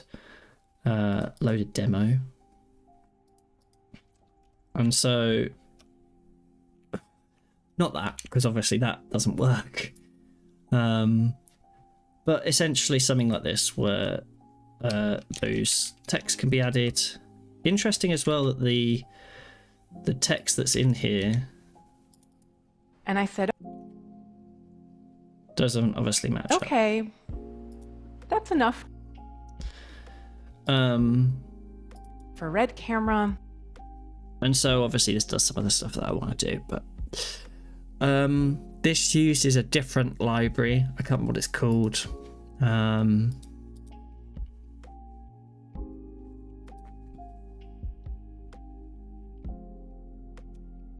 What does it use? I can't remember now. Components, time text editor, custom editor. It's draft.js, that's what it was. And I don't really want to switch over to draft.js. I do feel like TipTap is a nicer editor for doing this. Draft.js also requires React, and I'm trying my hardest to stay away from it. I've done so much React. I can do React if I want to. I'm trying to create a bit of a challenge here as well. So, and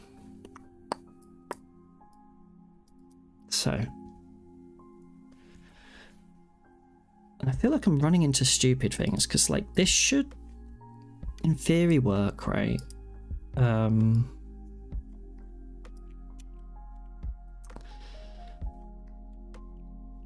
This match start and end isn't correct because start and end doesn't come from there. We get state, range, and match, and this thinks you get start and end, and I don't have start and end, so this code doesn't actually work. It might get it from Prose mirror input rules, We're using this input rule. I mean, that's an interesting point, the fact that it's referenced it from a different space.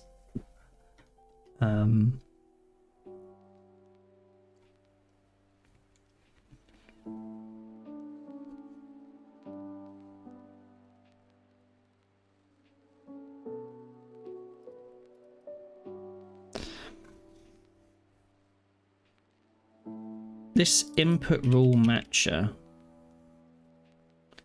Rules for each input rule matcher, text before, rule find.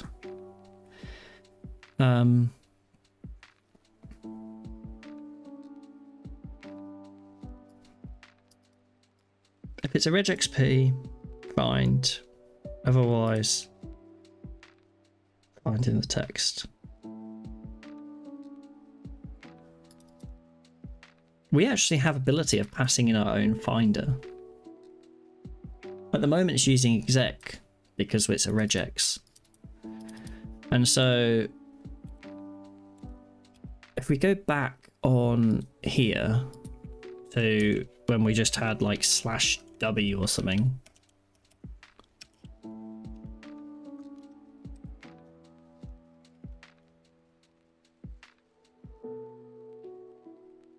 What on earth did we have? We had like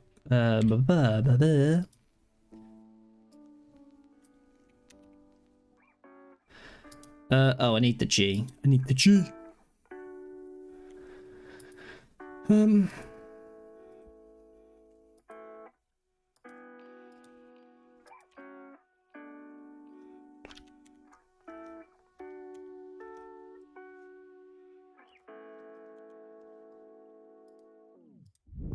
There we go.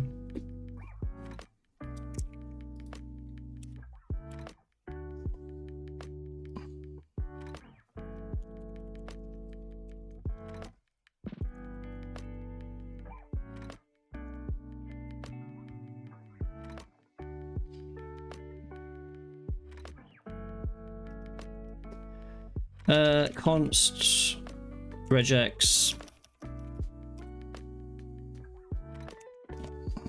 return the match.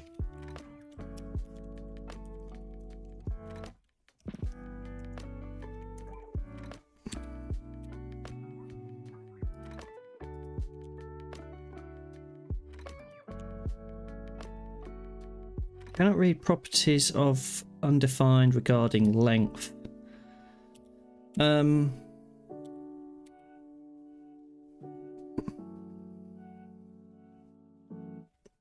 Right.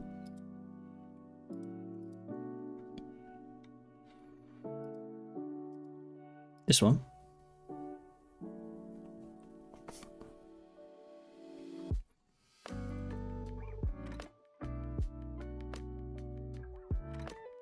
So find is a regex, it execs it, returns that. Oh, it just returns it. So if we are using this, what are we supposed to return?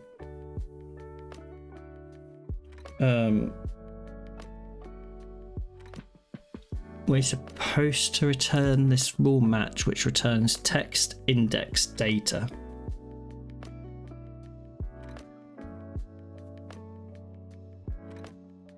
And replace with.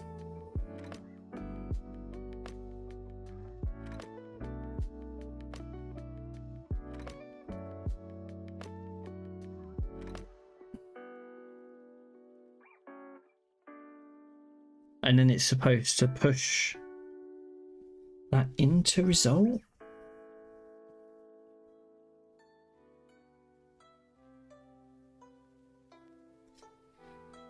And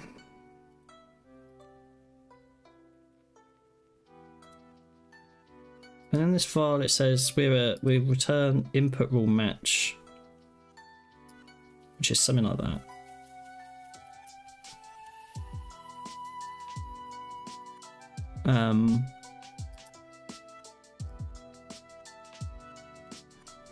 And so we don't just return match here, we return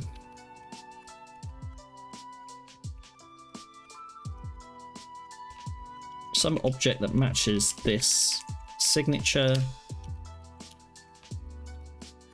the index, some number, the text, some string. Replace with some string that's optional.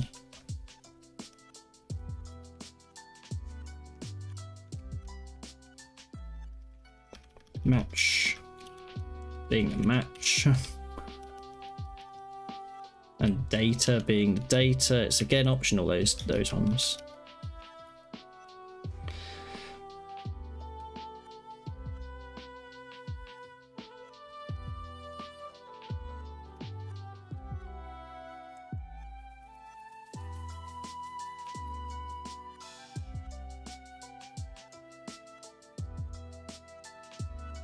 I guess that's that. Like,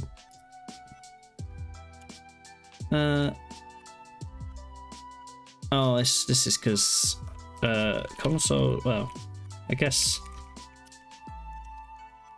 match now doesn't make sense like that because we're just returning whatever we want. Space. That's our match.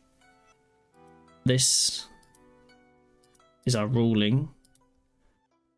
And the match doesn't have a 1 or a 0 because it's whatever we returned. It's this. And so it kind of mirrors closely, but the 1 is ignored. And there's no length because it's technically not an array anymore. Although it does say kind of array there, weirdly.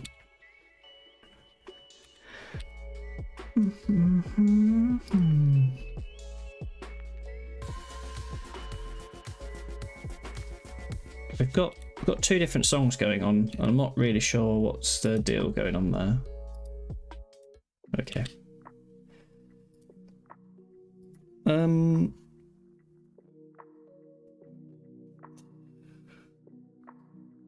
Oh dear.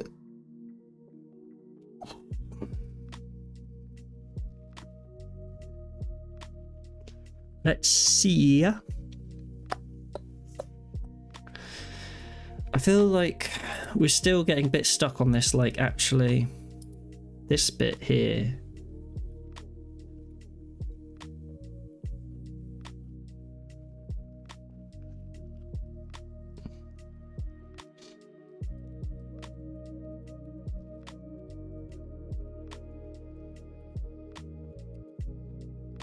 When we had a space, is have you any? That is the entire block. Our regex is supposed to find many words. It finds the first one.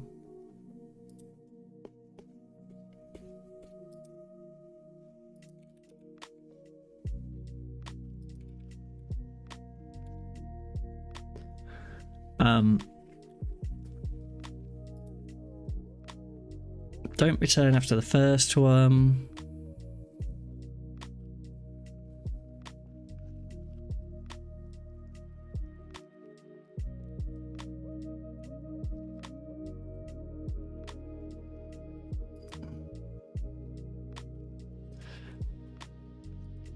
JS regex exec. Does exec only get you the first one?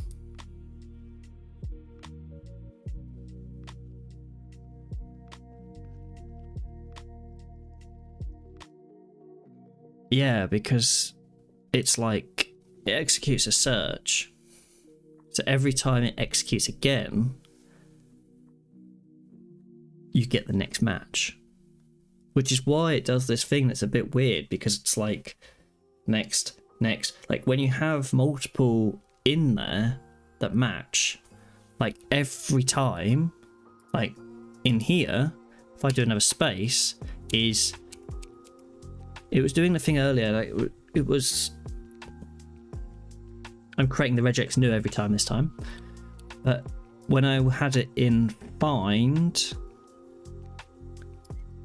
when find was just, let's just comment this out. I'm fine with like this. Now it will get you every other word. So when you expand this, is, have, you, any. And that's because each time you run exec, it yields the next word.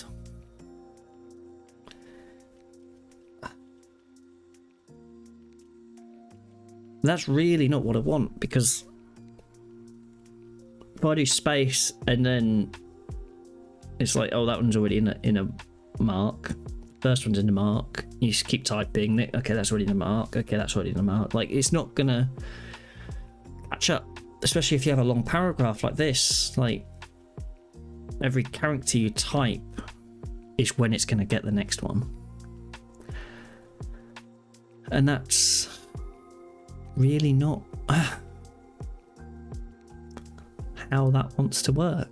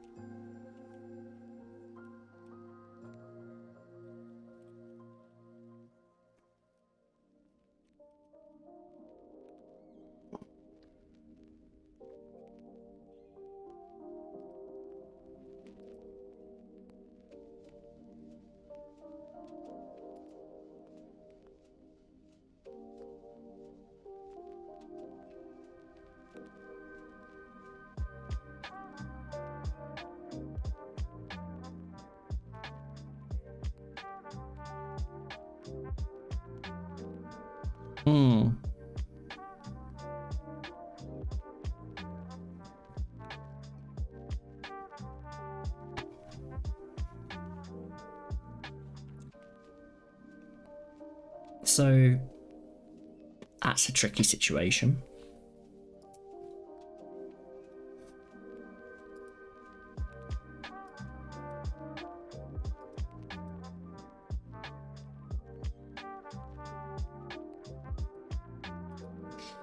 This doesn't seem to work. I'm using the input rule from TipTap core. It seems to use .exec of the regex, only yields the next word in sequence. In fact, not that one. This one. This is the one that was.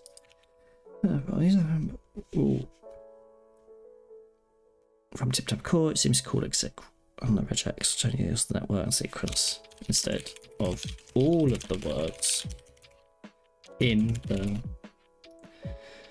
node.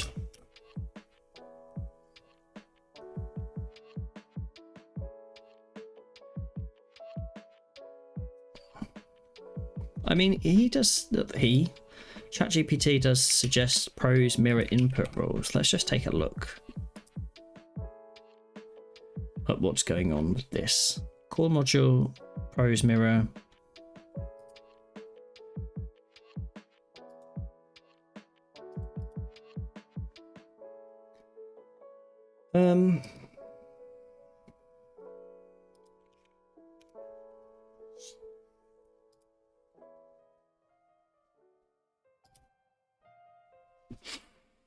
Match handler options, and that does take start and end. Create an input rule. This rule applies when the user typed something and the text directly in front of the cursor matches match, which should end with a $sign.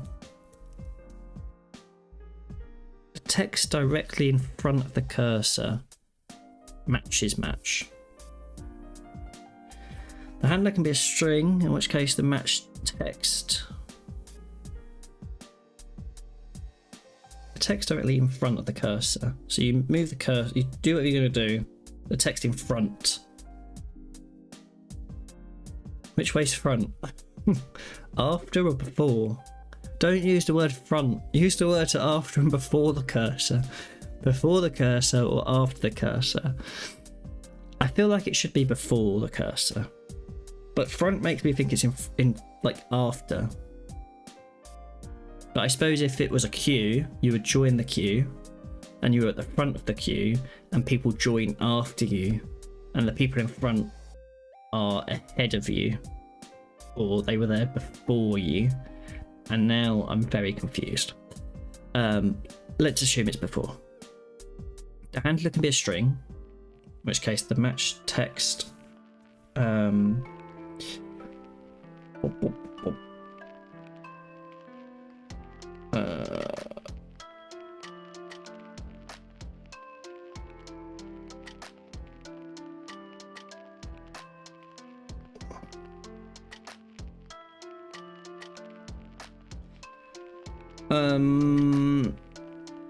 the text before handler can be a string, in which case the match text or first matched group of the regex is replaced by that string. So that's like, if it matches this, replace it with this. So I guess if you were doing like an emoji, you could say match the smiley face and spit out a smiley, like an emoji or whatever it might be, as a string. Or if you wrote the word happy, maybe it changes it to a string which is just a smiley face. That could be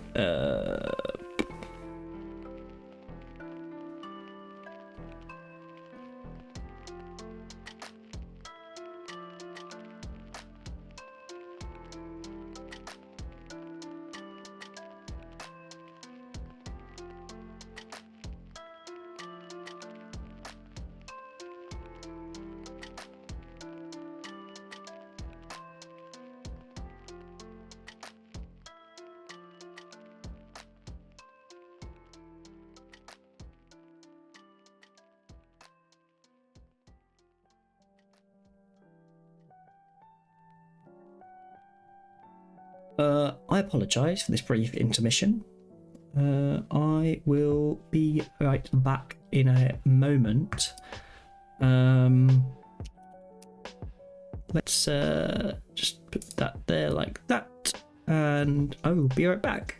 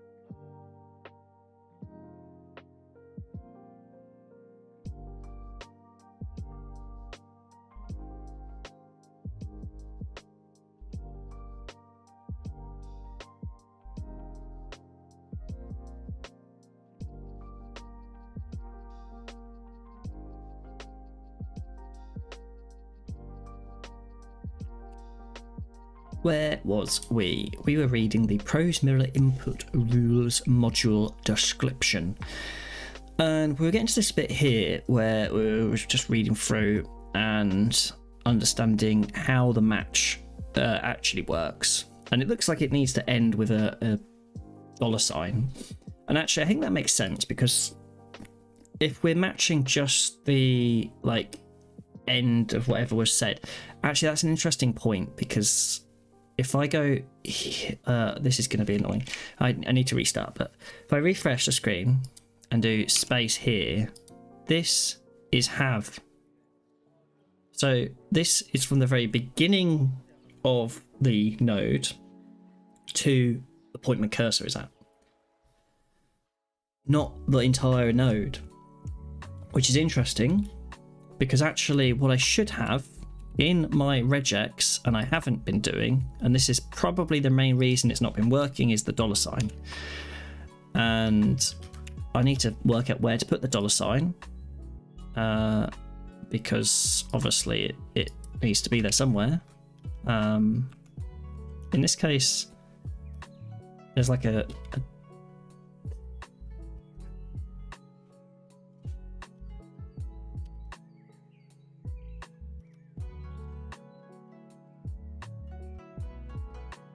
so in this case there's a question mark.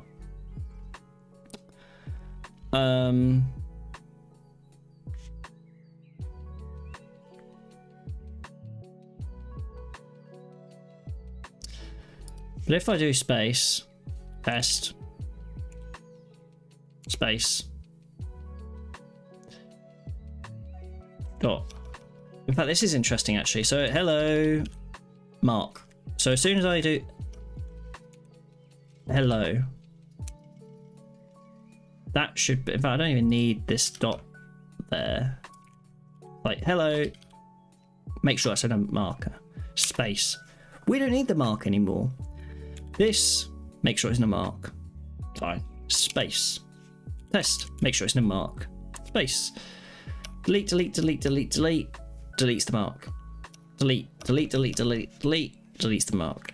And so actually this is the regex we require, and there's a very small whole thing in there, and I think that actually is the main cause of the problem. We actually only care about what's happening at the very end, and we just want to make sure that the thing that we're currently typing is a thing. If I go hello and then question mark, we don't need to apply the rule now, because we've already applied the rule when we first wrote hello.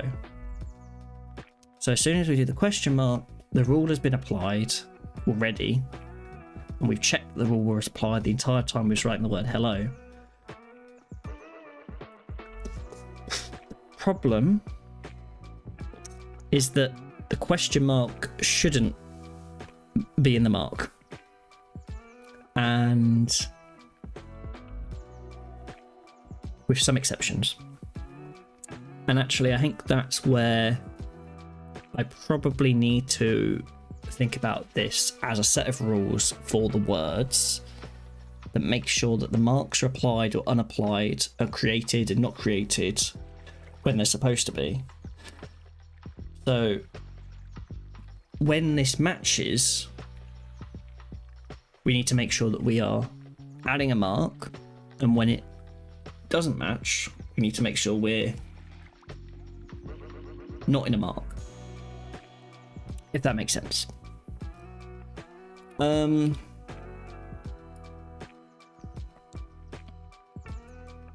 I think, again, I apologise for hitting the microphone. I will learn to control my hand movements at some point.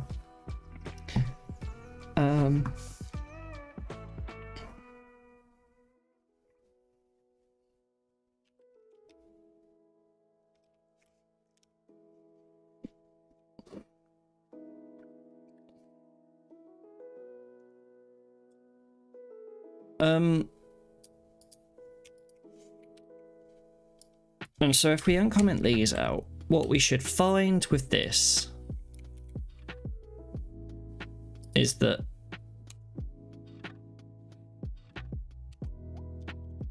hello, all of these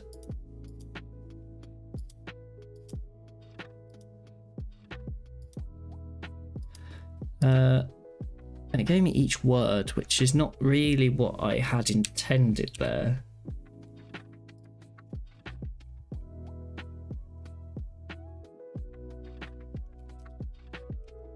I wonder if it needs to be a bit more greedy.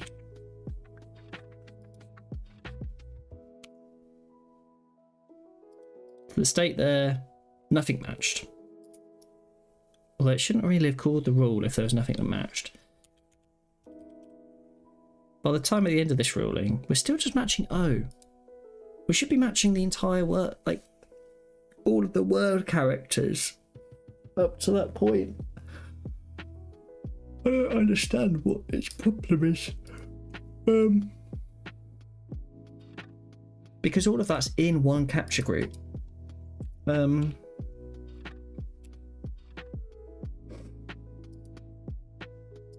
Have you any?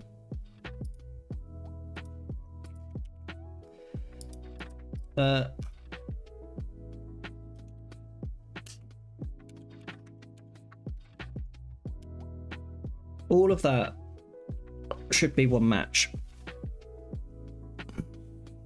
Maybe I take the G off. I don't need the G. We're just looking for the first match. Also, plus 1 unlimited times. See, it has to be a plus. It has to be more than, like...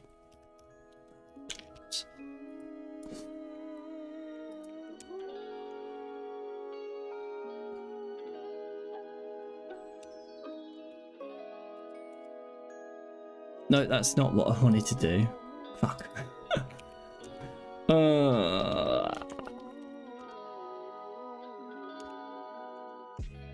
Hello.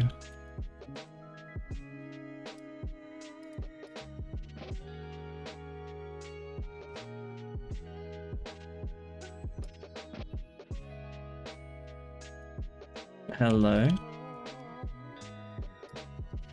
Why is this now not working? What? Oh, I need a backslash on W because W matches as a character rather than the thing, which then gets it to work. Fine.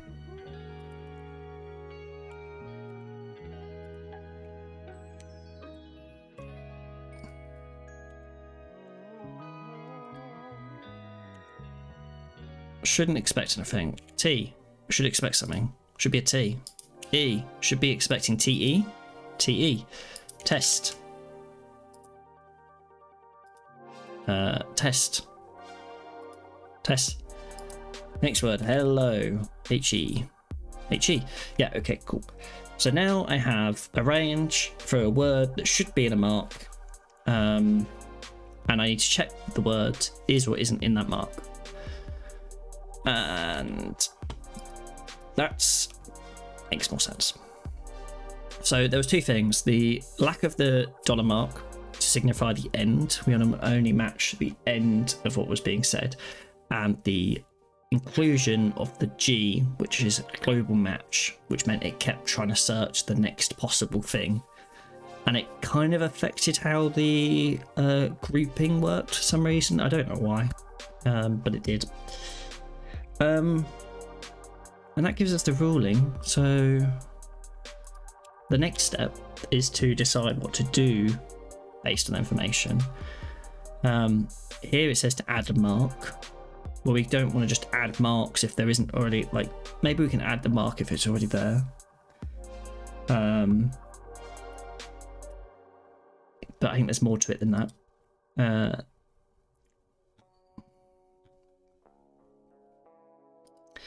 I'm going to change this now. I need to use at tip tap call the input rule from at tip tap call.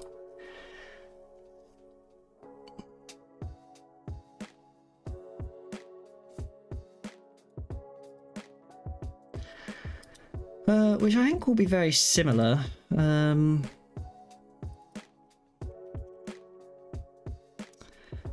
This dot type. I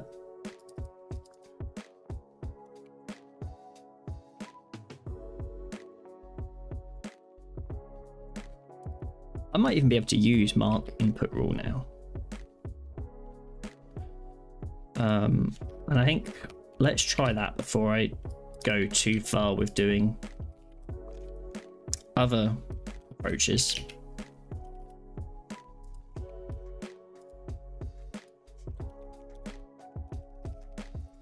find type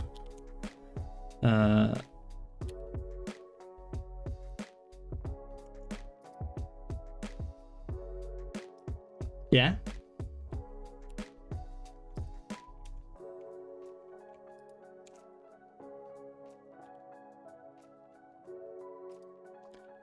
It looks stable.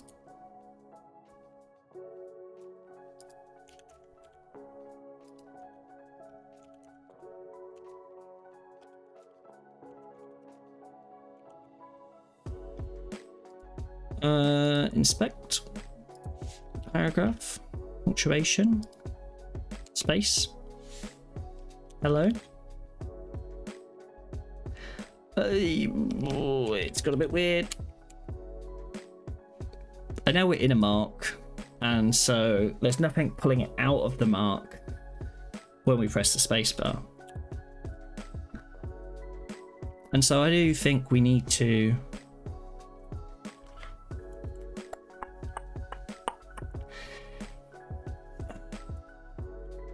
these do feel like they're in the wrong spot. I think I'm gonna have to take this. These feel like they are part of the word mark input rules, and so they are going to come back here. Input rule, mark, input rule. And I think we are going to create custom input rules.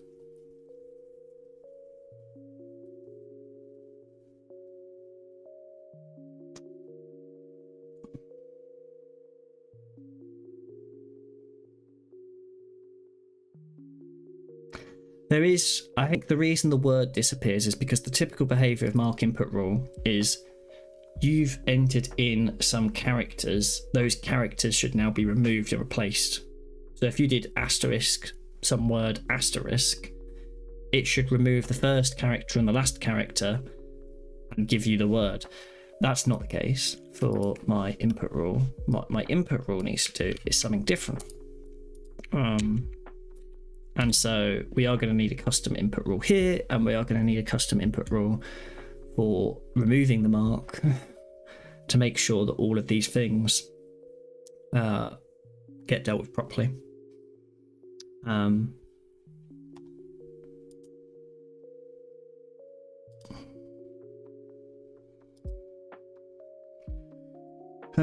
need to then look in input rules folder. There is text input rule. Text input rule was just a find replace, right? Mark input rule does some other stuff.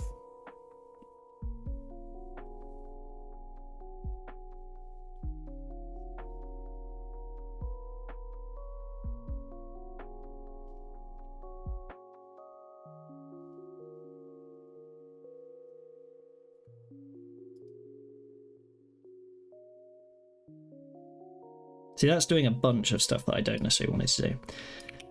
What it does say, though, is I can get TR from here.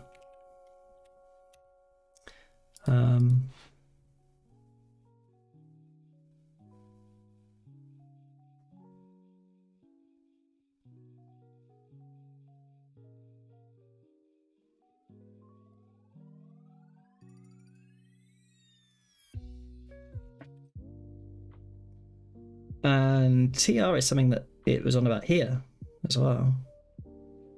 Oh, but I need the start and the end. But the start and the end is just the range, right? I get the range. I think I'm going to comment that out for now. We're just going to quickly... I think we're going to comment those out as well. I'll leave those down here as part of this. It's all kind of part of a logging thing. So we'll keep the logging in there.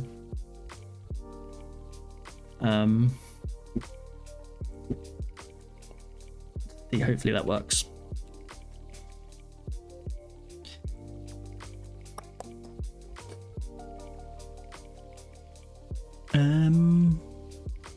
The start and the end. The start and the end of it.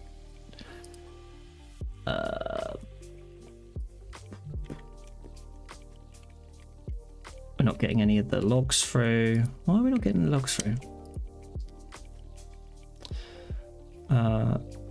Our word mark is here. We need to refresh.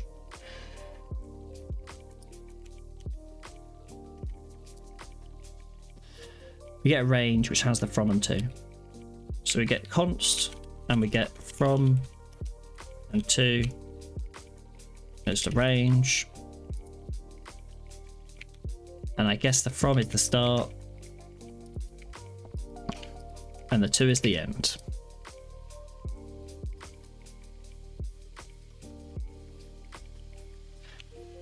Type word.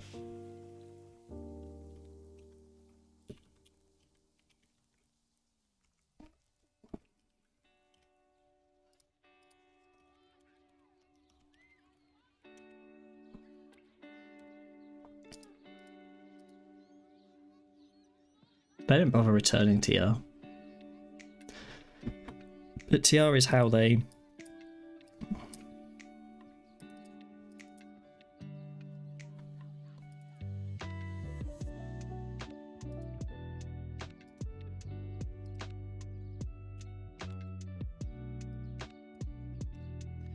do the thing.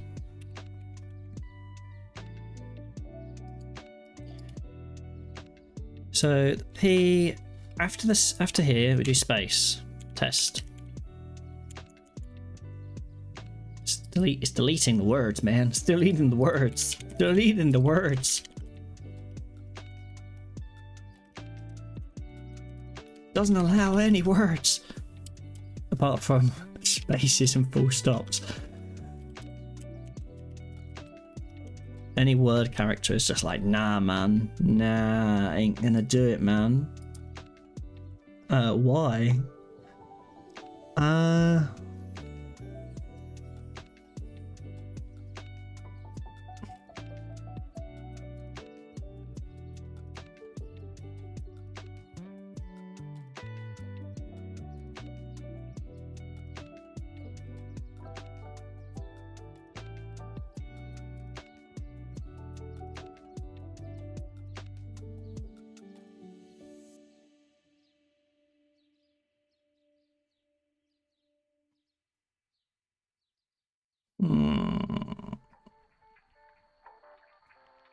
Man, what?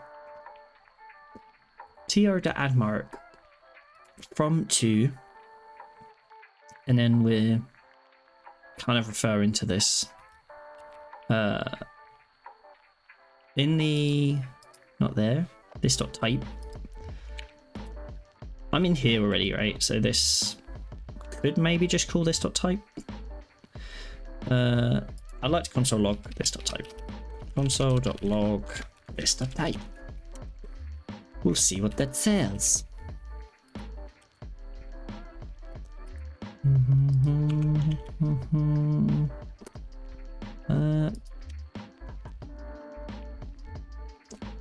Well, obviously we're gonna have to move this to above the point where it just breaks in the code. Yeah, that is mark type. Mark type. This dot type dot create. Custom mark doesn't exist, so obviously that's gonna break. Have you any?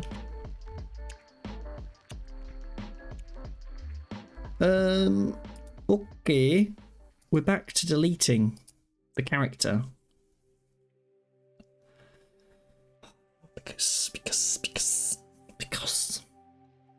it doesn't, it's before the moment you type the character. But that doesn't make sense because all of this still matches. Obviously, it has to include the character that you add.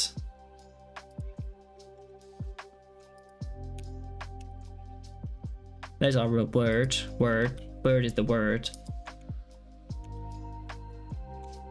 Test. Nothing getting it out of it. And also I can't type there. Can type there. Can't type there. Can't type there.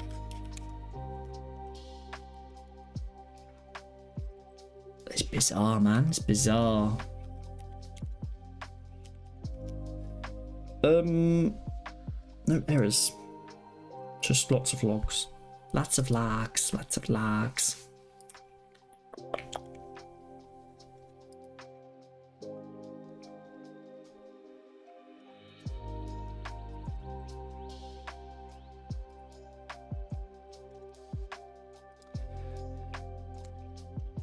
So that adds it into punctuation. And actually, I kind of want to leave this mark.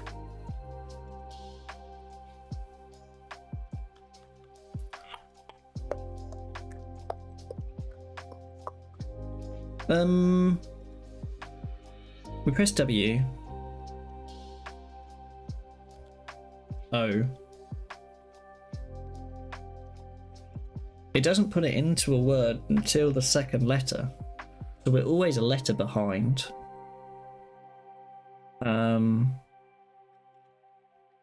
Which is interesting.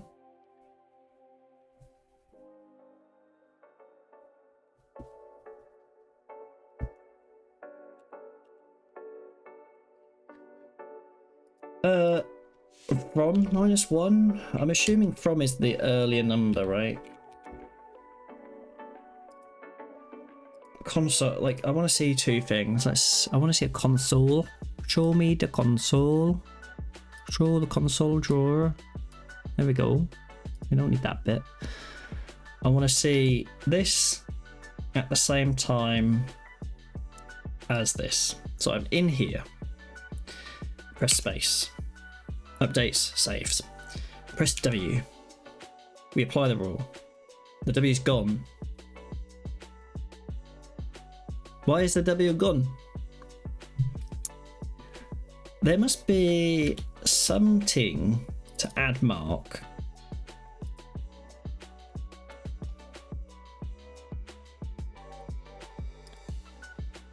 Add mark.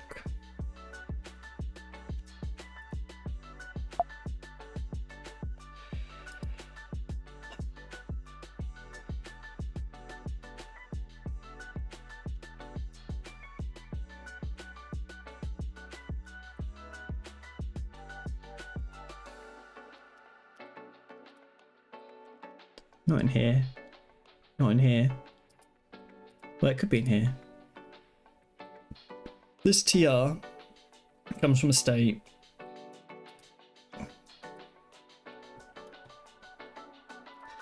Then the state is the editor state. So what is TR? TR? Or state? Active state? That's not what I'm looking for, is it? Editor state.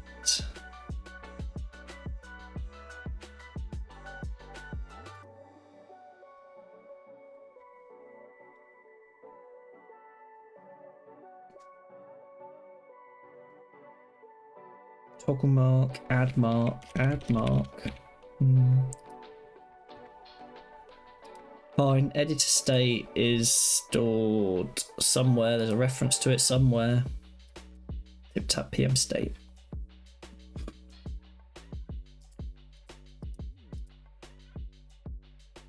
Fine.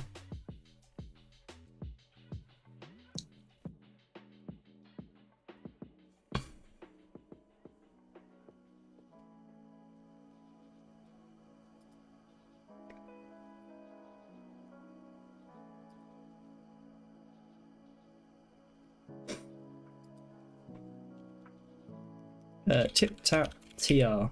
What is TR?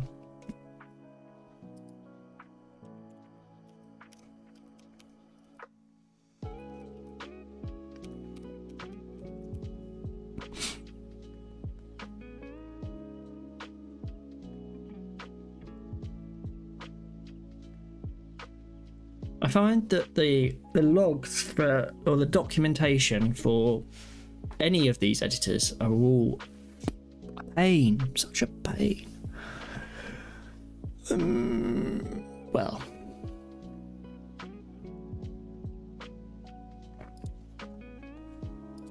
where can I find tr.add mark documented.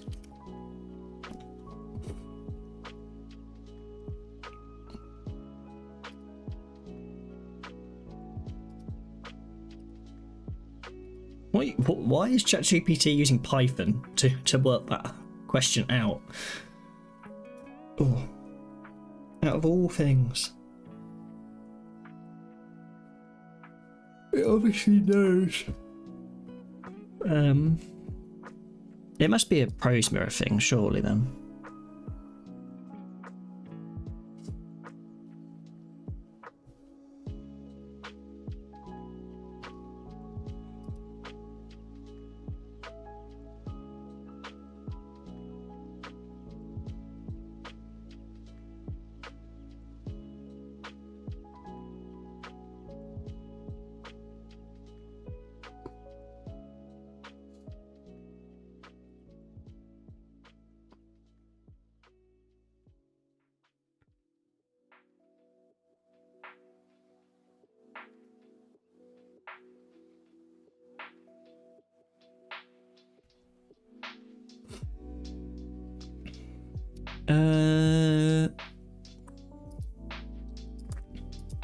Let's have a clean up. We've got too many tabs going on. I think we might actually need most of them.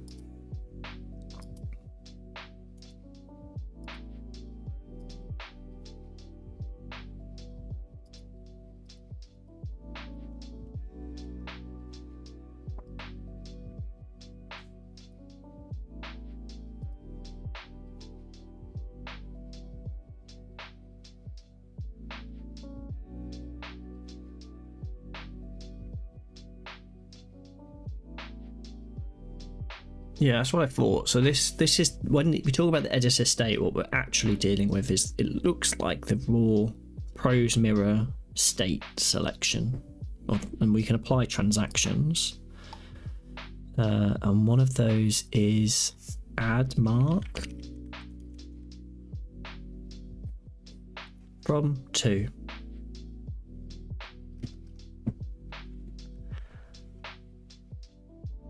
And that applies to transform.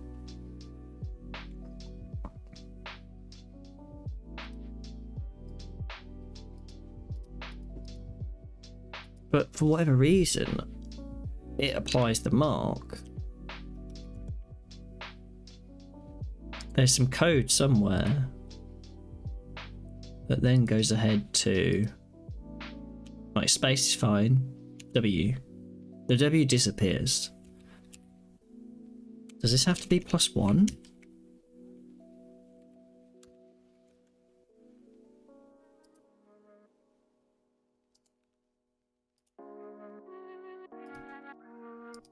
Space W. Doesn't make a difference. Like the plot, like that whatever letter was there gets yonked. The ruling includes the letter. Like, I don't want to have to add the letter back in. Why does the letter disappear? When calling add mark, the last letter disappears. It's gone.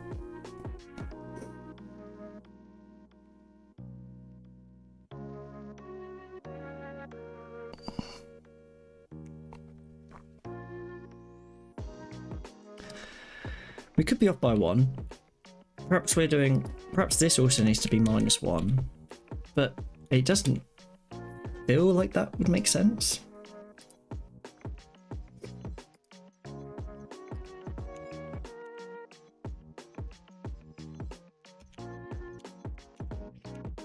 That feels like we're now not setting a mark at all.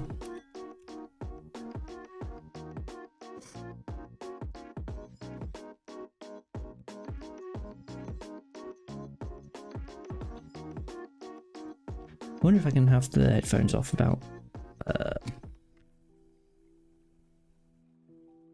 adjusting without it being picked up on the speakers too much on the microphone.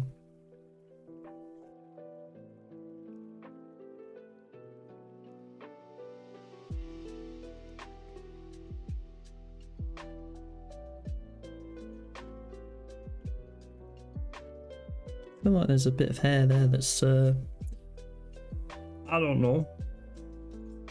Let's see.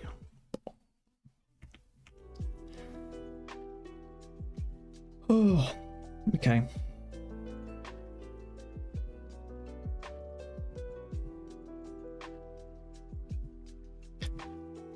Be back 2 seconds.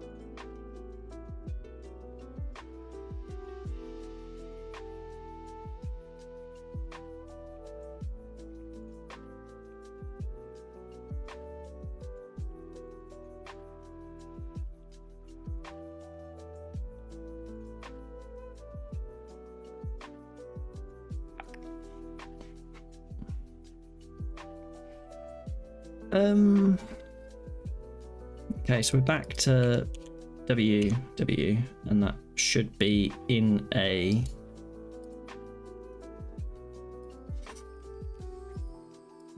punctuation word.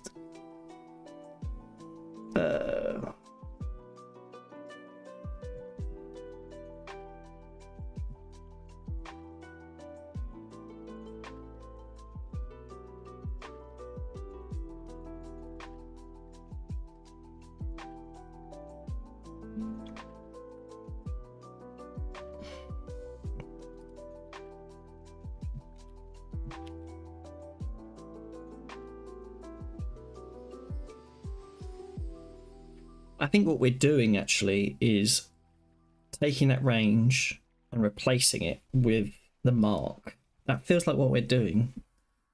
And actually what I want to do is like toggle the mark, maybe? Like there was toggle. Create a command function that toggles the given mark with the given attributes will return false when the current selection doesn't support that mark. I don't want to toggle the mark because I want to make sure the mark gets added.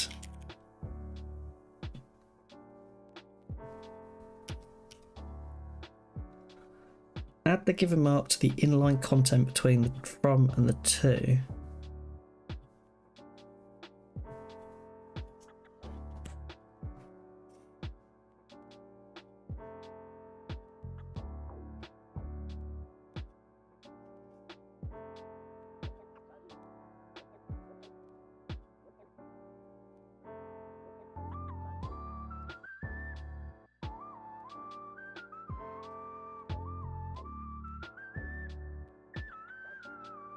Do I need to give it children somewhere?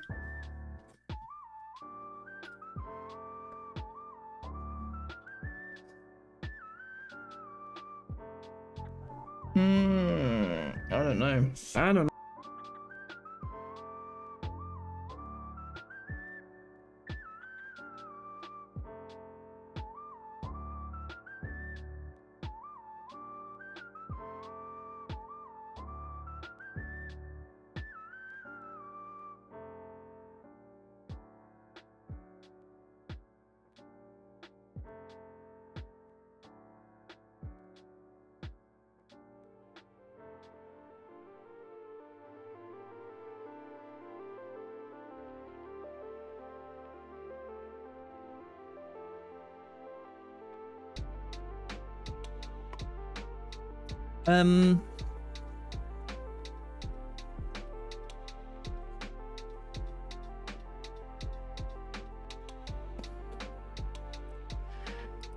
Let's see an example. So not the strike one, because that's where it's just using the mark. No, I want the node view. What I want to see is input rules. Mark input rule. And at some point this does add mark and it uses attributes.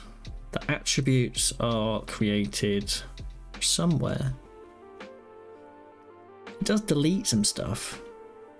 If the text start is more than the range and the text end and all of that stuff comes from the full match, and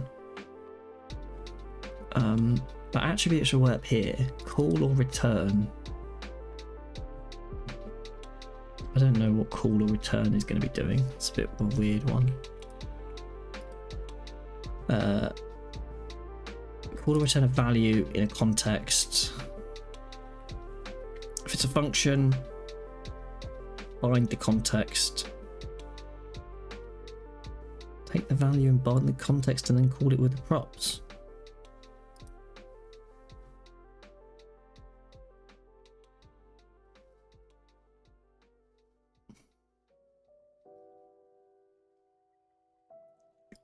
So value, context, props. Value, context, props. That's the value. And we're going to call the value. We're going to call get attributes with undefined, which is the, and the props we're going to pass it is the thing. This get attributes is either, is that default?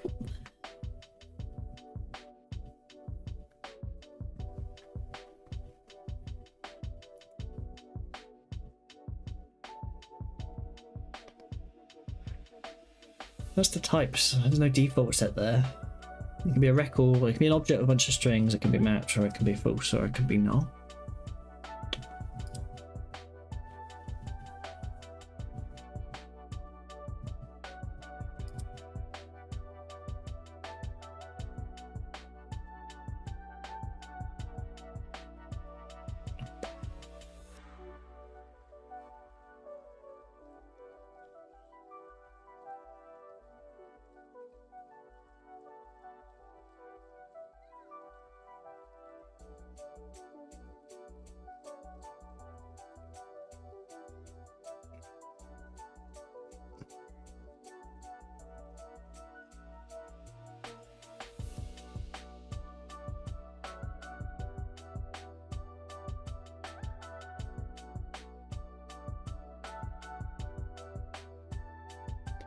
I want this to be really simple. I want this to basically be, this is a word, make sure we are wrapped with a mark. I wish I could go to that. I want to see the code for that. Add mark.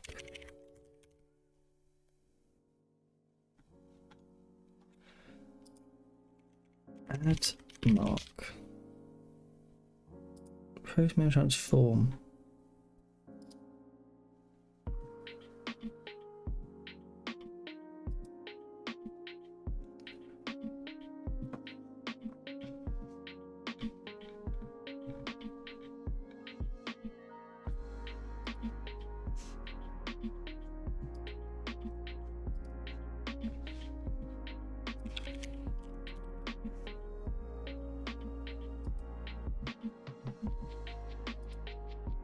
No, not input rules. How have we ended up back here? I put in transform. It gave me input rules. It's because that is that one. I clicked the wrong one. Okay, transform. Mark. Feels about right. Add mark. Transform from to mark. That feels like what we're trying to do.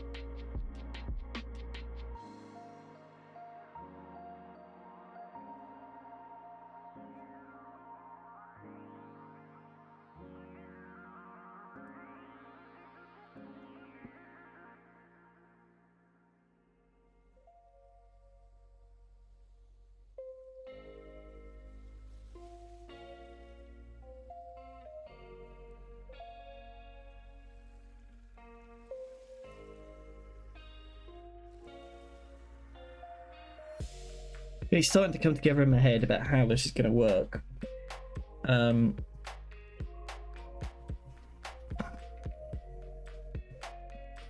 What I'm thinking is that essentially we're going to have maybe two different input rules. And I don't think it's going to match the entire word. I think it's just going to match the last character or last few characters that were typed. Perhaps just the last character that was typed. And what we're going to do is see whether the last few characters or last character that was typed was a word, or whether it wasn't a word, or whether it was punctuation. So maybe there's 3 different situations.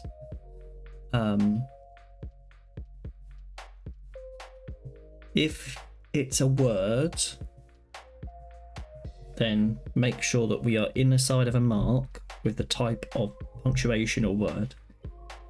If we are not in a word and we're in some other, if we're in punctuation, make sure that we're in a mark that is punctuation. If we're not, create the new mark and create the separation between the last mark and like end the mark, start a new mark.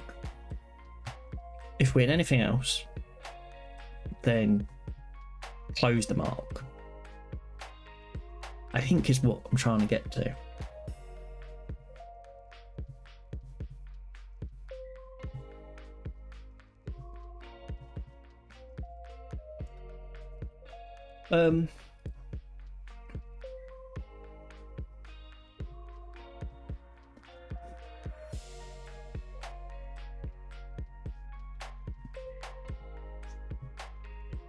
When we go back up here, I think what I'm going to say is like,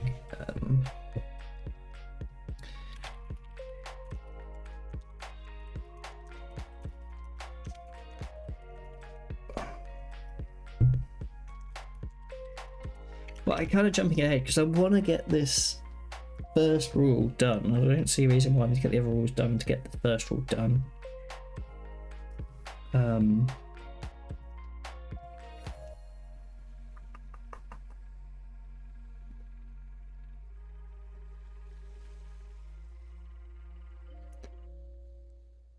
Let's see.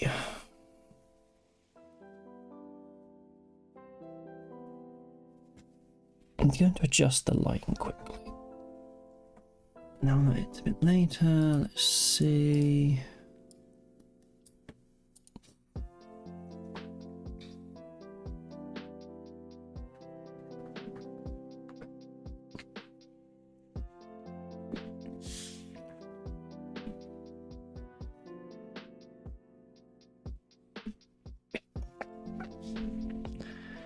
What am I trying to ask here? I want it to...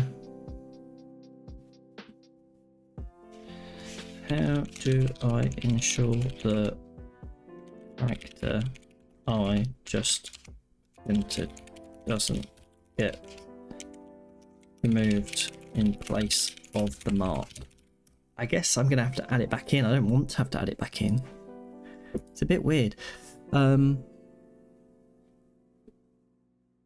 There's a lot going on in here. Transform from to mark. It sets up a bunch of stuff. The stuff it's removed and the stuff it's removing. It goes over the nodes between the from and the to. And for each one of those nodes, if it's in line, it returns. If it's not in line, it returns. Gets all of the marks for each node. So there's like the inline nodes. There's only one inline node, I guess, which is the text in this case. Or actually the isn't the thing set to inline? I think it is, like paragraph is an inline block or something.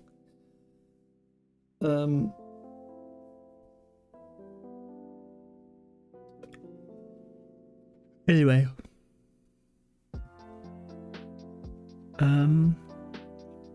If the mark isn't in the set and the parent type allows that mark type,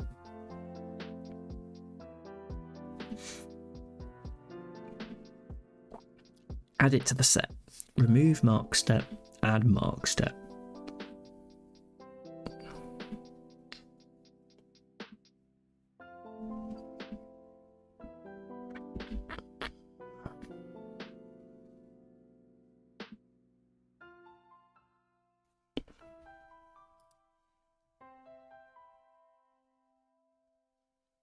Add to history. What are you on about, man?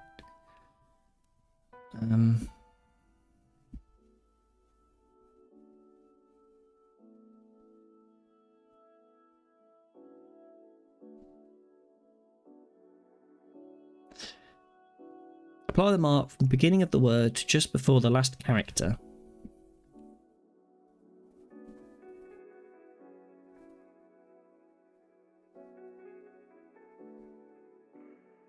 I don't need to scroll into view. I do wonder about the from and the to. Perhaps I look at the from and the to.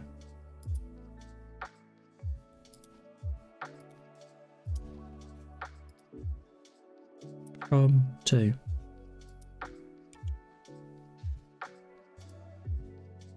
From 19 to 20. 19, 20. 20 this character.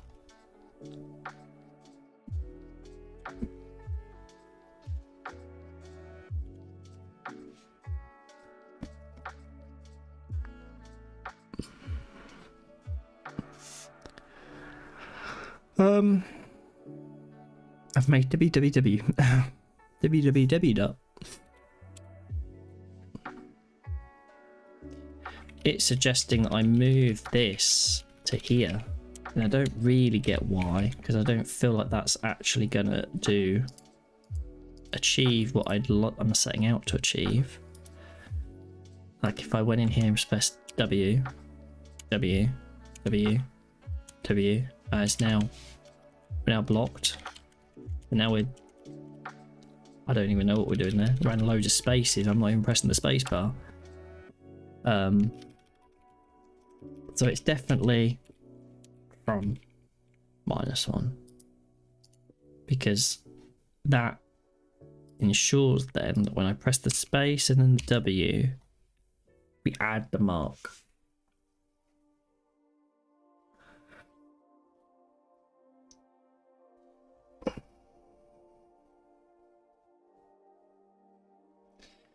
I'm a bit confused because it should only add a mark if we're not in the mark already. But maybe it is doing something to check that the mark that we create is the mark, is the same mark, because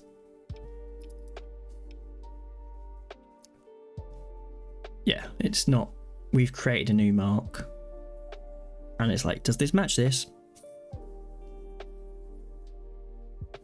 I'm pretty sure if we set that node to punctuation, actually, because this last one is punctuation,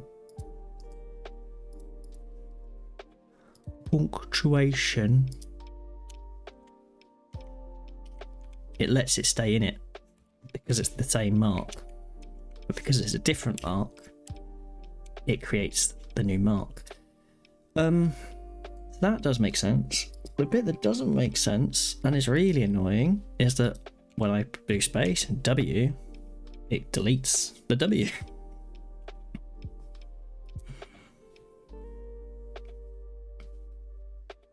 So we're in here. The start is now mapped at max pos from, and the end is the minimum.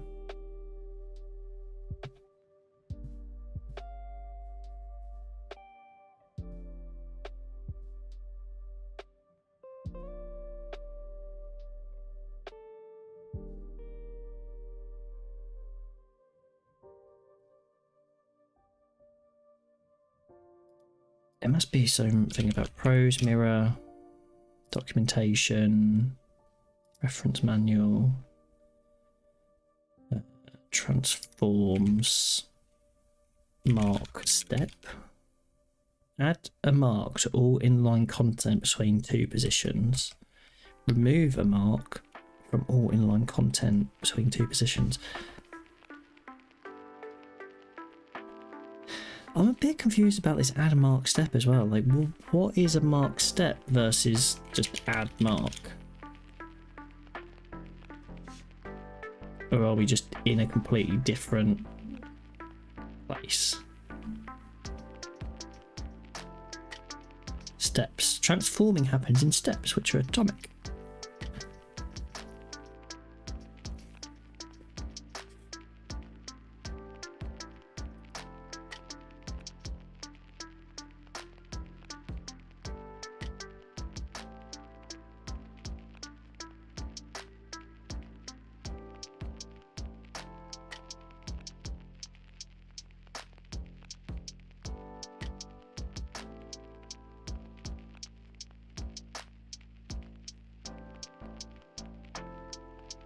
maybe the add mark step, because it looks like somewhere in here add mark step is there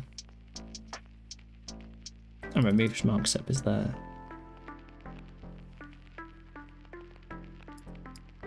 I'm a bit confused by the flow here as well. Like, why do we remove? Like, how we like this is add mark. Why is it creating remove mark steps?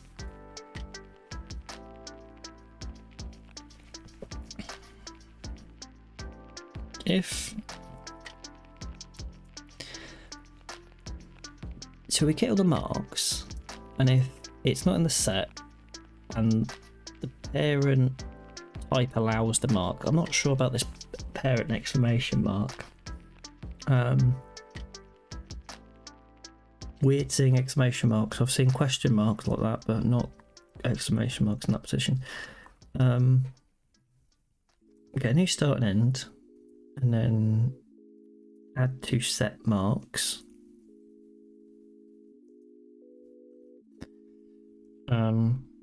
And then for all of the if removing, where did removing come from? Let removing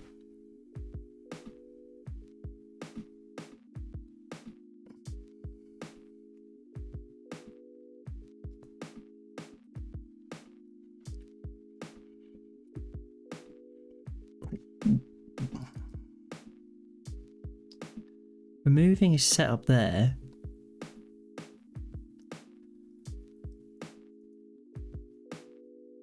If or removed,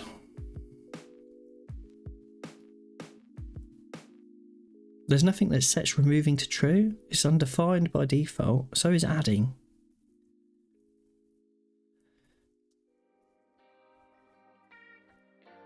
So confused.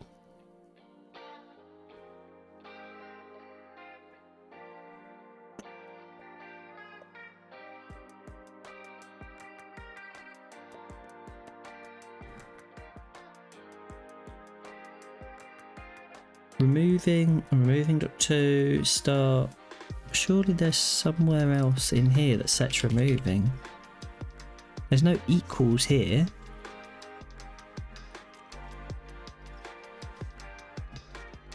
Removed.push. Okay, so we're making a loop, right? We go through this loop. If the mark that we're looking at isn't in this new set of marks, we have to remove it for some reason. I guess that's because we added this mark. There might be some marks we have to remove, and therefore we have to call remove mark on those steps. Because when we call this add to set,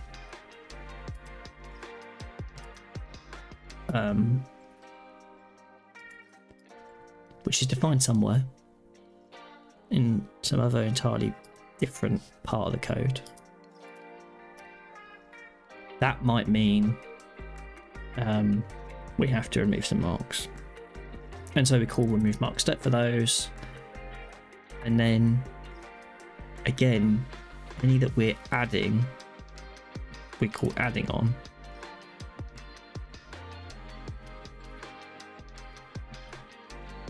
Until we end.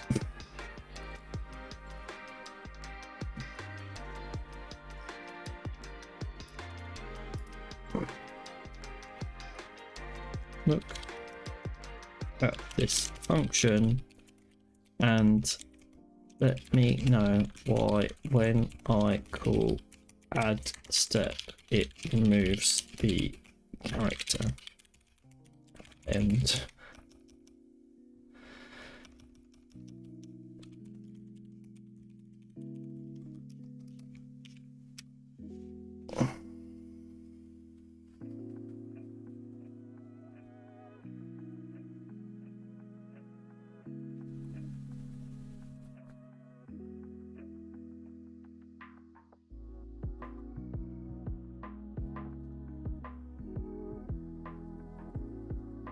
Off by 1 errors, that's the other thing.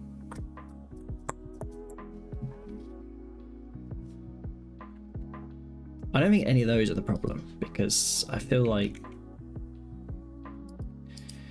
basically what we're doing is getting to this point. In fact, let me window.editor equals this new editor.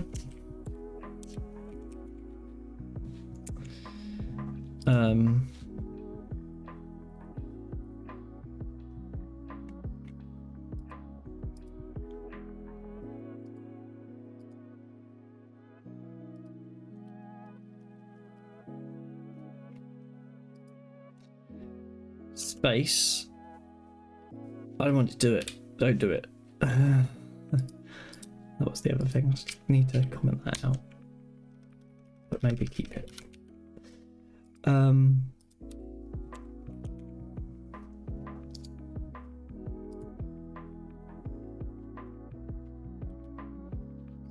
Space W. And then I want to call editor.state.tr from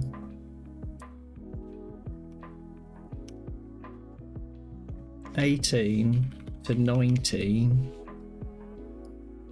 and then we're gonna create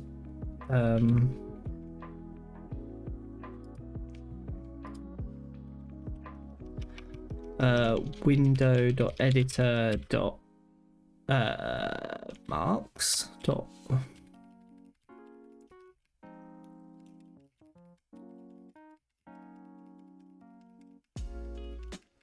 Be here somewhere. One of them. Is it state?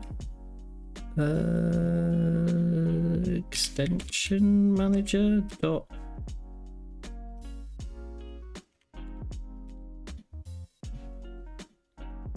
word.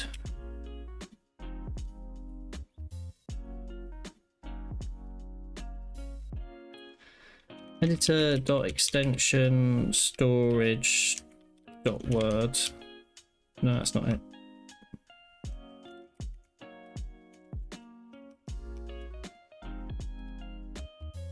Extensions dot word.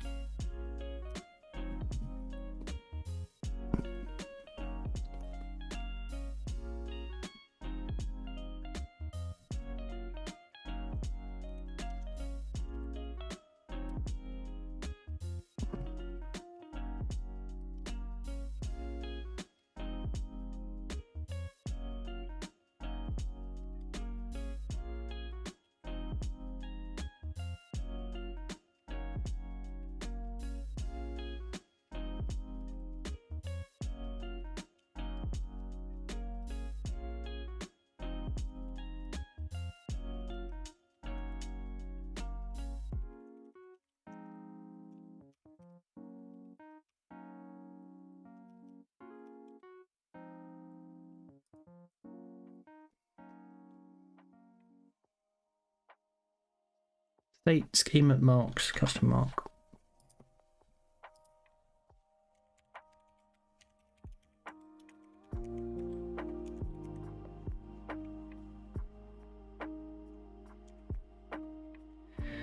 Yeah, okay. Editor dot state dot schema dot marks dot word dot create.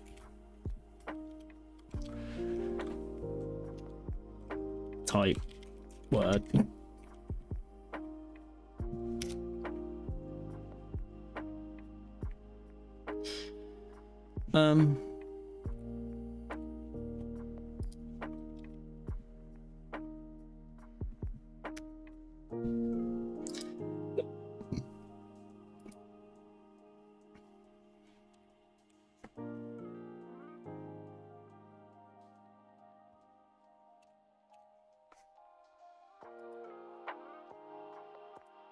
Man, what the fuck, man?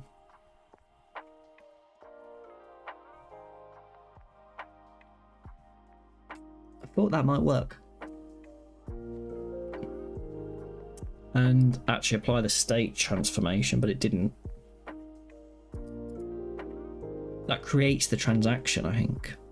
but then I need to send the transaction. Whereas this one might be sending the transaction already. I don't know. It applies the transaction. It's a transformation at the same time. Let's just put it back. Fine.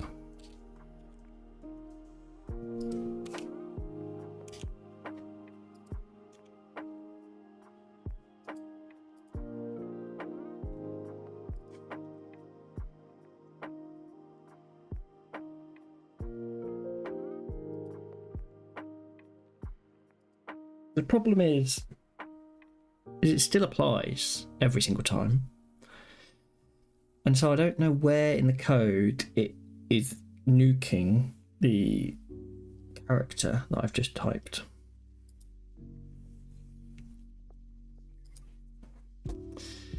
Let's go back here. Let's just do, I'd like 2 simple input rules.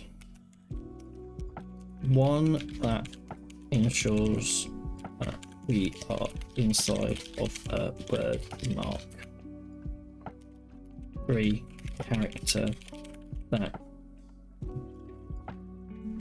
makes up a word, and another that closes the word mark anytime we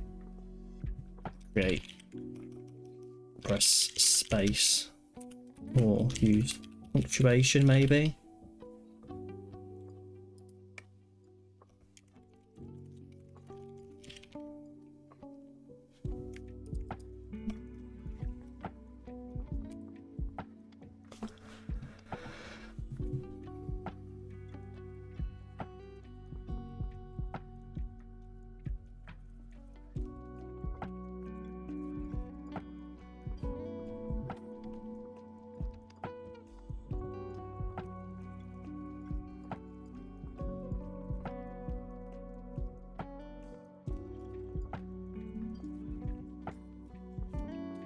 Yeah, okay.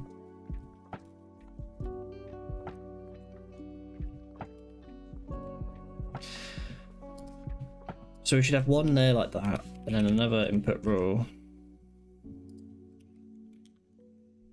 Build word.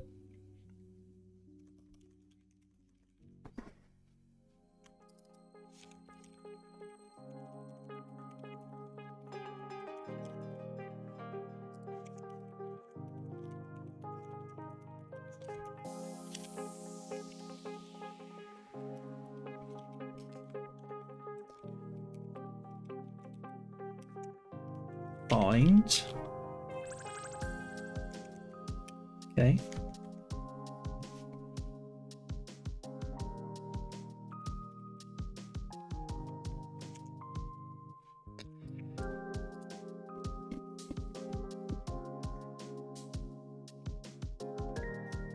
What did they suggest here? It as kind of like a remove mark, start and end.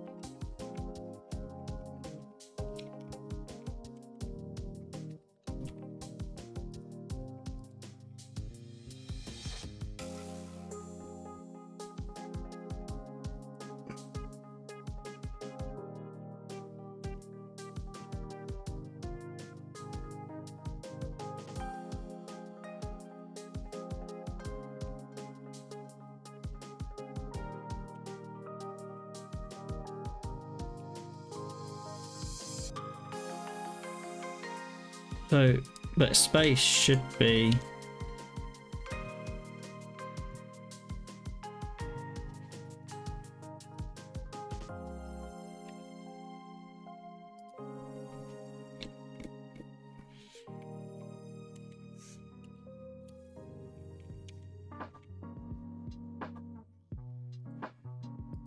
It feels like we're getting closer very slowly. Obviously this quotation mark, I need to get the rules right, but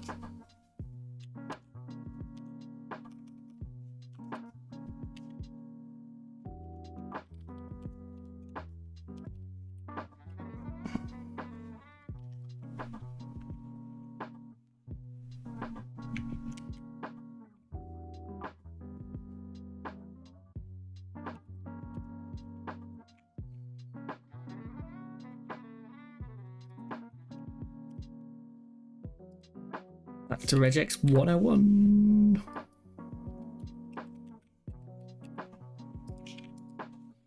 Hello world, this is a test.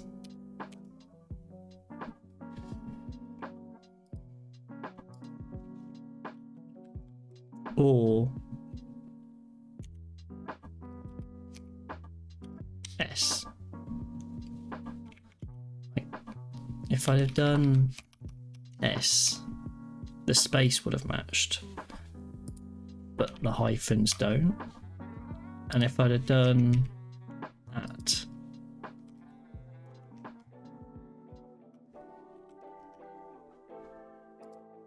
or that,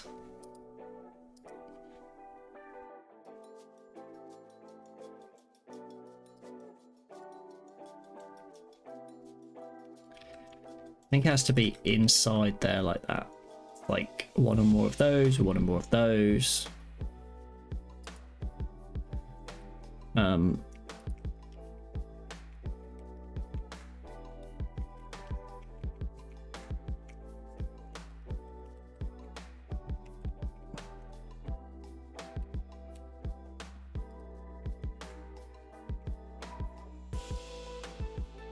if we inspect, we're back to here.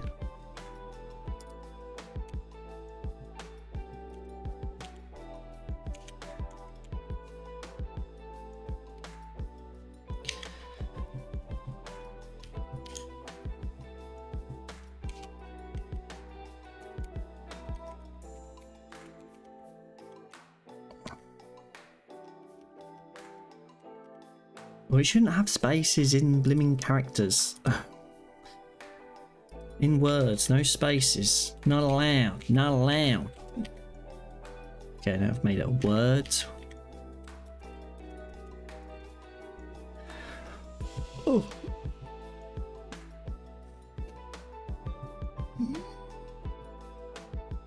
I might have to do some of this off stream, I think, because this is not fun to watch.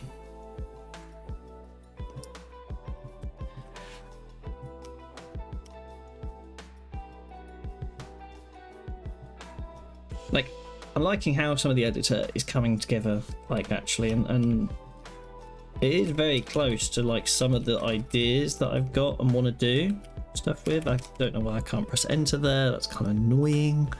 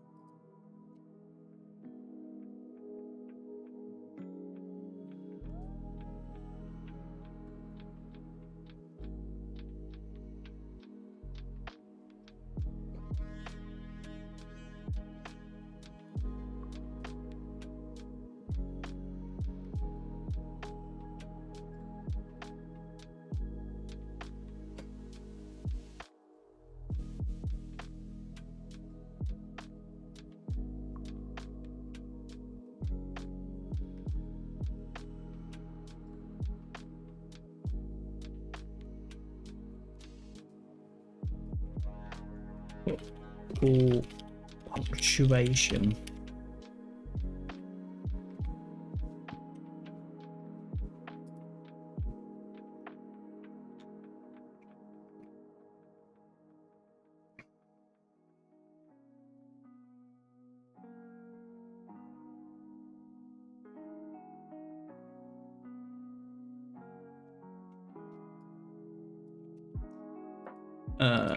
We could do something like that.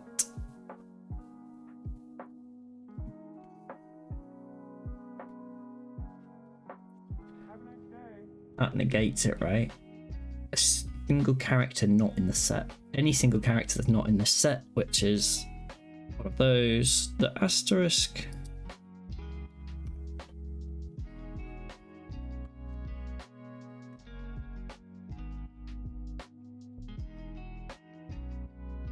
Match a single present in the list below.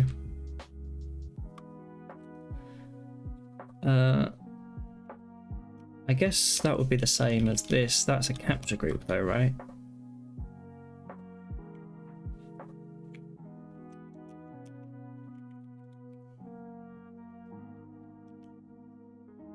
I don't need the capture group. Maybe I do.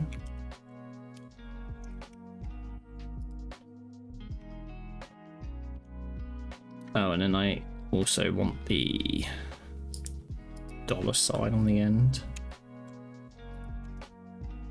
because then it makes sure that I capture it on the end of the sentence.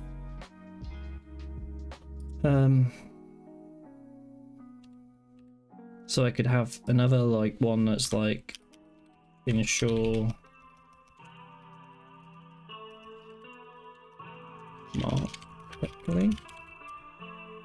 New input rule find handler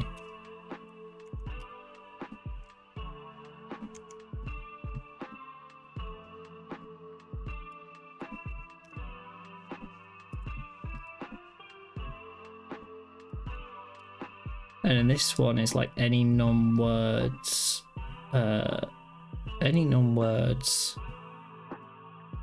or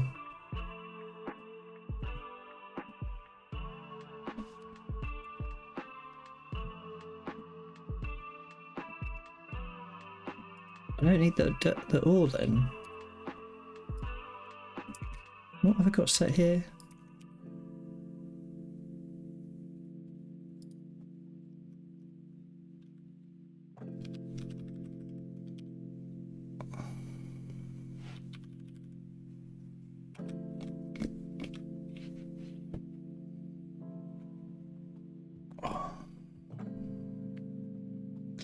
Any spaces, basically.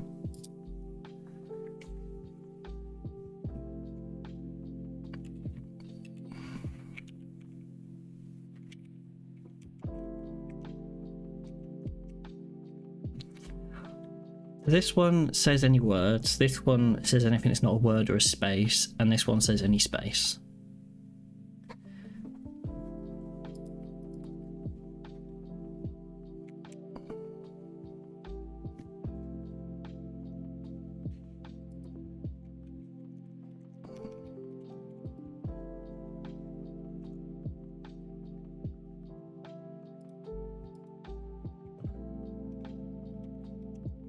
Ensure words are marked correctly, punctuation is marked correctly, and white space is not marked.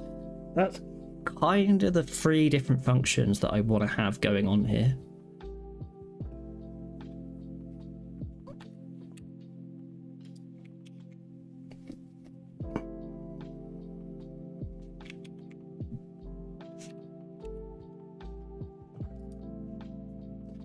Sorry. When did that become post CSS? I think that's because when I imported rule, like I started adding import or something. It went a bit weird.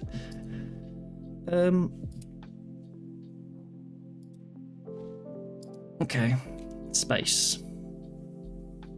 So really the space shouldn't be in there, it should now be cut out of that and put into the thing. If I then do space again, we're now outside. H, the H disappears. Hello. Space, space, test. No, see, now we're inside the word. Also, there's a space inside the word because it's just weird.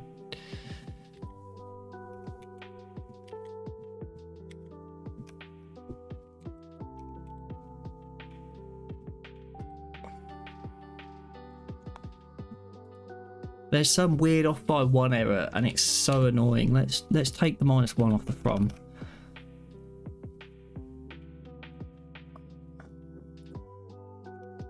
Maybe that's the problem. Remove mark doesn't have. Maybe that's the problem. Maybe this is going to solve everything.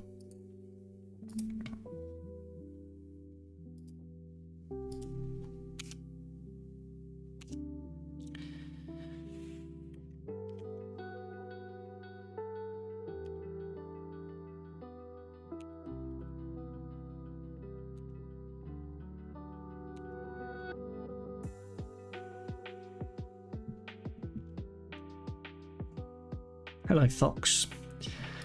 It seems closer, but it's still not right. Like, I'm having to type the words twice, or the letters that kind of. So you can see there, capture group FF.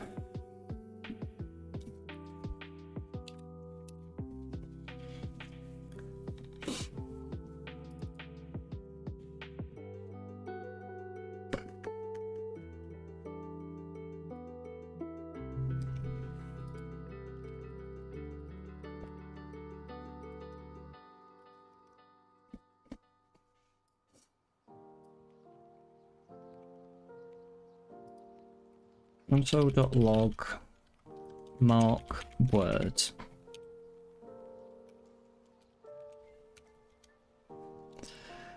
Range.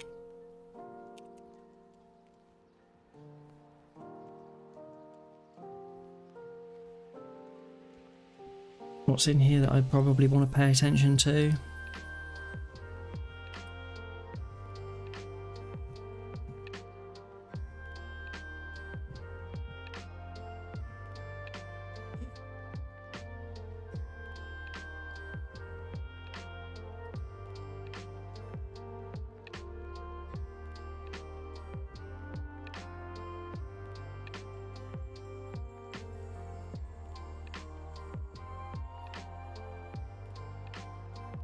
Capture group and full match, maybe? I don't know.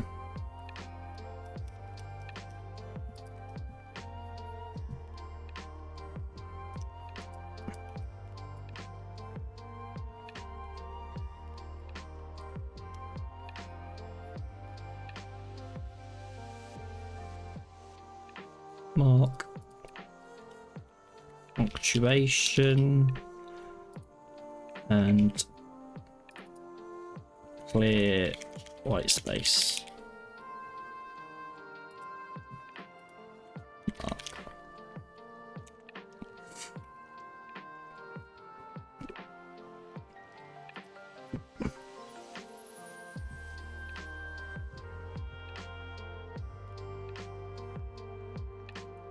Unmark white space. Like mark, unmark. Kind of what's happening, I suppose. And then I want to see those. I want to see those logs. And I kind of don't want to see the annoying log about saving. So I'm going to comment that out for now. And these are our 3 marks.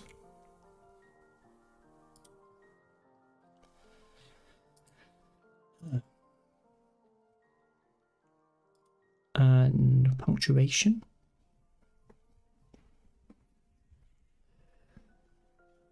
We're gonna go in here, space, unmark white space.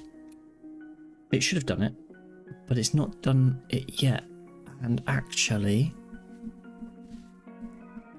I've added a transaction to the queue, but editor.state.apply transaction.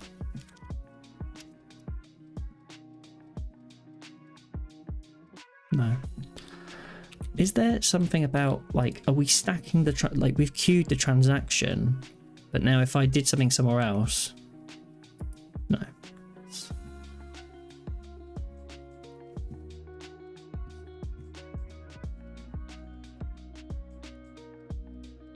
D.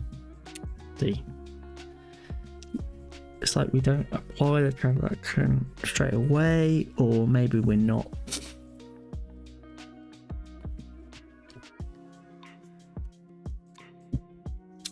I feel close, but I need a quick break and ads are in progress anyway. So I'll be back in a sec. Let's find our BRB screen. BRB screen.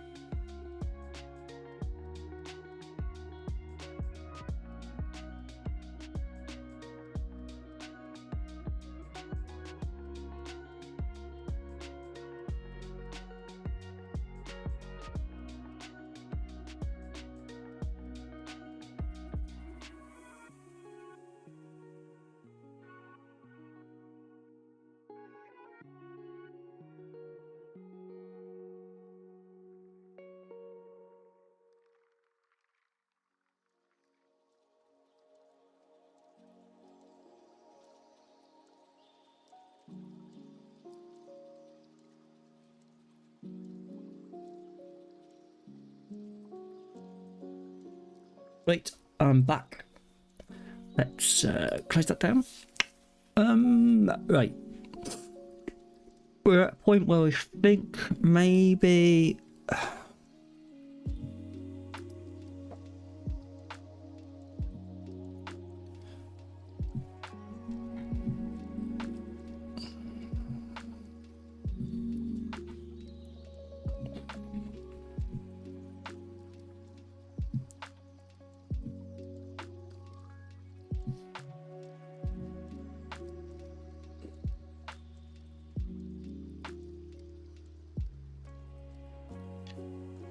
I don't know what remove stored mark is.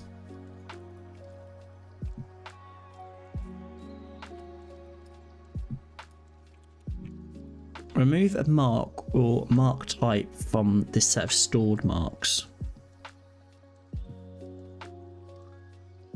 What is a stored mark? The stored mark set by this transaction, if any.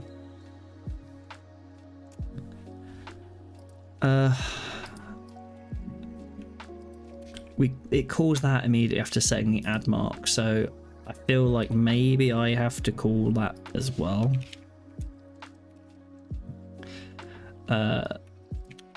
This dot type, and maybe that's a way of closing what we're supposed to do.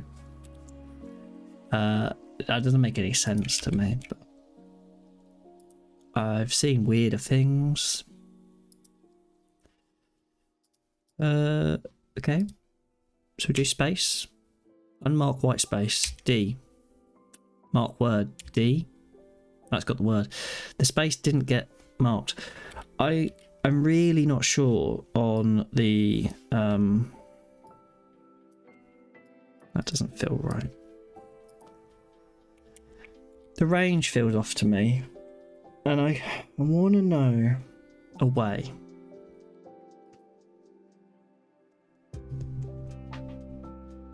of highlighting the range. Perhaps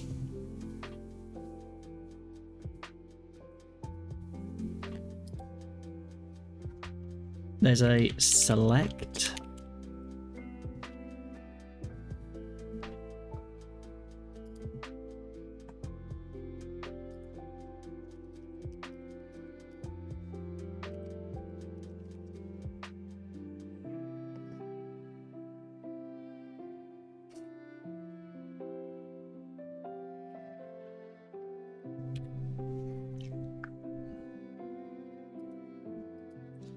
Editor dot select dot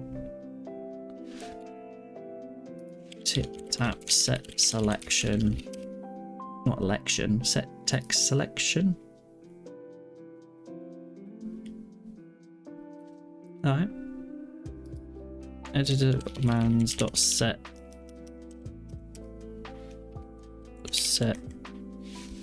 text selection 18.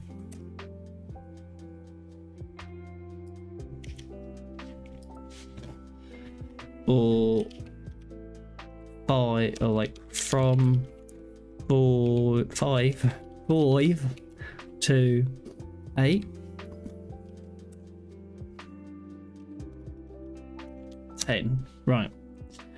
We're going to set the text selection every time. This could be a stupid idea.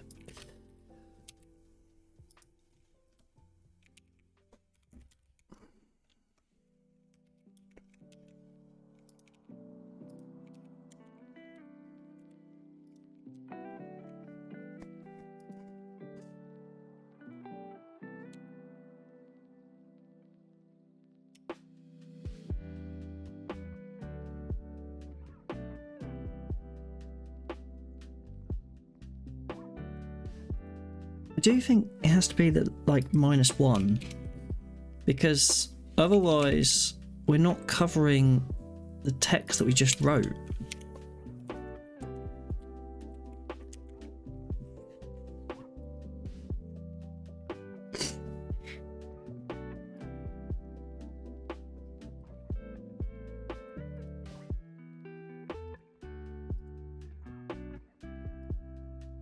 So like when we do here, do space, but we shouldn't have unmarked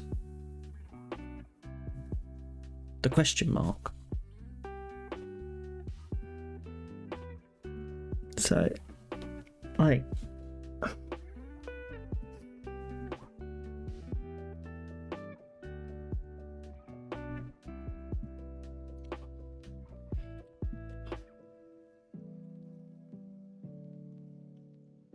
so it's not like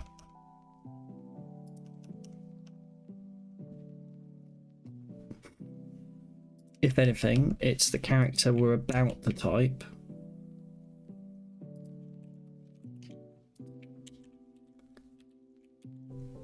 But then when you look at it in here like that and do space, and now it does it. And now there's a space, it's just, it's a bit weird.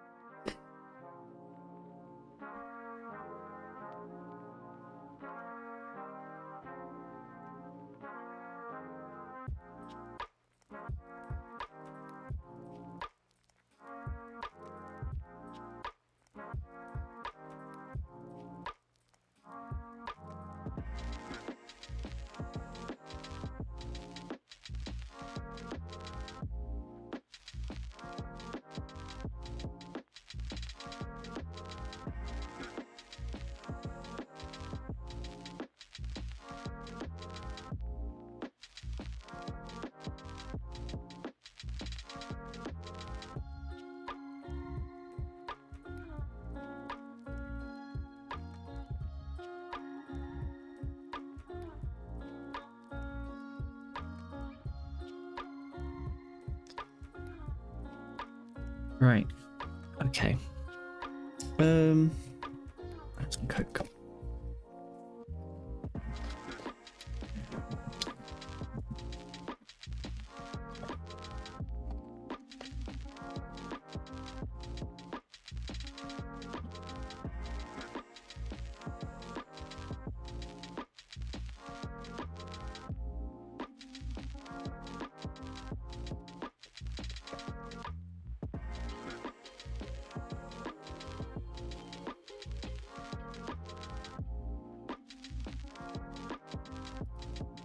Marks between.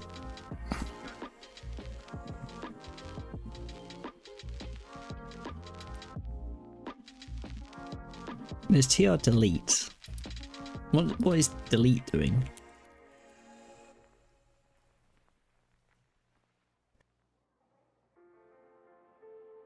Oh, I'm very sneezy today.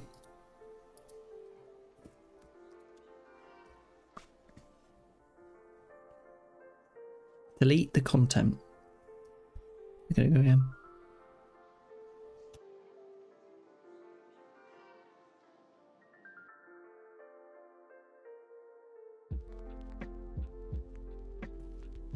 So sneezy.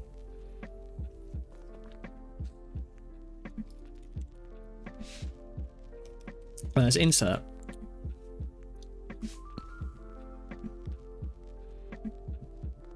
At position. Oh, and again.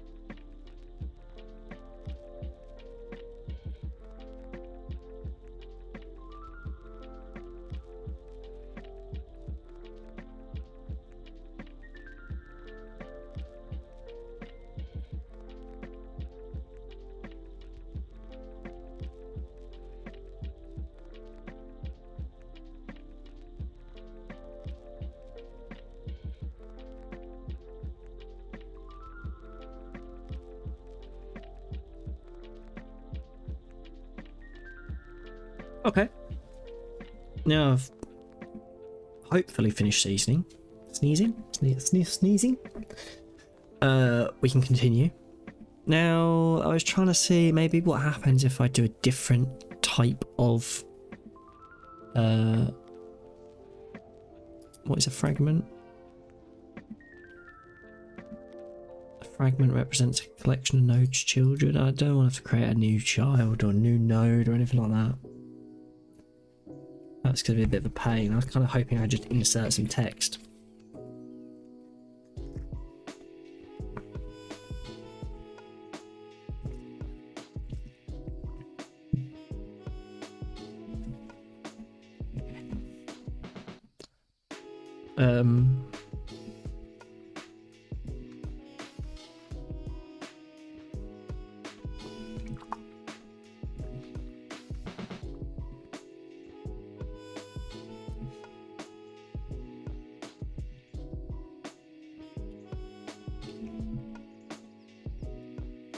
I mean, if you just looked at the console logs, when you actually type, you'd be like, oh, space, unmark the white space, hello, mark the word, space, this space is my message, dot. And if you followed through all of those and actually were able to apply the right transactions, however they want to describe them, you would have the right HTML here, but it's not really applied any of them. And I don't know why. And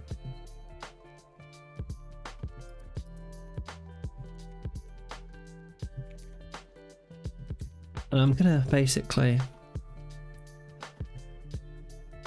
I guess we'll lean on ChatGPT again a little bit. This isn't working. The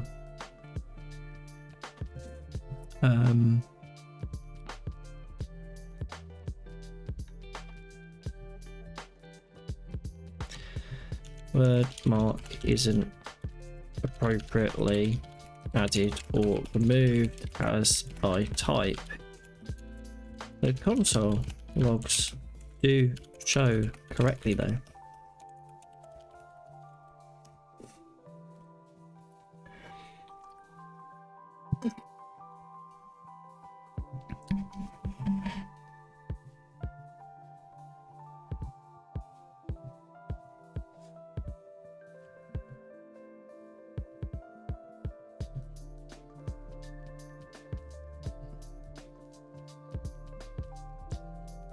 How do I apply the transaction?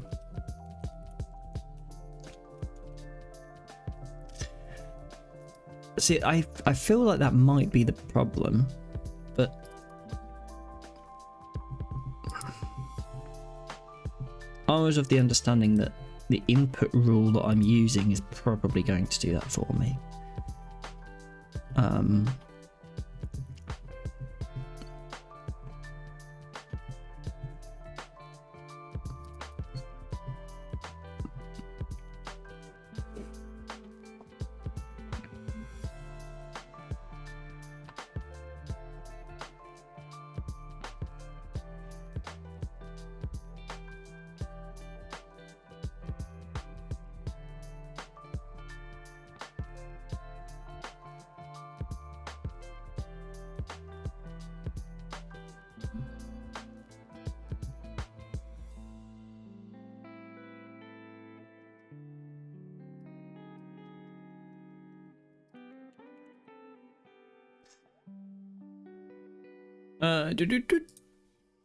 Oh, directly through the editor instance,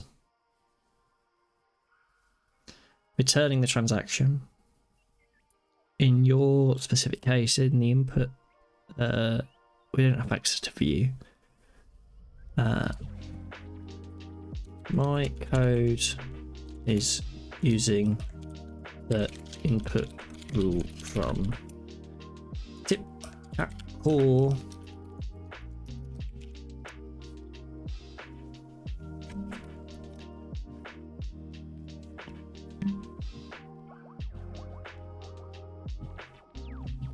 no, it's not entirely no, I'm just importing input rule and using it.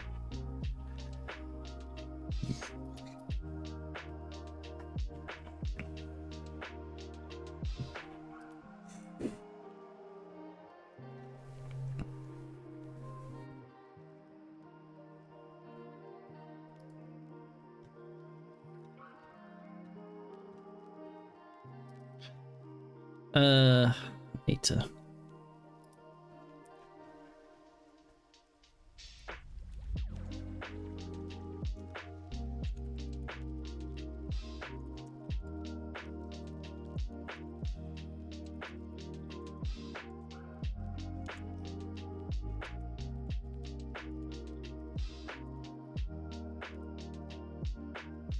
even submit.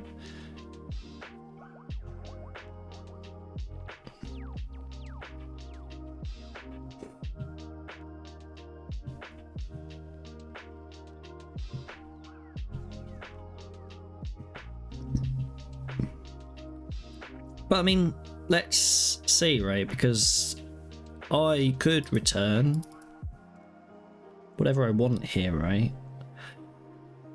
And I kind of don't want to go down that route again because I feel like we've explored that kind of route. But I mean,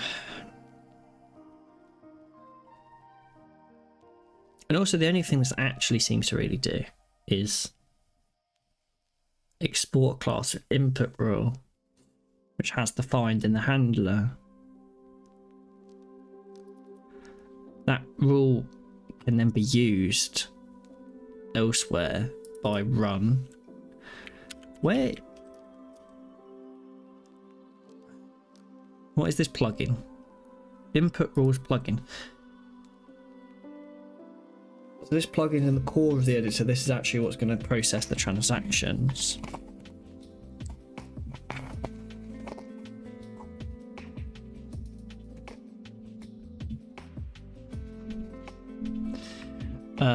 Whenever we handle text input, we run. That makes sense. We return run. We run our plugin, and whenever there are DOM input elements, DOM events for composition end or key down, we run. So all of this calls run. Run gets the editor, the from, the to. And that's all coming from the text that whatever we've just done. Also gets the text. Where's again that from? Text, empty string, text. Handle text input. Rules plugin. Fine. Here's a bunch of stuff. As well as those rules. And then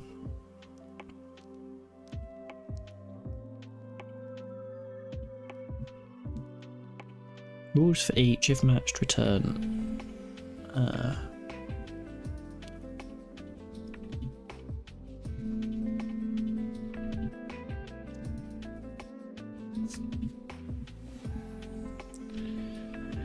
TR is view.state.tr. Chainable state. So this creates our state, sets up the chain that we can set up.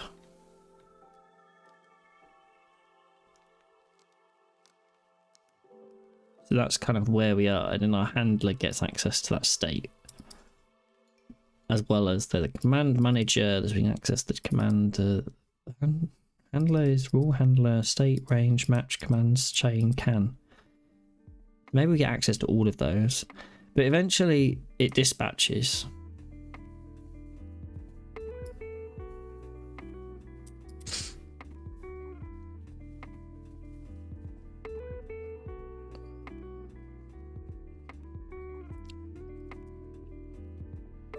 It calls the rule with the handler's rule with the match, right?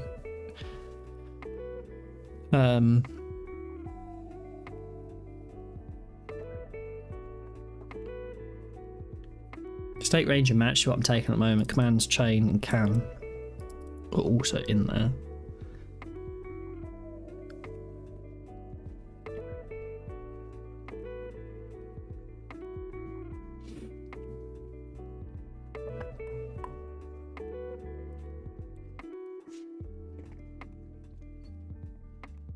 Perhaps this depends on the ordering. But even then, it's like...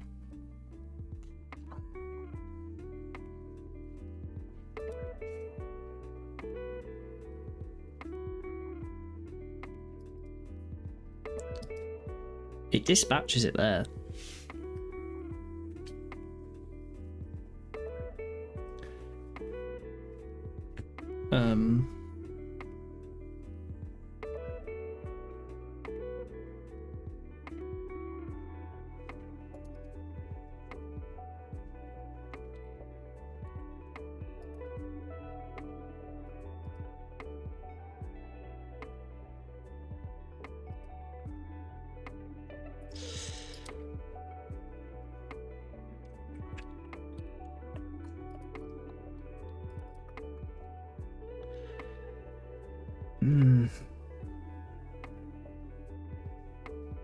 Obviously, I don't need to set the text range.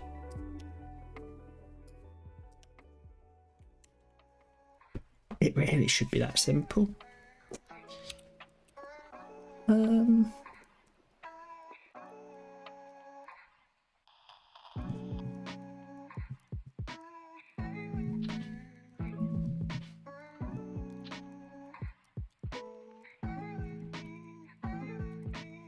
Perhaps I could console log TR or something, and maybe there's we'll get a bit of a log of the different options I've got here.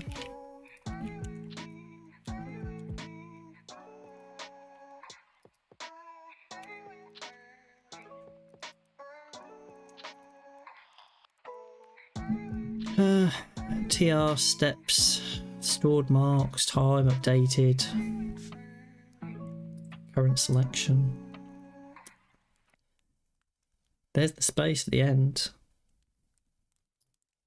0, 1, 2, 3, 4, 5, 6, 7, 8, 9, 10, 11, 12, 13, 14, 15, 16, 17,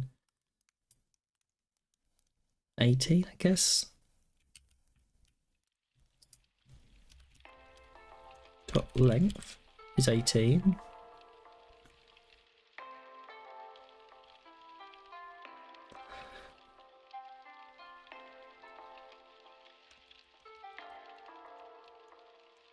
$17, 18, 17.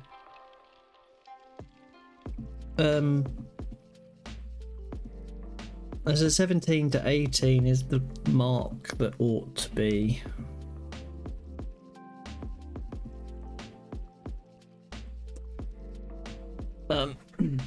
mapped to.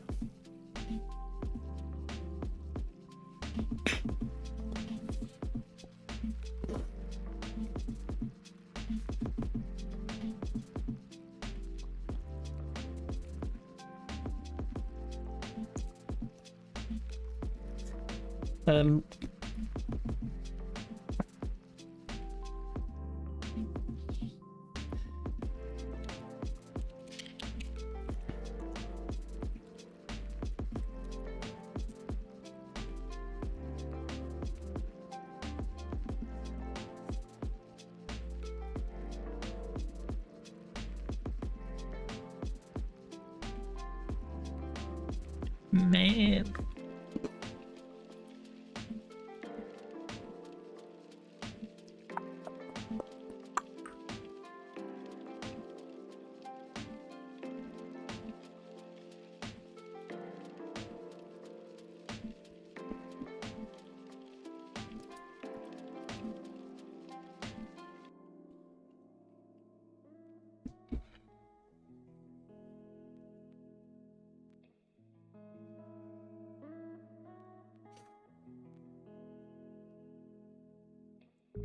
Okay.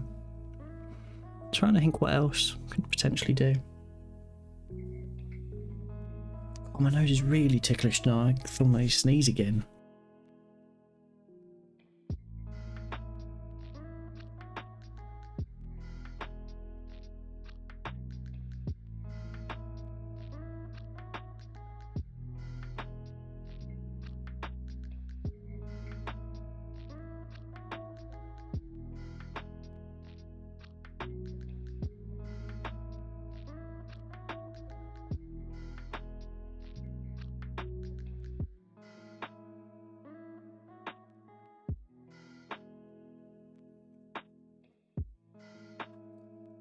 Okay.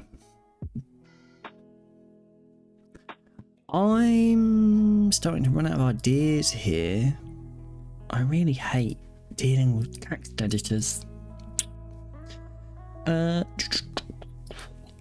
running out of ideas on how to approach this problem.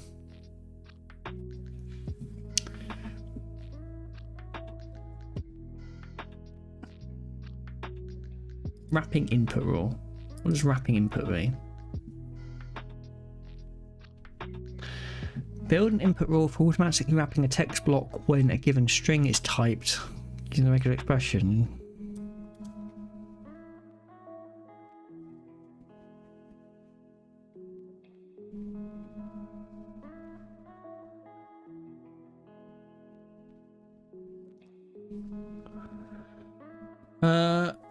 I feel like mark input type input rule is probably the closest.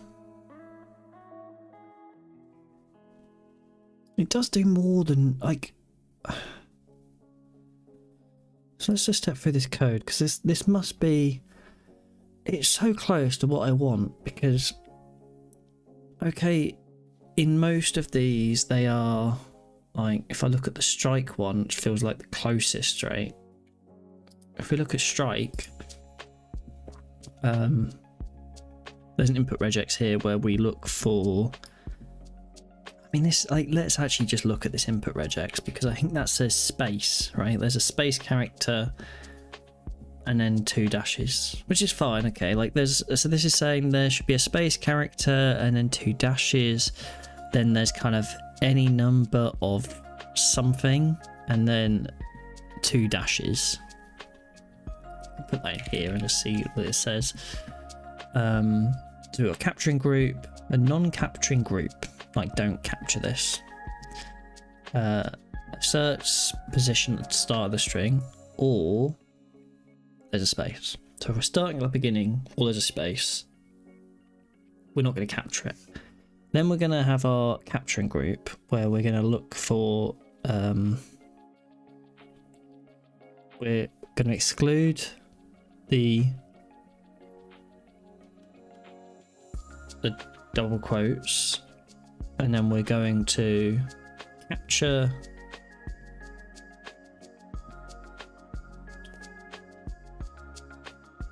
there's something about the capturing actually, that's interesting. Then we're gonna capture again the non-capturing group for everything not present in the set.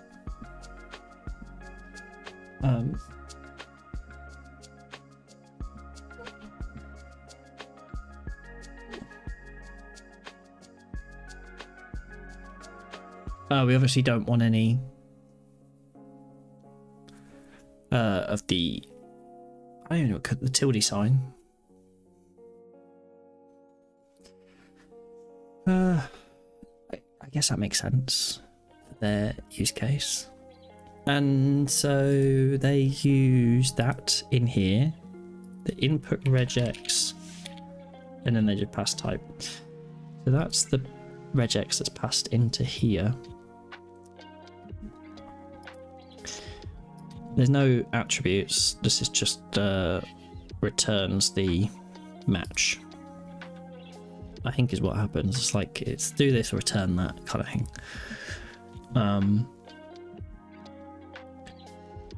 Which is possibly interesting, come to think about it. Is that how that works? This call or return.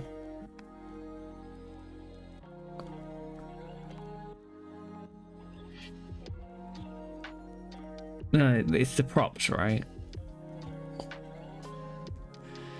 If it's a function, call it. If value is a context, call it. If context and bind that value to the context and call it. With the props, otherwise call it, otherwise just return the value. Else maybe return.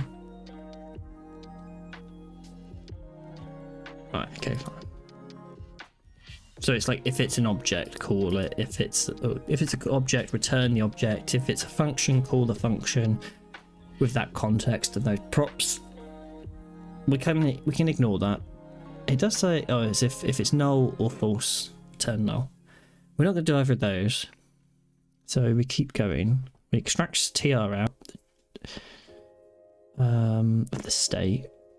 We set our capture group and the full match. Then we search our full match for anything that's a space or not a space. And then we get the text start, which is the range from plus the full match start index of our capture group.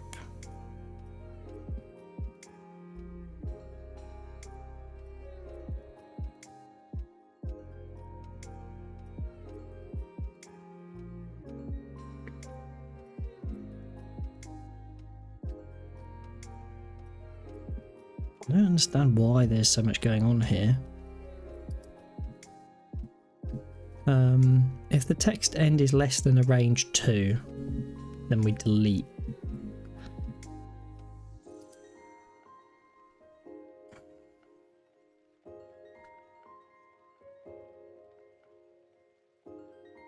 There's a lot going on here. The capture group is used quite a bit.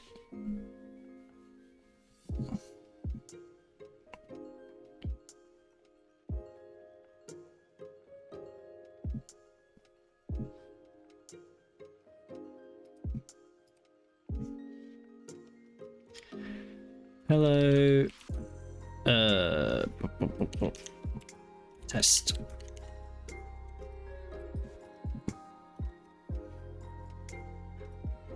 Capture group 1 is the test. Capture group 2 is the test with the dual quotes, and then that's the test on that quote. So there's two. Well, this is JavaScript, so it's like different, but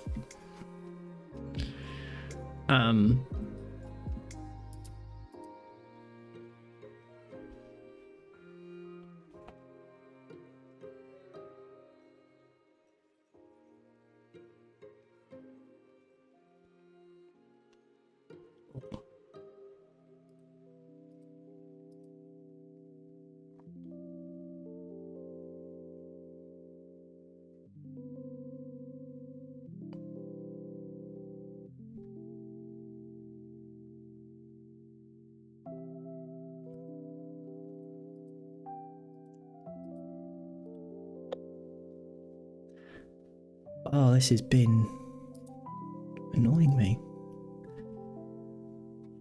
If we... So we unmark the white space. Oh, I've got 17 there. Inspect paragraph. That space doesn't want to be there. And then I press space again, it's gone. But now if I press full stop, it's there. If I press full stop again, it's add that to the punctuation. I have to always be one button behind. And then it kind of works.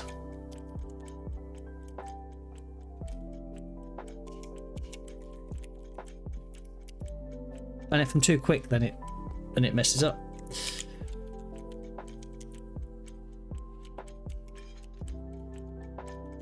And now it's kind of a bit messed up and confused. Sound like a Minecraft villager. Minecraft villager.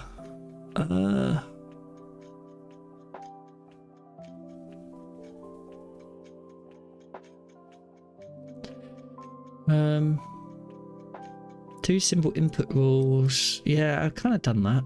Range has mark. I just haven't.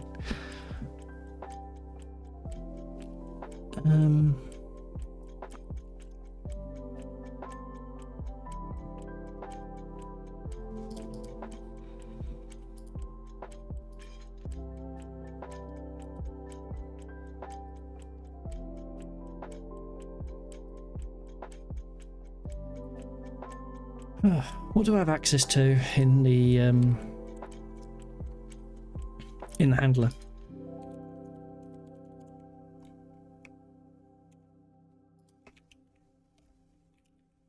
Let's just props in there, and then we'll ww mark word props. We've got commands, we've got can, and we got chain. Temp1 dot chain.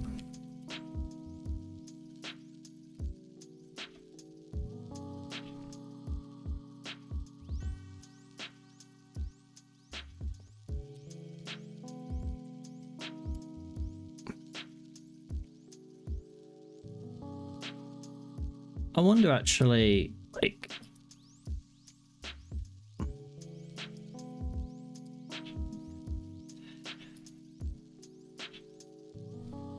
we go in here and we go to space. Editor.view.dispatch.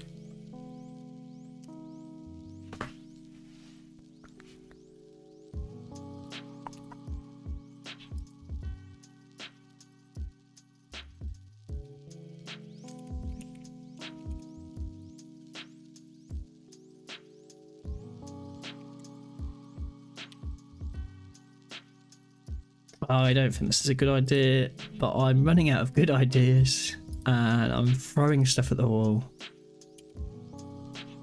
and seeing what sits. Mismatched transaction. Yeah, because obviously. Interesting that it, didn't apply the transaction until afterwards.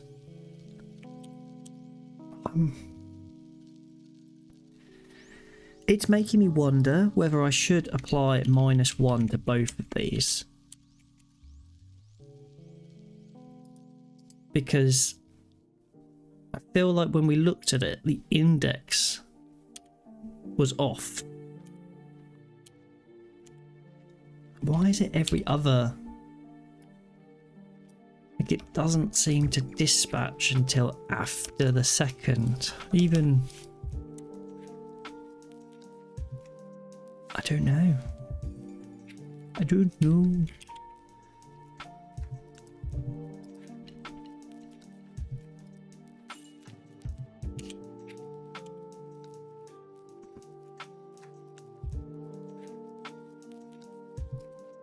The word has the...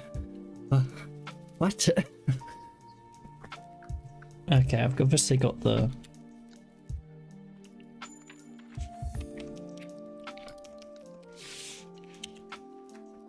The from and the to seem to work now. It just doesn't apply it until the next character.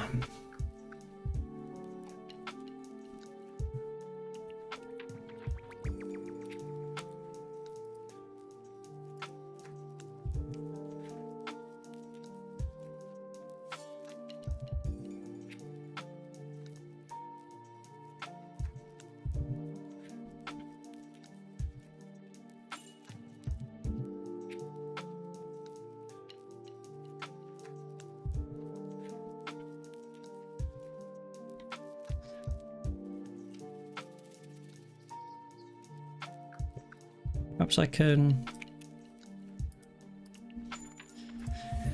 Please explain what is going on in this code.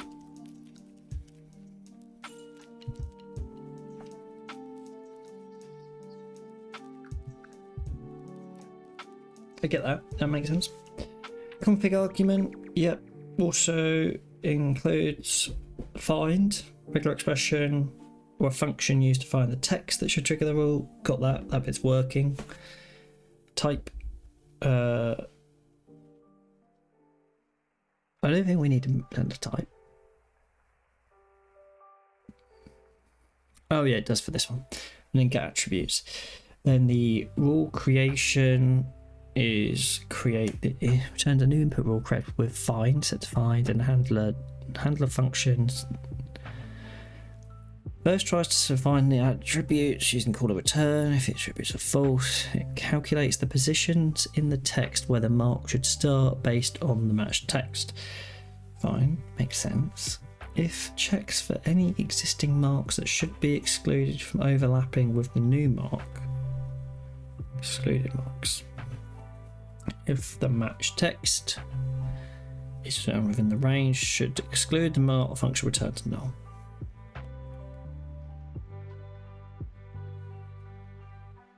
So I don't need to worry about the exclusion because I don't have any rules in my schema. There's no other marks in the schema. I don't need to exclude any remarks. It modifies the current transaction by deleting the text outside the capture group and applying the new mark to the captured text.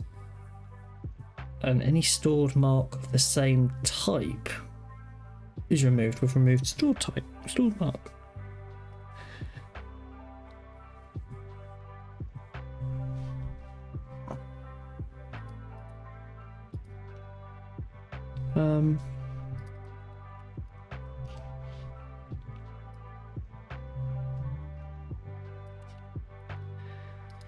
Can you perhaps...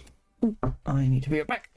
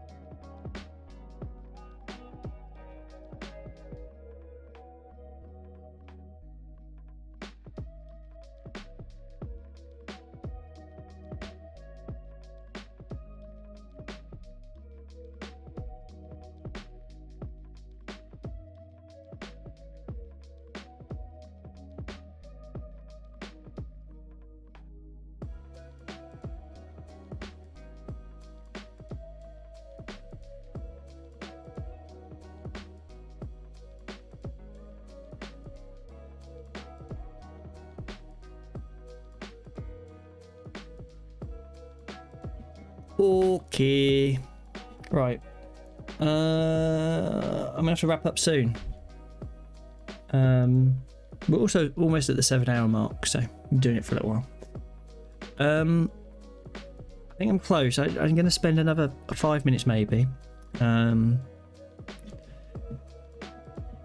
The other option, I'm going to spend a couple of minutes and then I'm going to see where we're at.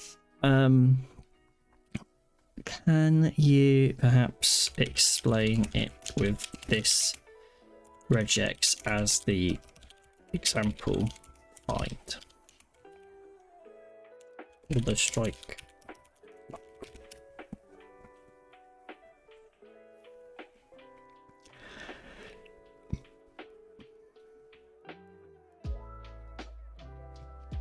I don't really need the regex explained.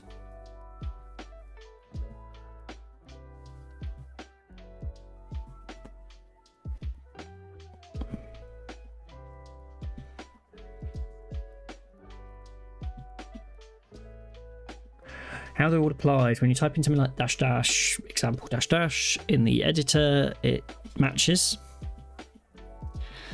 Because it starts followed by the text example and ends with the text. Match 0 will contain the match string, match 1 will contain that, and match 2 will just be example. So none of the code that I looked at necessarily refers to match 2, right? Match, match, match, match. That's it.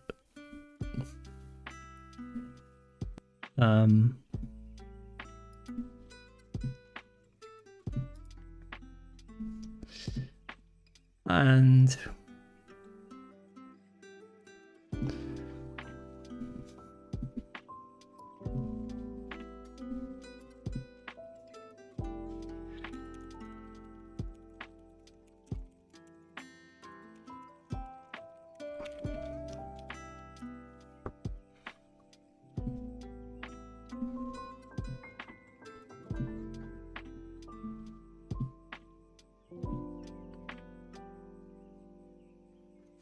match.length -1, yeah, that is actually used, right? So that's,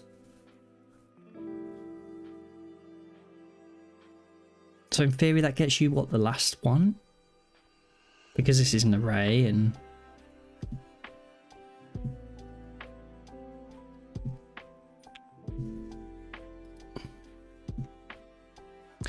in my case, the match is the same thing. It's the space or the letter or the word.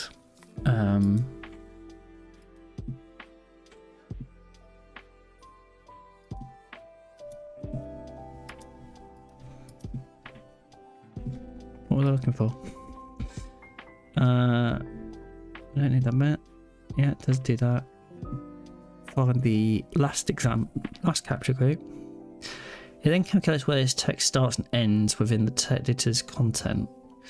The function checks for any existing marks. It should not overlap through the mark, and then the strike through mark is applied to just the specific text and not to the entire match string. What happens? What happens to the dashes?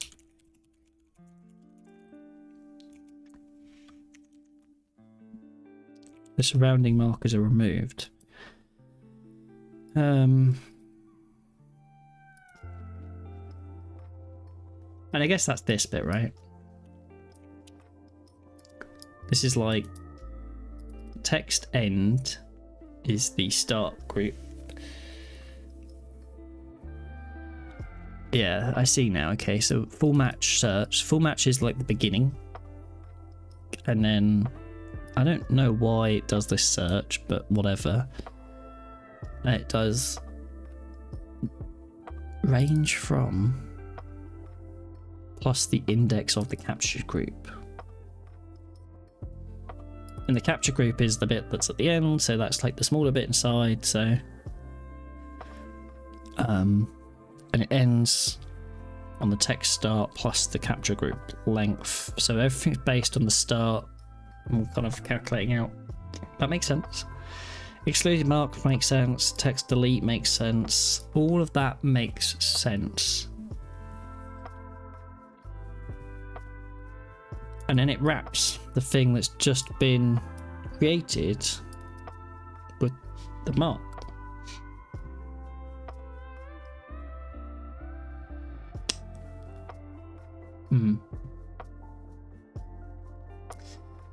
Fine. I think I'm going to wrap it there. We're pushing on 7 hours now. 1 minute away from it. So thank you for watching. I think it's been a difficult day. It's been 7 hours of kind of grinding it out on this rich text editor, TipTap. And I always find this whenever there's work on rich text editing, it's work that drags on for a long time. But once it's done, it works really nicely. So we have the ability of changing the speaker for a specific utterance. We can kind of, once I've got some of these bugs out of the way, have the ability of creating new utterances. Obviously, we can change the speaker of those utterances. And once we've got some stuff fixed in there, those utterances will all be kind of filled out correctly with the word mark. We'll need to take this and put it into JSON back again at some point and get that over into our back end so that we can then use it with OpenAI. Obviously the audio, sync that up. There's loads of little features that we can start to add soon.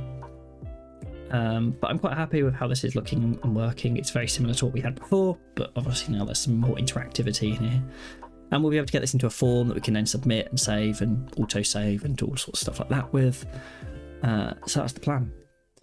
Our schedule for the next couple of days, I put our schedule at the end of the last stream, and then I got hit by illness and potentially COVID or whatever it was. Hopefully gone now.